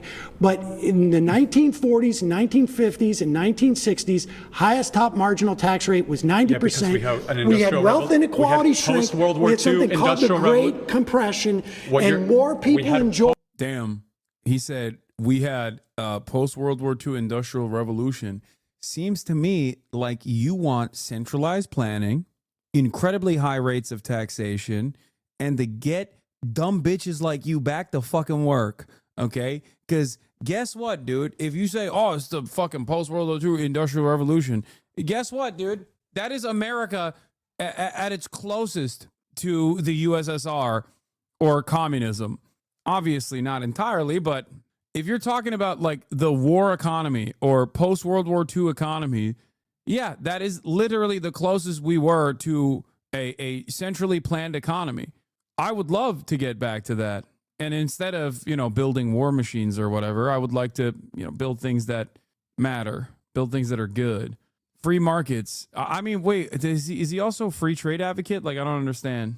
I wonder. Post-World War II Industrial Revolution. We were producing more than every other country. It's because we were producing more than every other country. That's what creates wealth. And we were doing that with a 90% tax rate on the wealthiest individuals. When Reagan came in and brought it down, the top 1% paid more. Can you believe that? No. Do you know that federal income tax? Wait. You know federal income tax? I don't get it. Like, he keeps talking about the benefits of manufacturing in the United States of America, but also then hypes up Ronald Reagan. I mean, is he like a anti-NAFTA free market person? Like, what? Why are you giving Zio liberal Sammy screen time on the show? Are you a leftist? Isn't there more important things to talk about than this spectacle? That's the easiest ban of my life. 6-month subscriber. Insane statement. Okay. Fuck yourself. He says Zio Sammy. Just call him a Jew at that point, you know? Freak. It was when it was established. You're talking about the Laffer curve, and I'm telling you to go look at here's my last Kansas. claim. When federal income tax in 1913, when it was established, was only targeted at the people making 100,000 and over. Now we don't even know, most people don't even know that. It's just a base tax. Why? Because the project. Did that chatter hurt your gringo sensibilities? Okay, I'm gonna give you a week off for that one. No, he did not. He was being a fucking freak. It's also weird, especially because Sam Seder's position on Israel is if not identical to mine, fairly close. Yeah, like we have some differences in opinion every now and then, especially, but not much. Groypers are out of school. No, I don't even think these are Groypers. Actions that they had of taxing the rich didn't work out like they thought, because it doesn't work out. There's a ton of loopholes. The rich are smart. Like the rich people are smart. So focus on our top producing. marginal rate still produced an effective tax rate that is double what it is today. 50% effective tax rate. Does not create more wealth. Yes. More taxes. Well, I don't know what you mean by wealth. I mean, wealth is very simple. It's production of goods and services. That's what wealth is. I think there's a strain of anti-woke lefties. Do they not realize I'm the wokest of them all? Like, what the fuck? I dressed up in a maid outfit, dog. Like, what can be more woke than that? That's what creates taxes. Wealth. Money. People think money is more wealth. Taxes money buys wealth. Creates less wealth inequality, and then you have wealth that is shared by more people rather than being in the hands of a plutocracy or a plutonomy. And then you get stuff like an oligarchy. We've seen what happens when you punish your top producers over and over again. They leave. They stop producing. The government, capital flight's a myth. No, it isn't. You cripple the economy. Guess what happens next? Wait. When did this happen in the country? When we had a 90% tax rate? It happens in every socialist country. This is the socialist playbook. They come in and they're like, guys. This is not a socialist country, and I'm not calling for socialism to have higher tax rates. It is more socialist than ever before. No, we have more social welfare span. The United States of America is more socialist than ever before. We have a 10% union participation rate in labor. And not only that, but also those numbers are still dwindling even after fucking 4 years of Brandonomics. The fuck do you mean, dude? And labor unions aren't even socialism to begin with. Jesus Christ, dude. No. GDP, I'll say it again, 38% of government spending, of GDP is government spending. We have more social welfare programs. And look at what happens, but how come we have all these programs and the black community is still living in poverty? What programs are you talking about that are geared towards the black community? We, during in 2021, what do you mean, what programs? we expended, hold on, in 2021. What do you mean, what program? Hold on. How much money is enough? When is it enough? You have the richest country in the world.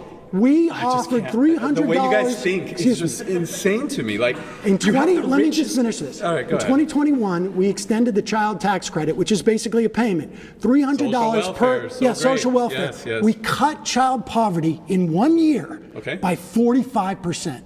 By 45%, but because no Republican would join the Democrats, and Kristen Sinema and Joe Manchin voted against this provision in Build Back. I'm talking 2021.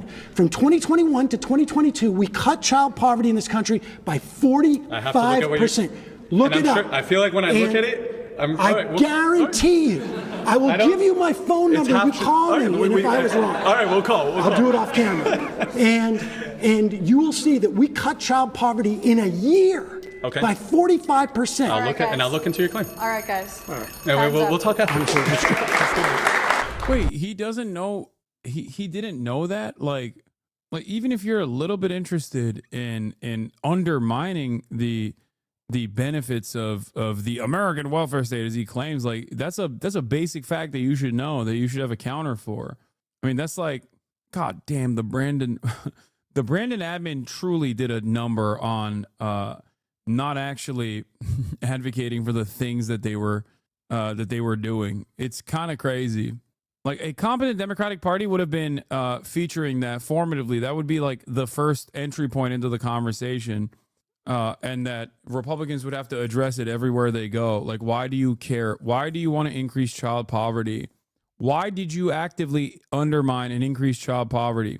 the very fact that they were having to fight amongst themselves and also couldn't whip the votes for it, and also had to and never really attack the Republicans over it is abysmal messaging overall.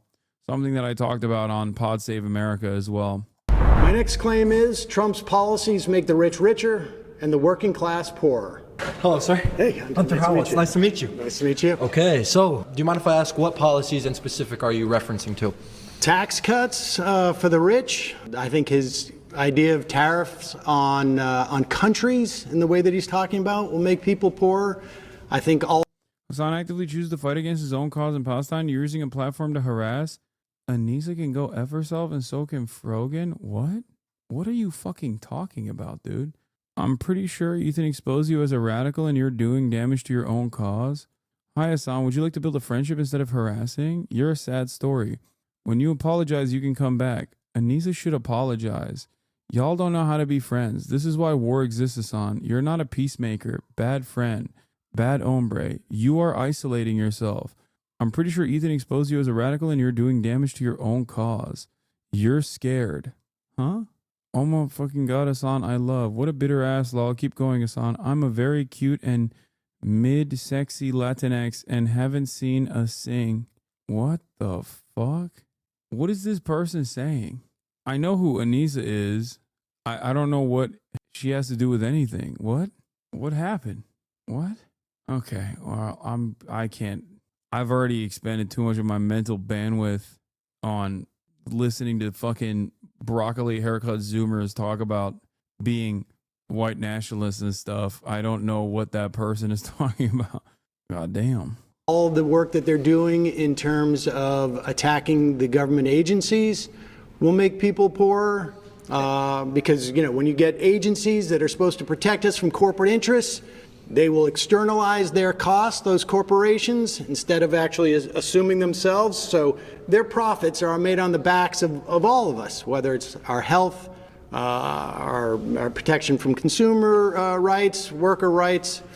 His anti-union policies will make us poorer. So real quick, I'm going to touch on one of the things that you said. Now, there was a lot to unpack there, but there's a lot of policies. We'll start at the very beginning. You talked about taxes. Let's talk about, in his first term, the Tax Cut and Jobs Act of 2017.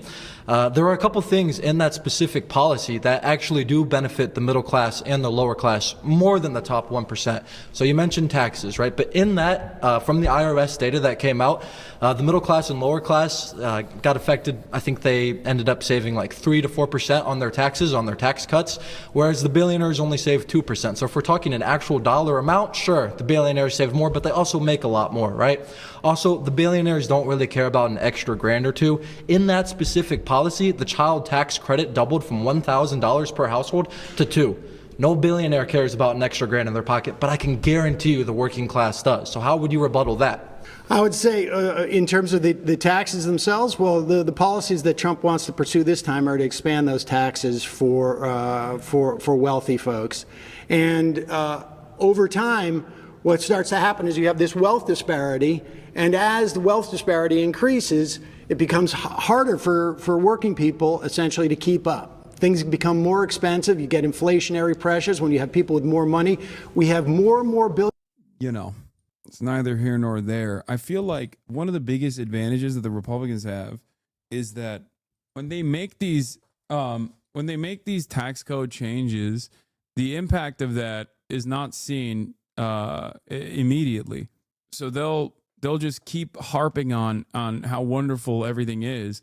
Meanwhile, things are just getting marginally worse. And the only direction that we go towards is more tax cuts for the wealthy. It's like the problem that wealth inequality, mass layoffs, an affordability crisis is born out of all of these regressive policies that the Republicans and also sometimes liberals both implement. And then the solution to that problem, more of the same thing that caused the problem to begin with. Good stuff. I guess overall the question is, like, since the Reagan era, have Americans actually been better off overall or not? Sure, American productivity has skyrocketed. Sure, the GDP has grown, but is the 99% doing better overall? Or is the bottom 80% doing better overall than the top 10% of the wealthy in this country? The answer is no. Quality of life is down. Everything sucks. People don't have any confidence in their own futures. And there's got to be a reason for that. And the reason for that, Republicans look at that anger and resentment born out of this volatility and say, oh, it's because the federal government is funded too much. We should undermine it further. That's because due to COVID, when a lot of people lost jobs. No. I mean, I'm talking in percentage comparison between those 4 years and these past 4 years. Wage growth grew not from as a baseline on 2020, but I'm talking as a baseline from 2016. Interesting. Okay, well then another point that I want to talk on with you real quick is you talked about slashing government agencies, for instance, the Department of Government Efficiency. I'm sure you've heard about that a lot in the news. That's not a government agency. That's just some committee. It actually an executive order was signed to make DOGE an official government agency as of less than a week ago. So yeah, It is an official government agency. It's not. DOGE is not an official government agency. It just operates as like it operates under a Obama era agency. It's like supposed to be what is it, like the digital thing? So DOGE is not a full government agency. Yeah, it reorganized an existing group within the executive office of the president to form DOGE. Yeah, the U.S. Digital Service. Thank you. Obviously, we're talking about money. We want people to be able to afford a house. We want them to be able to afford to raise a family, right? As a young man myself, I want to be able to grow up in America and be able to afford food one day, right? I mean, I can now, but continue that. And at the way things are going, it's unsustainable for people on the left, people on the right, people in the middle. So we have to come to a common ground on how to fix that. What's unsustainable? The fact that cost of living is increasing year after year. What does DOGE do to inhibit cost of living? Yeah, absolutely. So what DOGE is going to do, the Department of Government Efficiency, is slash a lot of the federal spending, right? So what happens when the feds... What spending is going to get cut? So I'm getting there. 1 second, sir. So what's going to happen is the Department of Government Efficiency is going to slash a lot of federal spending. What happens is the government, Republicans, Democrats alike, spend a bunch of money that, excuse my language, but it's nonsense, right? They spend it out here, they spend it out there. Be more specific. Here or there. Are you talking about cutting defense? Because they're not going to cut defense. Well, for example, wait a second. Well, no. Let me finish. Okay. $175 billion to Ukraine, first and foremost. That was a bunch of nonsense. So we're going to talk about that, but we also have a bunch of other things in the Defense Department, as well as a bunch of DEI departments. Well, they're not touching, first of all, there are no DEI departments. That's completely false. Listen. Defense spending is not going to be touched by DOGE. Wrong. And when you talk about the government, what's the biggest expenditure government has? Our military and Social Security are our top two. And Medicare and Medicaid, right? Now, they're not going to touch the military. Are they going to cut Social Security? Do you think that's going to... You're asking me like I'm part of DOGE. No. Well, you're telling me that DOGE is going to help everybody here. And I'm telling you, if they cut Social Security, everybody in here is going to get hit. Because these folks are going to have to pay for their parents because Social Security keeps 2/3. I think like being a leftist or even a liberal, really, and being surrounded by conservatives is like a nightmare where you're just like, dude, they're going to kill you. Like, don't jump in the fucking hot lava. And you're just like surrounded by people who are like, no, you don't understand. Like, they told me the hot lava is actually like a molten lava cake. And it's delicious. Like, I'm going to jump in the lava. Fuck you. And you're like, no, don't do it. I know people that have jumped in the hot lava. They've died. Okay. And it's a really gruesome death. Like, their body starts melting in real time. And you just have to sit there and watch them melt. And you're like, nah, lava is actually yummy. I think you're fucking stupid. And I've heard other people jumping in the lava and eating a delicious molten lava cake before. And I'm going to do it. Fuck you. Like, that's what it feels like. You're just like, no, dude, your life is going to be worse. And he's right. He's like, they're actively destroying your future. Like, what remains of your future. The reason why you talk about the cost of living crisis and all this shit, like all these things that are harming you is directly born out of deregulation and causing so much wealth disparity. And you're just actively demanding more of it. Nope. I'm going to jump in the fucking lava. Shut up, bitch. 2/3 of our elderly out of poverty. So tell me what they're going to cut that's going to make it easier for Americans. I already did. What? I told you the $175 billion that we've sent to Ukraine. We're no longer going to So he's going to... So Donald Trump has signed an executive order. You've been voted out by the majority. Thank you, sir. Donald Trump is going to stop giving money to Ukraine, and then guess what, dude? We're saved. Okay, so why did we see a higher increase in the top 1% paying as part of federal income revenue under TCJA? Why did we see a higher increase in the... So under TCJA, it was passed 2017, It was effective 2018. 2018 and onward, we actually saw the top 1% pay more. They had more of the federal income tax burden. They paid 45% as opposed to Obama. During Obama's tax plan, they only paid about 40 to 42% of the federal Because they got more money. Right, okay, so they got more money. They got richer. But why are they paying, and why did they get richer? So this goes on inflation that... I mean, that's my point, is the rich are getting richer. Right, but why would you say that they're getting richer? But you mentioned inflation? No, they're not. Well, I mean, I think that I do want to mention something, but like, Sand Fact Check is owned by a wealthy billionaire. If you're feeling some type of way about some of the fact checks. Anyway, in the first term of the Trump administration, the share paid by the top 1% ranged from 39% to nearly 46%, as opposed to under the Obama administration, the taxes paid by the top 1% range from 35 to 39.5%. Okay? That is because the wealthy, the top 1%, accumulated more wealth in the process. That hasn't even changed, really. And that's probably going to still continue.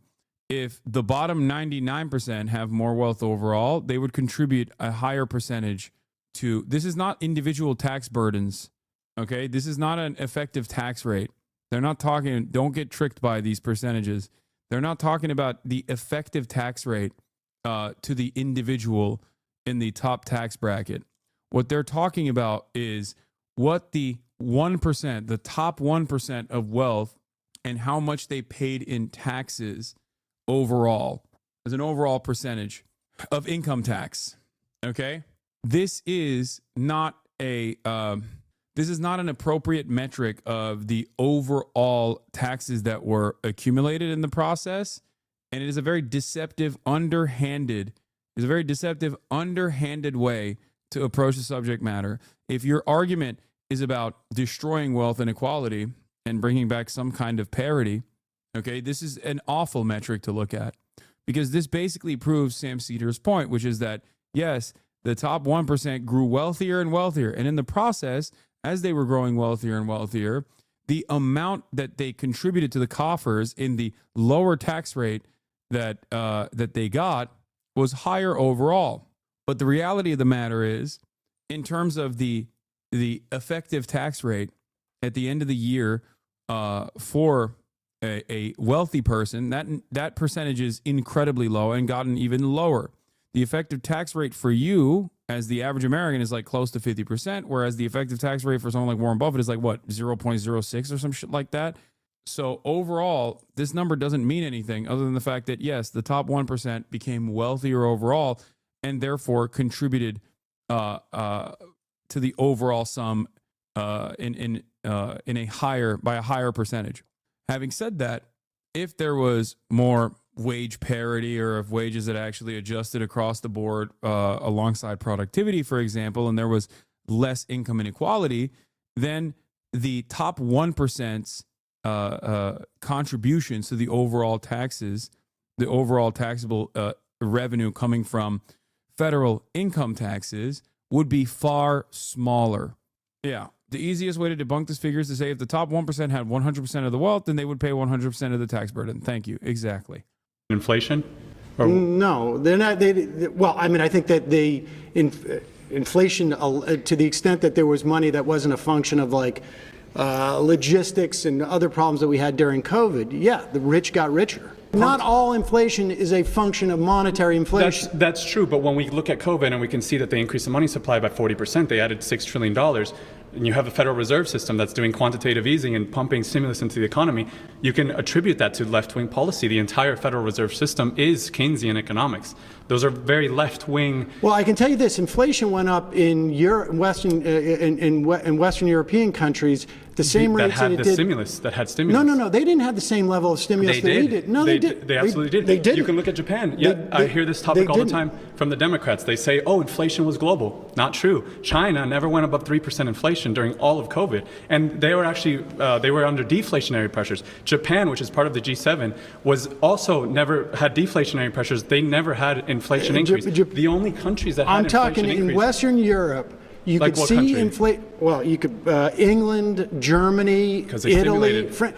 They didn't stimulate as much as we did. It wasn't monetary inflation. If you look at the cost of goods and why- logistics got screwed up because of COVID. So let's look at the reason. All international trade, because we're the world reserve currency, is done in U.S. dollars. Because we experience it, domestic inflation was high. Dude, these fact checks are Wasn't coming in monetary so fast.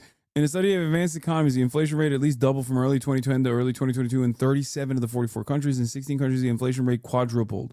Okay, so that's 1 point for Sam. Inflation. If you look at the second, all international trade, because we're the world reserve. China's annual inflation rate has been below 3% since May 2020. Japan suffered from economic stagnation from 1990s through 2021, resulting in deflation. It is often called Japan's lost decades.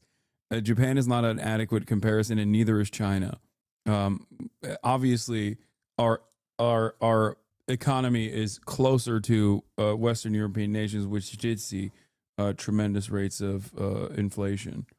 Currency is done in U.S. dollars. Because we experience it, domestic inflation was high. So you're saying our inflation yes, caused it affects higher inflation absolutely in Europe? because That's not what economists say.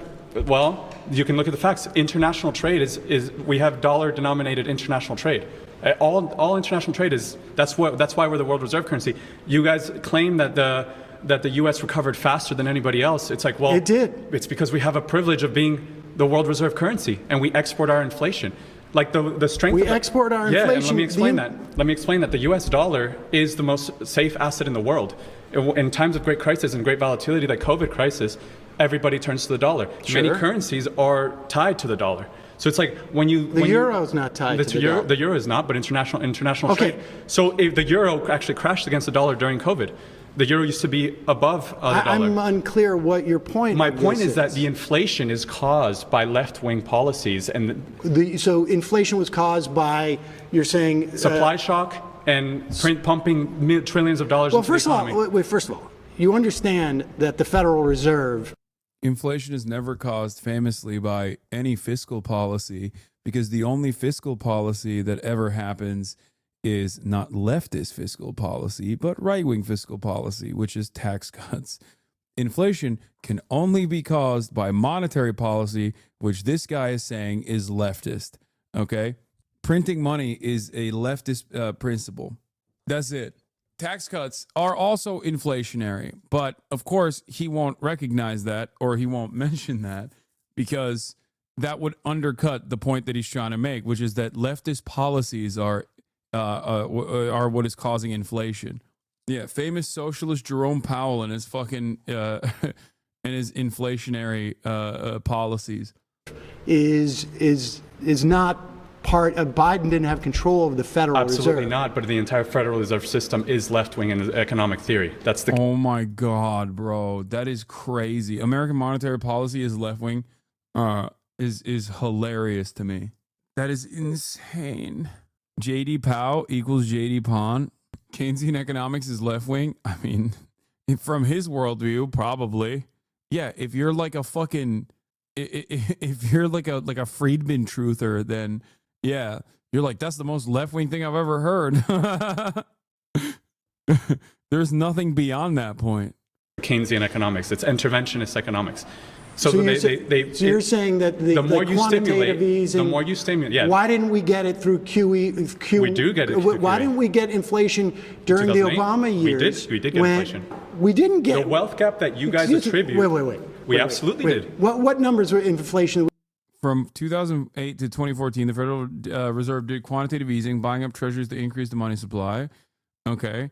The rate of inflation back then was nowhere near comparable to the Brandon admin. We get during the Obama years that were outside of like the 2% sort of Fed target. I don't think it was as high as COVID. COVID hit as high as 9%. No, it wasn't even remotely right, close. But when we look at the effects of compounding inflation. QE1? For most of the Obama admin, consumer price inflation hovered around or under 2%. In summer 2011, annual consumer price inflation briefly rose to 3.8, driven by higher food and energy prices. By spring 2012, inflation was back below 2%. 2 and 3 all happened during the Obama years. If your theory was correct, we would have had rampant inflation. In fact, Glenn Beck was talking. No, we didn't. We did not. We did not have that. That is crazy to say we did. I mean, he doesn't. I don't know why he's saying we, because he's like younger than me, so he definitely doesn't even fucking remember it. But talking about how we were going to turn into Weimar Germany, and none of that happened. Here's the factors you're missing. None of it. Here's the factors you're missing. So if you look at what's happening at Western Europe, well, no, listen. We didn't close down the economy. The Biden administration closed down the economy. I understand. No, they what? Wait, what? Excuse me. The Biden administration. Yes, they forced mass. Wait, is he saying that the Trump administration's actions were also like it should be attributed to Biden? Or does he think that Biden was the shadow president when Trump was president? Mandates, they supported Democrats. Wait. They supported Democrat Do you states. not remember who was president in the first year of COVID? What? Yeah, it was Trump. I'm not. Right. So I'm not saying Trump had a role in this, but I'm saying. Well, wait a second. By the time in 2021, the economy was. See, you don't understand. Jerome Powell is famously a Maoist, and he was actually not appointed. He didn't rise to power as a Maoist under Trump. He was actually under the secret mind control of the other Maoist, Brandon. Okay. All decisions made during COVID in an effort to do COVID recovery was actually the Brandonian mind control. Okay. All the printing, all the money printing, all that. That was actually Brandonian Maoist mind control. This is Mao Zedong thought. Mao Zedong Brandonist thought. You understand? That's how it works. That's it. Also, Jerome Powell is a Republican, a registered Republican.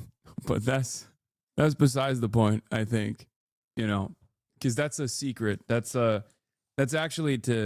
That is actually to cause you, a simpleton, to not realize that he's actually an Irish Republican and a Maoist. And the appointment was actually Trump that was also under the mindset of Maoist Brandonist thought when he was doing shutdowns. Opening back up. Yes, the economy. All of what you're talking about. No thanks to the Democrats. Well, okay, the Democrats wanted to keep it closed. Okay. Okay, you can talk about hypothetically what the Democrats want, but it's not hypothetically. We can look at we can look at their mandates. We can look at them closing down. The economy closed down in 2020, March of 2020. Well, okay, sure. Donald Trump was president. Pause. You've been voted out by the majority. Please return to your seat. How's it going, sir? Good. How you doing, Sam? Finally, dude, the fucking Amish get a say in this.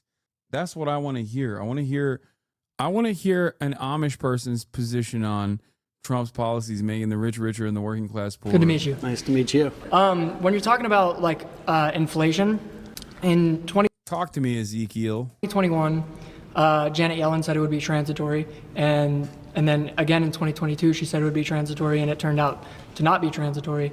And then one major thing happened in 2022. I think we all know what that was. That was the war in Ukraine, and I believe, and I can explain, that the war in Ukraine was explicitly caused by Joe Biden's bad. Oh my God, I was wrong. This dude is just from Dagestan. My apologies.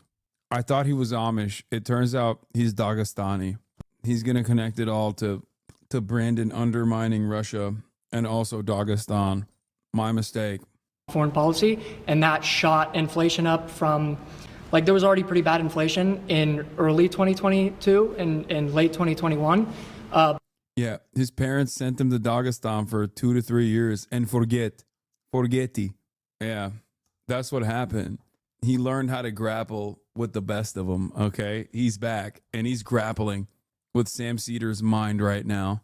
One phone call, brother. Brother, one phone call.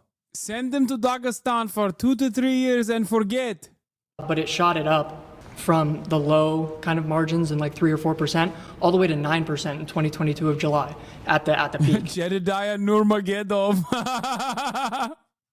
Yeah. Inflation is now down around 2%, around where in between 2.5. Yeah, and 6, where they're looking to get it, and we have really close to record unemployment that we've had over the past 4 years. But how does this have to do with Trump's policies not making the richer richer and the rest of us poor? Okay, so what I was just explaining with, I was going to get into oil prices. So oil prices skyrocketed in 2022 because in 2021, when Biden got into office, he shut down our Keystone pipeline, shut down all new oil and gas leases in America. Then he took the sanctions off. We are producing right now more oil in this country than we ever have in the history of any country everywhere. Yeah, I know. On top of the fact that Biden is credited by oil traders, and this isn't something that I, am terribly excited about. What did he just do on the East Coast? Apparently, What did he just sign? what Biden did during the past 4 years is he used the strategic oil reserve to drive down oil prices and essentially broke and it's filled back up, and he filled it back up, and he broke the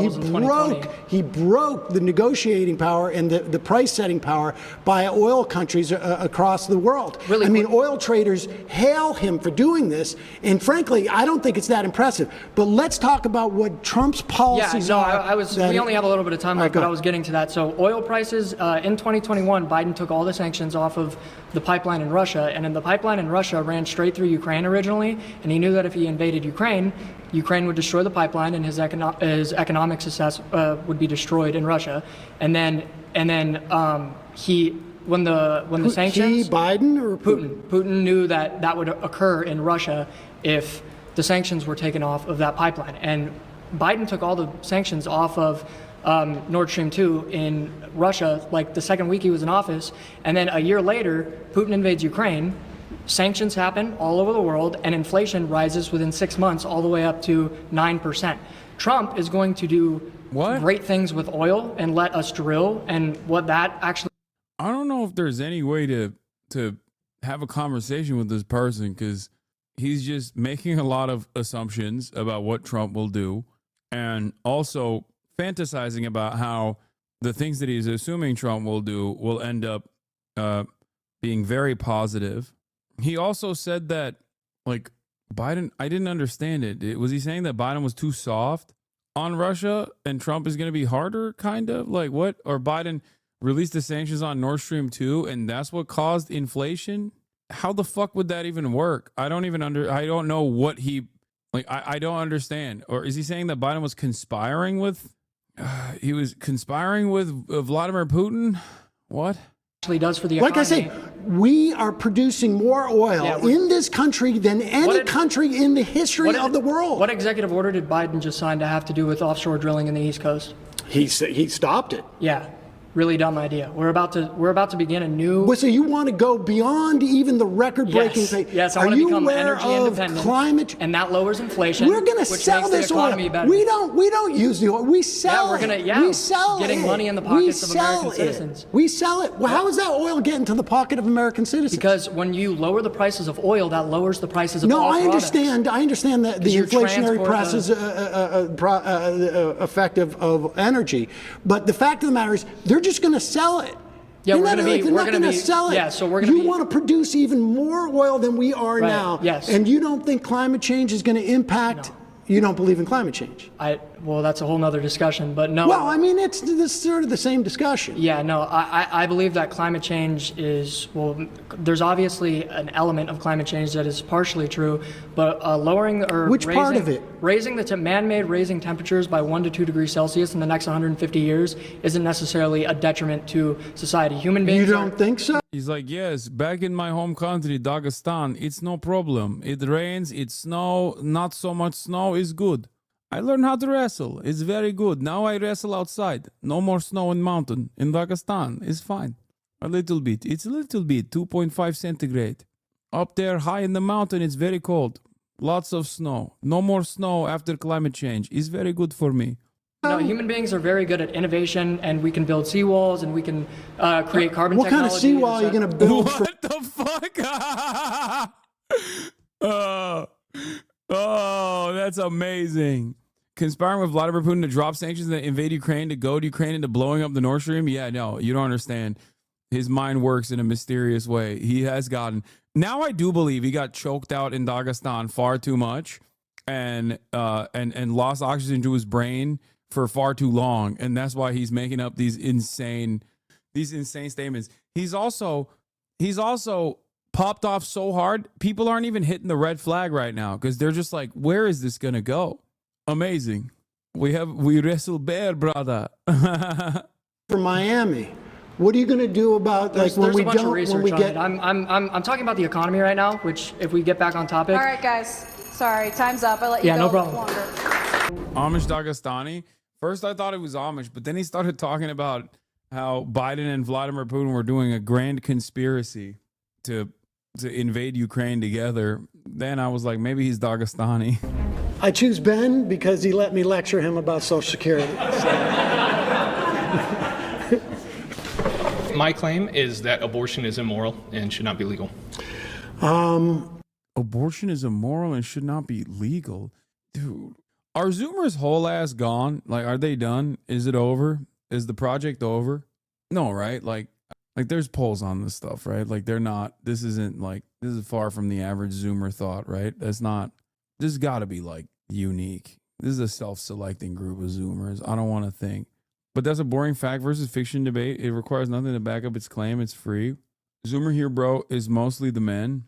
I think one day scientists will study what like the Andrew Tate style phenomena did to the mind of the average Zoomer man, like the podcaster, the state of podcasters and what it has done, like the permanent damage it has caused to the collective psyche of Zoomer men.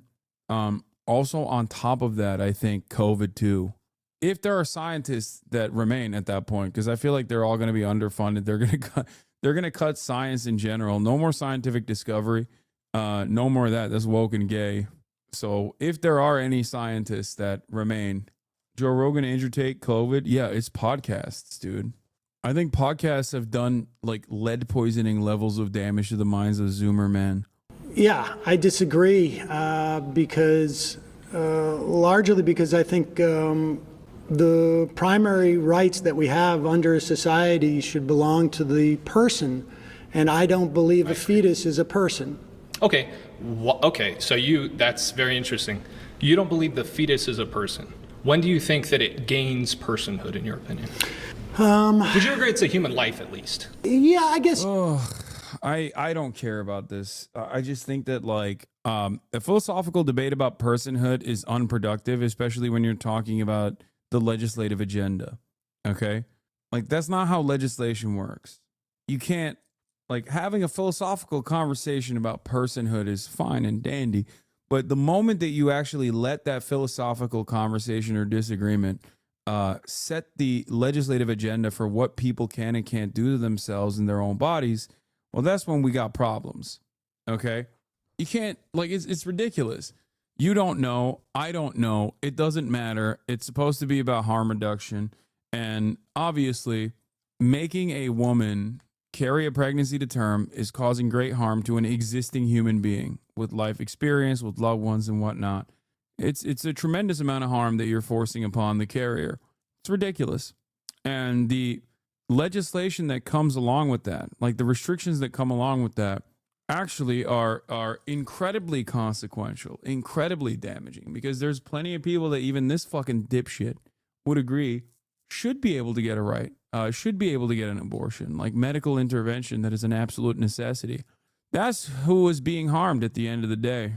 I also do think, jokingly, that if a little pill can fucking X out the fetus and you just like kind of pee it out, you know, you just kind of bleed it out, then, you know, that's not a life. I'm sorry. It's barely a life when it's outside the fucking womb. You know what I mean? That's it. That's a weak ass baby. Skill issue. You know what I mean? Like, what are we talking about? You got a fucking no womb, no opinions, please and thank you. Okay, these are two dudes having a conversation about abortion, and a third dude that's also, you know, looking at the conversation that these two dudes are having. Everyone's a dude. Everyone's a dude.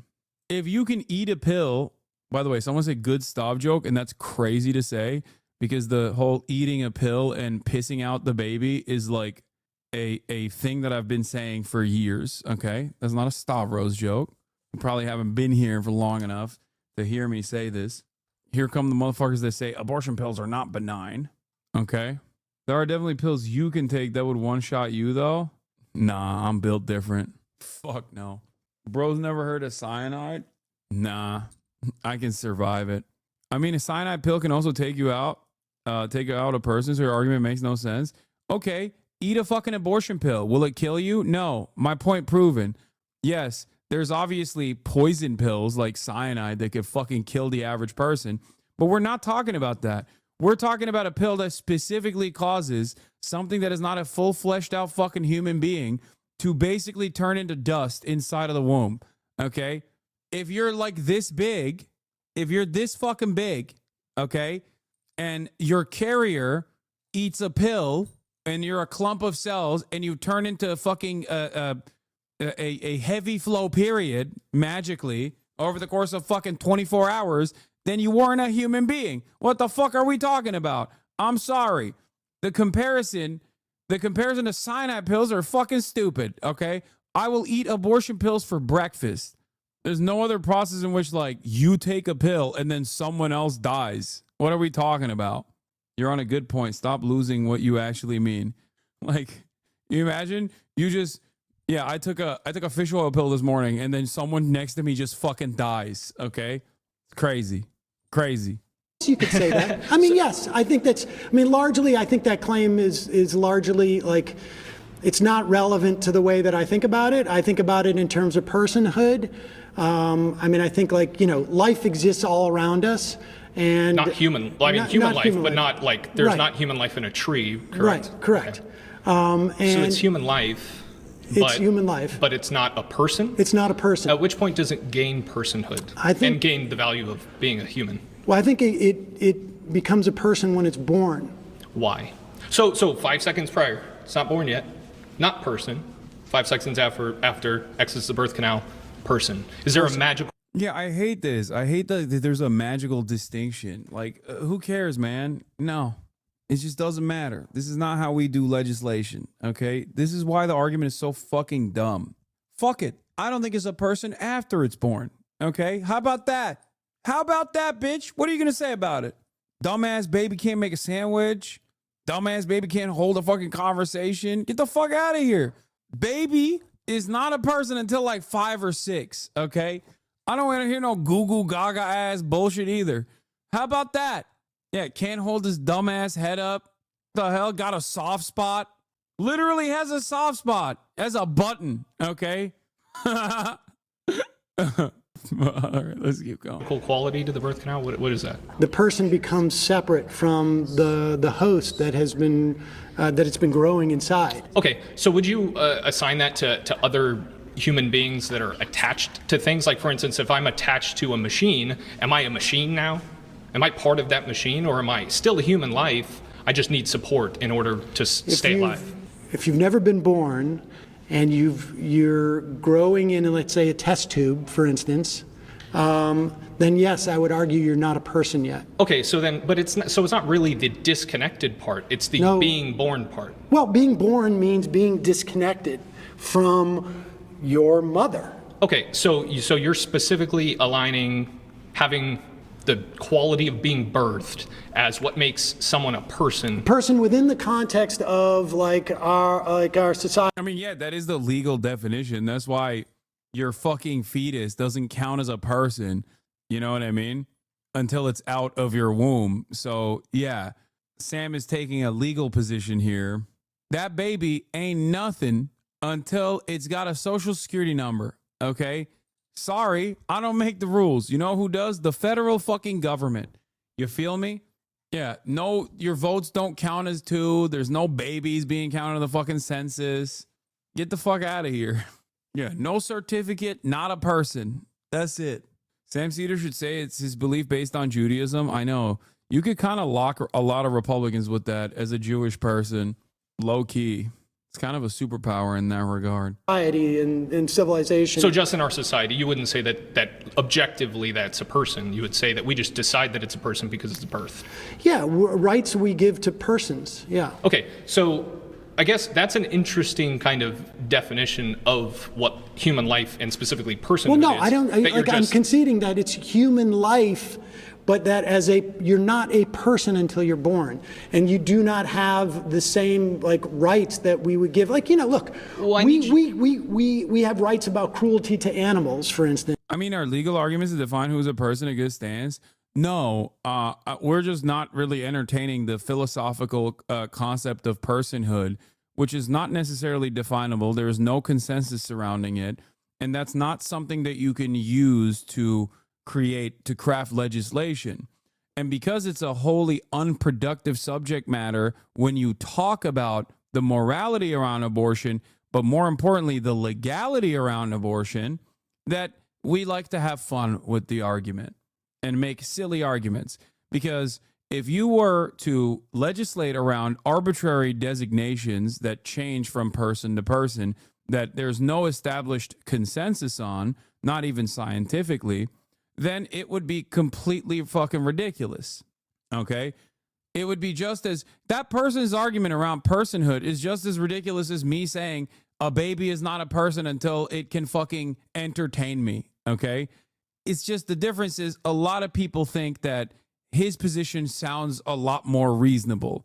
Neither of these positions, and his position is closer to reason than mine because I'm obviously joking, but report for hate speech, can't report him for hate. Somehow his reports are getting denied. Fuck off, Hasan, you scumbag. Report for hate speech. Wow, we got a real abortion illegalizer in the chat, just like spamming it. When you say report for hate speech, that doesn't actually work, right?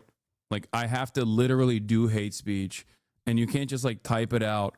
Also, why are you admitting that you're abusing the hate speech report tool in the chat? Are you a baby? Am I doing hate speech against babies? You might be mentally stunted like a baby. Did somebody poke your soft spot? Is that what happened? You did, and it refused to report. Wait, what was my hate speech? Report for hate speech, XXX. The only fun position is supporting recreational abortion at all stages of life. Agreed. But did that previous chatter understand my point? Which is that if you're advocating for the legality or illegality of abortions, then the conversation can't be centered around concepts such as personhood. Okay? It can't. You have to, that's not how legislation works. You have to look at harm and who's being harmed and how to mitigate said harm. If you understand that the carrier is being harmed in every single case where a carrier is forced to carry a pregnancy to term, then yeah, you can't fucking make abortion illegal. It's ridiculous. I asked this person what my hate speech was, and he just said, you did, and it refused to report. I want to know what he thinks I said that was hate speech. The scientific answer to this question, real heartbeat brain function is about 7th month of pregnancy. Yes. Or viability outside of the womb is another argument, but it doesn't matter because ultimately then you arrive at, I'll show you, what the fuck? Then you arrive at like, okay, if scientists can like carry a pregnancy, if scientists can offer viability outside the womb at like fucking 2 months, then is that appropriate? I'll show you. Right? But they're not persons within the context of our society. I'm not saying that they are, but specifically, it seems like you're just kind of saying, oh, it's a person when it's born, but you're not actually providing any consistent reason for that. You're just saying it just is a person. I'm saying that on some level, there's a certain amount of like arbitrariness as to when we give rights. Like one could say, like, do you say it's at conception? Sure, yeah. So IVF, in other words, would have to be illegal under your principle because I mean, I'm not sure that I would agree with IVF in that case. It really depends on the particulars in that case. But I believe. Well, what do you mean? Why? What do you mean? It depends on the particulars. What the fuck? What particulars? IVF is a literal fertilized egg. There's literally baby genocide happening inside of test tubes on a regular basis. Hello? You can't. Like what? This is the problem. These guys don't have any sort of fucking moral consistency anyway.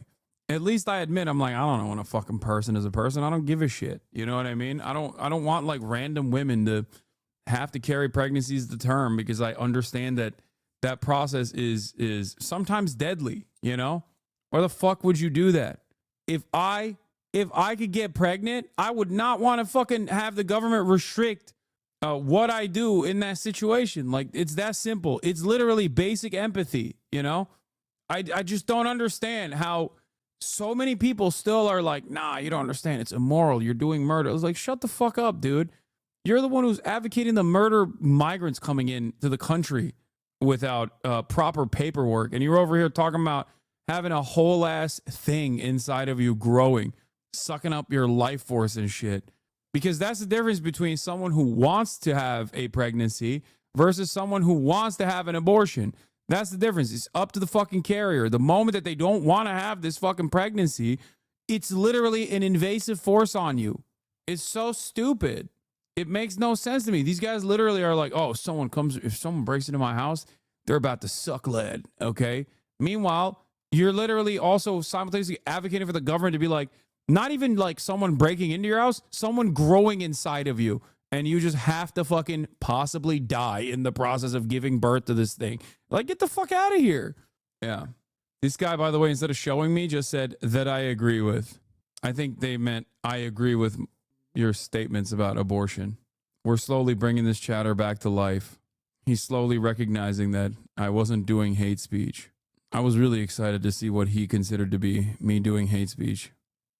Well, so for instance, at conception, you would still be a human life, but that doesn't necessarily mean that the fertilized egg attaches to the uterine wall. Is it human life for you or what? It's human life, yeah. Okay, so human life should be protected.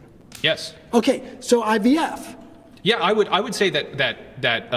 So IVF should be illegal under your rubric. No. So they're human lives, correct?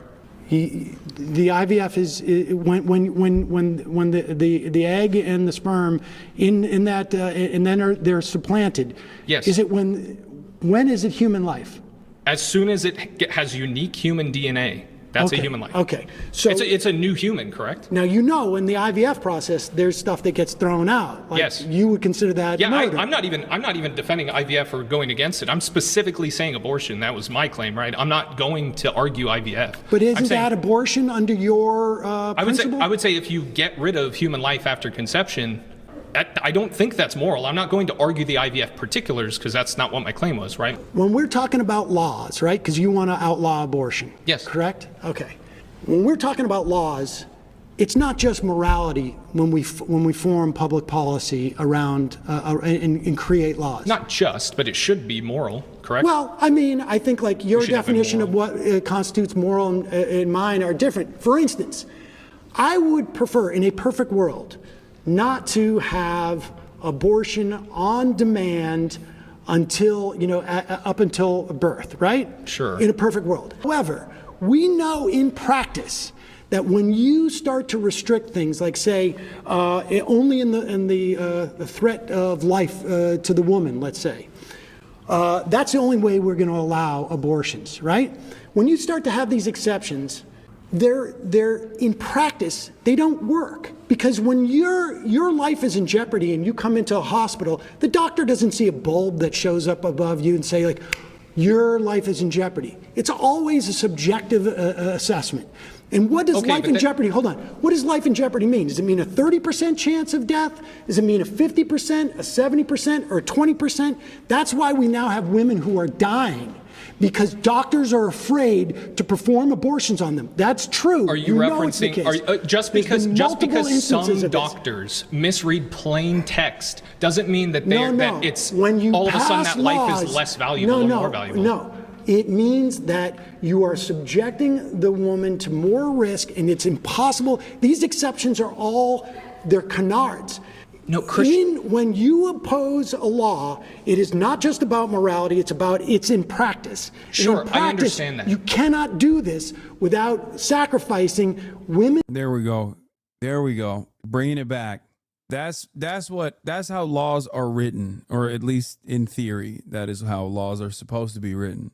Okay? That's it. That's why so many Republicans that go abortion is murder are like, but also in cases of incest, it's not murder any longer. Why? It's still fucking murder, dumbass. Why are you lying? If you truly believe that it's murder, and you should not believe in IVF. You should make IVF illegal. You should literally fucking advocate to force pregnancies born out of pedophilic rape and incest and make these little girls carry pregnancies to term. The reason why you don't advocate for that is because you understand that there are exceptions. And the reason why you understand that there are exceptions is because it's not fucking murder. Deep down inside, you also understand you just don't care about what happens to women broadly. And that's the reason why you're like, okay, it's murder sometimes. I hate it.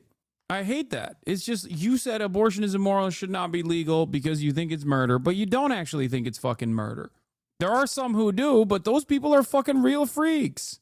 What do you mean? Oh, well, abortion is murder, but sometimes murder is awesome. Okay, what a fucking stupid position you have. I guess, I guess you don't think it's murder then. Like, what? This is why, considering the actual, like, financial restrictions and the medical restrictions and the medical intervention necessary for third trimester abortions, that is a self-selecting group of people who actually were trying to carry a pregnancy to fucking term and had to get medical intervention that's necessary, which is why even the conversation around late-term abortions is a fucking red herring. It's a silly distraction. Oh, late-term abortions. It's like, no, dude, there's no woman is carrying a fucking pregnancy to almost term to then be like, now is the time for me to kill this fucking baby. All right? Hell yeah. Can't wait to fucking get this insanely invasive procedure done to me that's going to cost like $40,000 minimum for fun. Psychotic. Yeah, it was awesome. I was throwing up for fucking 7-8 months, okay? And felt like shit all the time. And my back hurts all the goddamn time. And on top of that, it's an incredibly costly procedure. And it's also invasive. Sick. Definitely doing that for fun. You're a psychopath. Conservative policies, or at least like the harm that they perceive as happening, is literally always invented. And it's so psychotic that all you need to do is make someone describe who's doing this thing in the hypothetical. Okay? Who? Like, you think that there are people out there who are like, I'm pregnant. I'm going to carry this baby for 8 months. Okay? And I want the thrill. I want the thrill of someone scooping out the fucking body parts of this fetus from my pussy. And that's the reason why I'm carrying this pregnancy to fucking, 8 months, 8.5 months. And not because it is an immediate medical intervention that is necessary to save my fucking life. Okay? Like, you are psychotic. You are a psychopathic individual if you think that people who have actually carried a fucking pregnancy for 8 months are actually doing it for fun. It's insane. Women's lives because what about of your the unborn morality. children, though? Because let's go back to your Unborn thing. children so let's are say not persons, you have a 9-month. and the mother has more rights, in my mind, than the unborn child. Yeah, that's a claim that you can make. But so a 9-month birthed child, or just 9 months and just now born, it's a newborn baby. A 5-month could be emergency C-section and could be birthed, right? Let's say they don't do that. What's the difference between the arbitrary choice of taking that child out of the womb at 6 months or 5 months? Why don't we take all children out of 5 months? What I'm saying is that the personhood just because of birth runs into a problem where it starts to say, all right, guys. Well, my dad would say it's because the woman is being irresponsible. What is your dad saying? What, like, that doesn't, so your dad, honest to God, is like, no, a woman is such a dumb broad. This hypothetical woman is such a dumb broad and so vicious that they literally fuck their body up for 8 months just to all of a sudden remember that they're pregnant. Like, what is the argument there? It just doesn't make sense. Do you understand? Third trimester abortions are incredibly fucking rare. And the only reason as to why it happens is due to a medical necessity. Okay? Some kind of, first of all, there's no place where, even when they say no exception, third trimester abortions, okay? Because there are some states where they say there are no exceptions. Like, you can get a third trimester abortion, okay? Those people are still locked out of that process when those people are still locked out of that process due to the financial and medically invasive procedure of getting a fucking abortion, okay? No one is actually doing that unless there is severe harm to the carrier. There's no reason to try and legislate that by being like, nah, it's actually illegal until there's a medical necessity. Because in the process of legislating third trimester abortions, okay, we're not even talking about fucking, second trimester or, the first trimester where like 90% of abortions happen anyway, where you take a pill, boom, okay, heavy flow period, it's dead, okay? This is not a real thing, okay? It's this fucking big. Get the fuck out of here. But like, if you're talking about legislating third trimester abortions, for example, you are creating unnecessary paperwork and unnecessary hurdles for doctors to fucking clear, okay? And in the process of clearing these unnecessary hurdles, doctors are sometimes going to refuse to do an abortion on someone who needed it. And in the process, the carrier is going to fucking die. Now the kid is dead and the carrier is dead. Good job. That's how it works. So in order for random people to not fall through the cracks, I say there's really no reason to try and legislate this shit. It's just you're only doing it to make yourself feel better. Like you're actually stopping something that is not actually happening. And in the process, because you've invented a problem in your mind, and now you made it everybody else's issue. I hate to do it, but I got to do it. I'm sorry, that's time. Okay. Hey, I'm glad I was here.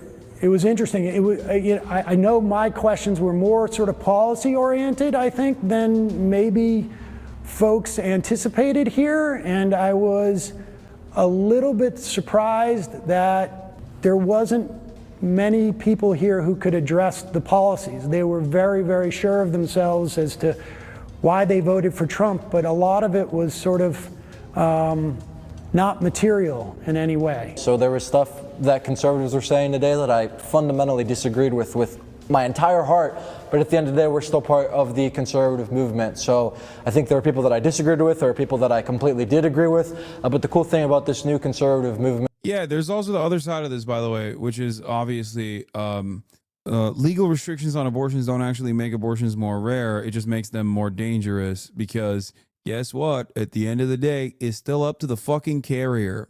That's right. So, you don't want a coat hanger abortion, okay? You don't want fucking back alley abortions. It's so stupid. And before people say, oh, well, murder is illegal and people still murder. Yeah, there's a fucking difference, dumbass. It's not the same as like going out and actively killing a person. You're making an active decision that you could actually technically hide too from the authorities in terms of like stopping the abortion from being carried out. And the people here today it's people from all different walks of life sharing their perspective. I don't think Sam had any at least when I was speaking to him, I don't think Sam really had great responses because the reality is not on his side. I don't think socialism works. I think social programs can be good up to a certain extent, but we are very socialist as a nation, and yeah, I'll just say it again. Socialism does not work.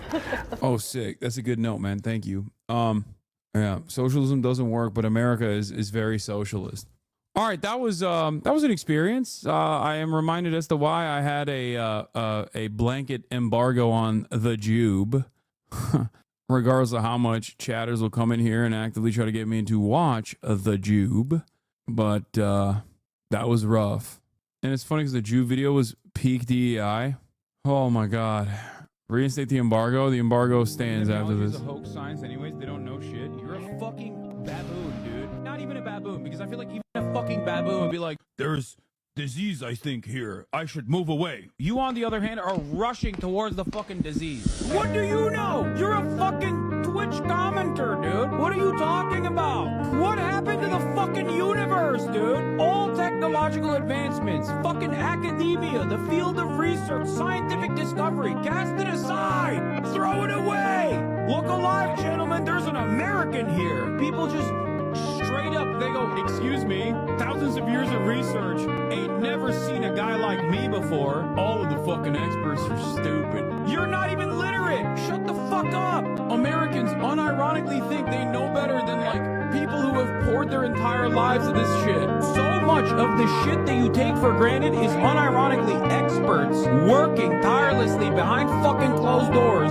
so you don't get trichinosis from the fucking meat that you're consuming, but you just take it all for granted. You know nothing. thing. Like, I don't know what a germ is because I can't see it, so it's fake. That's bars. That guy is spitting. Hot off the presses, a new one from Emma. I think I have a slight issue with... Okay, first of all, you're really gonna tell me that this dude is not gonna start the conversation with a land acknowledgement? Why is this barista looking ass sitting across from Sam Seder and not talking about how Sam Seder is not radical enough? Like, this is a card-carrying DSA member in a polyamorous relationship with a non-binary person by the name of Sock, and yet here he is sitting across from Sam, not talking about it, things from an anarchist perspective and saying he's not going hard enough on how the concept of a shower is actually an unjustifiable hierarchy, but instead he's going to be sitting here being like Donald Trump is our Lord and Savior. Dudes that look like they own a vinyl collection should not be arguing to defend Donald Trump.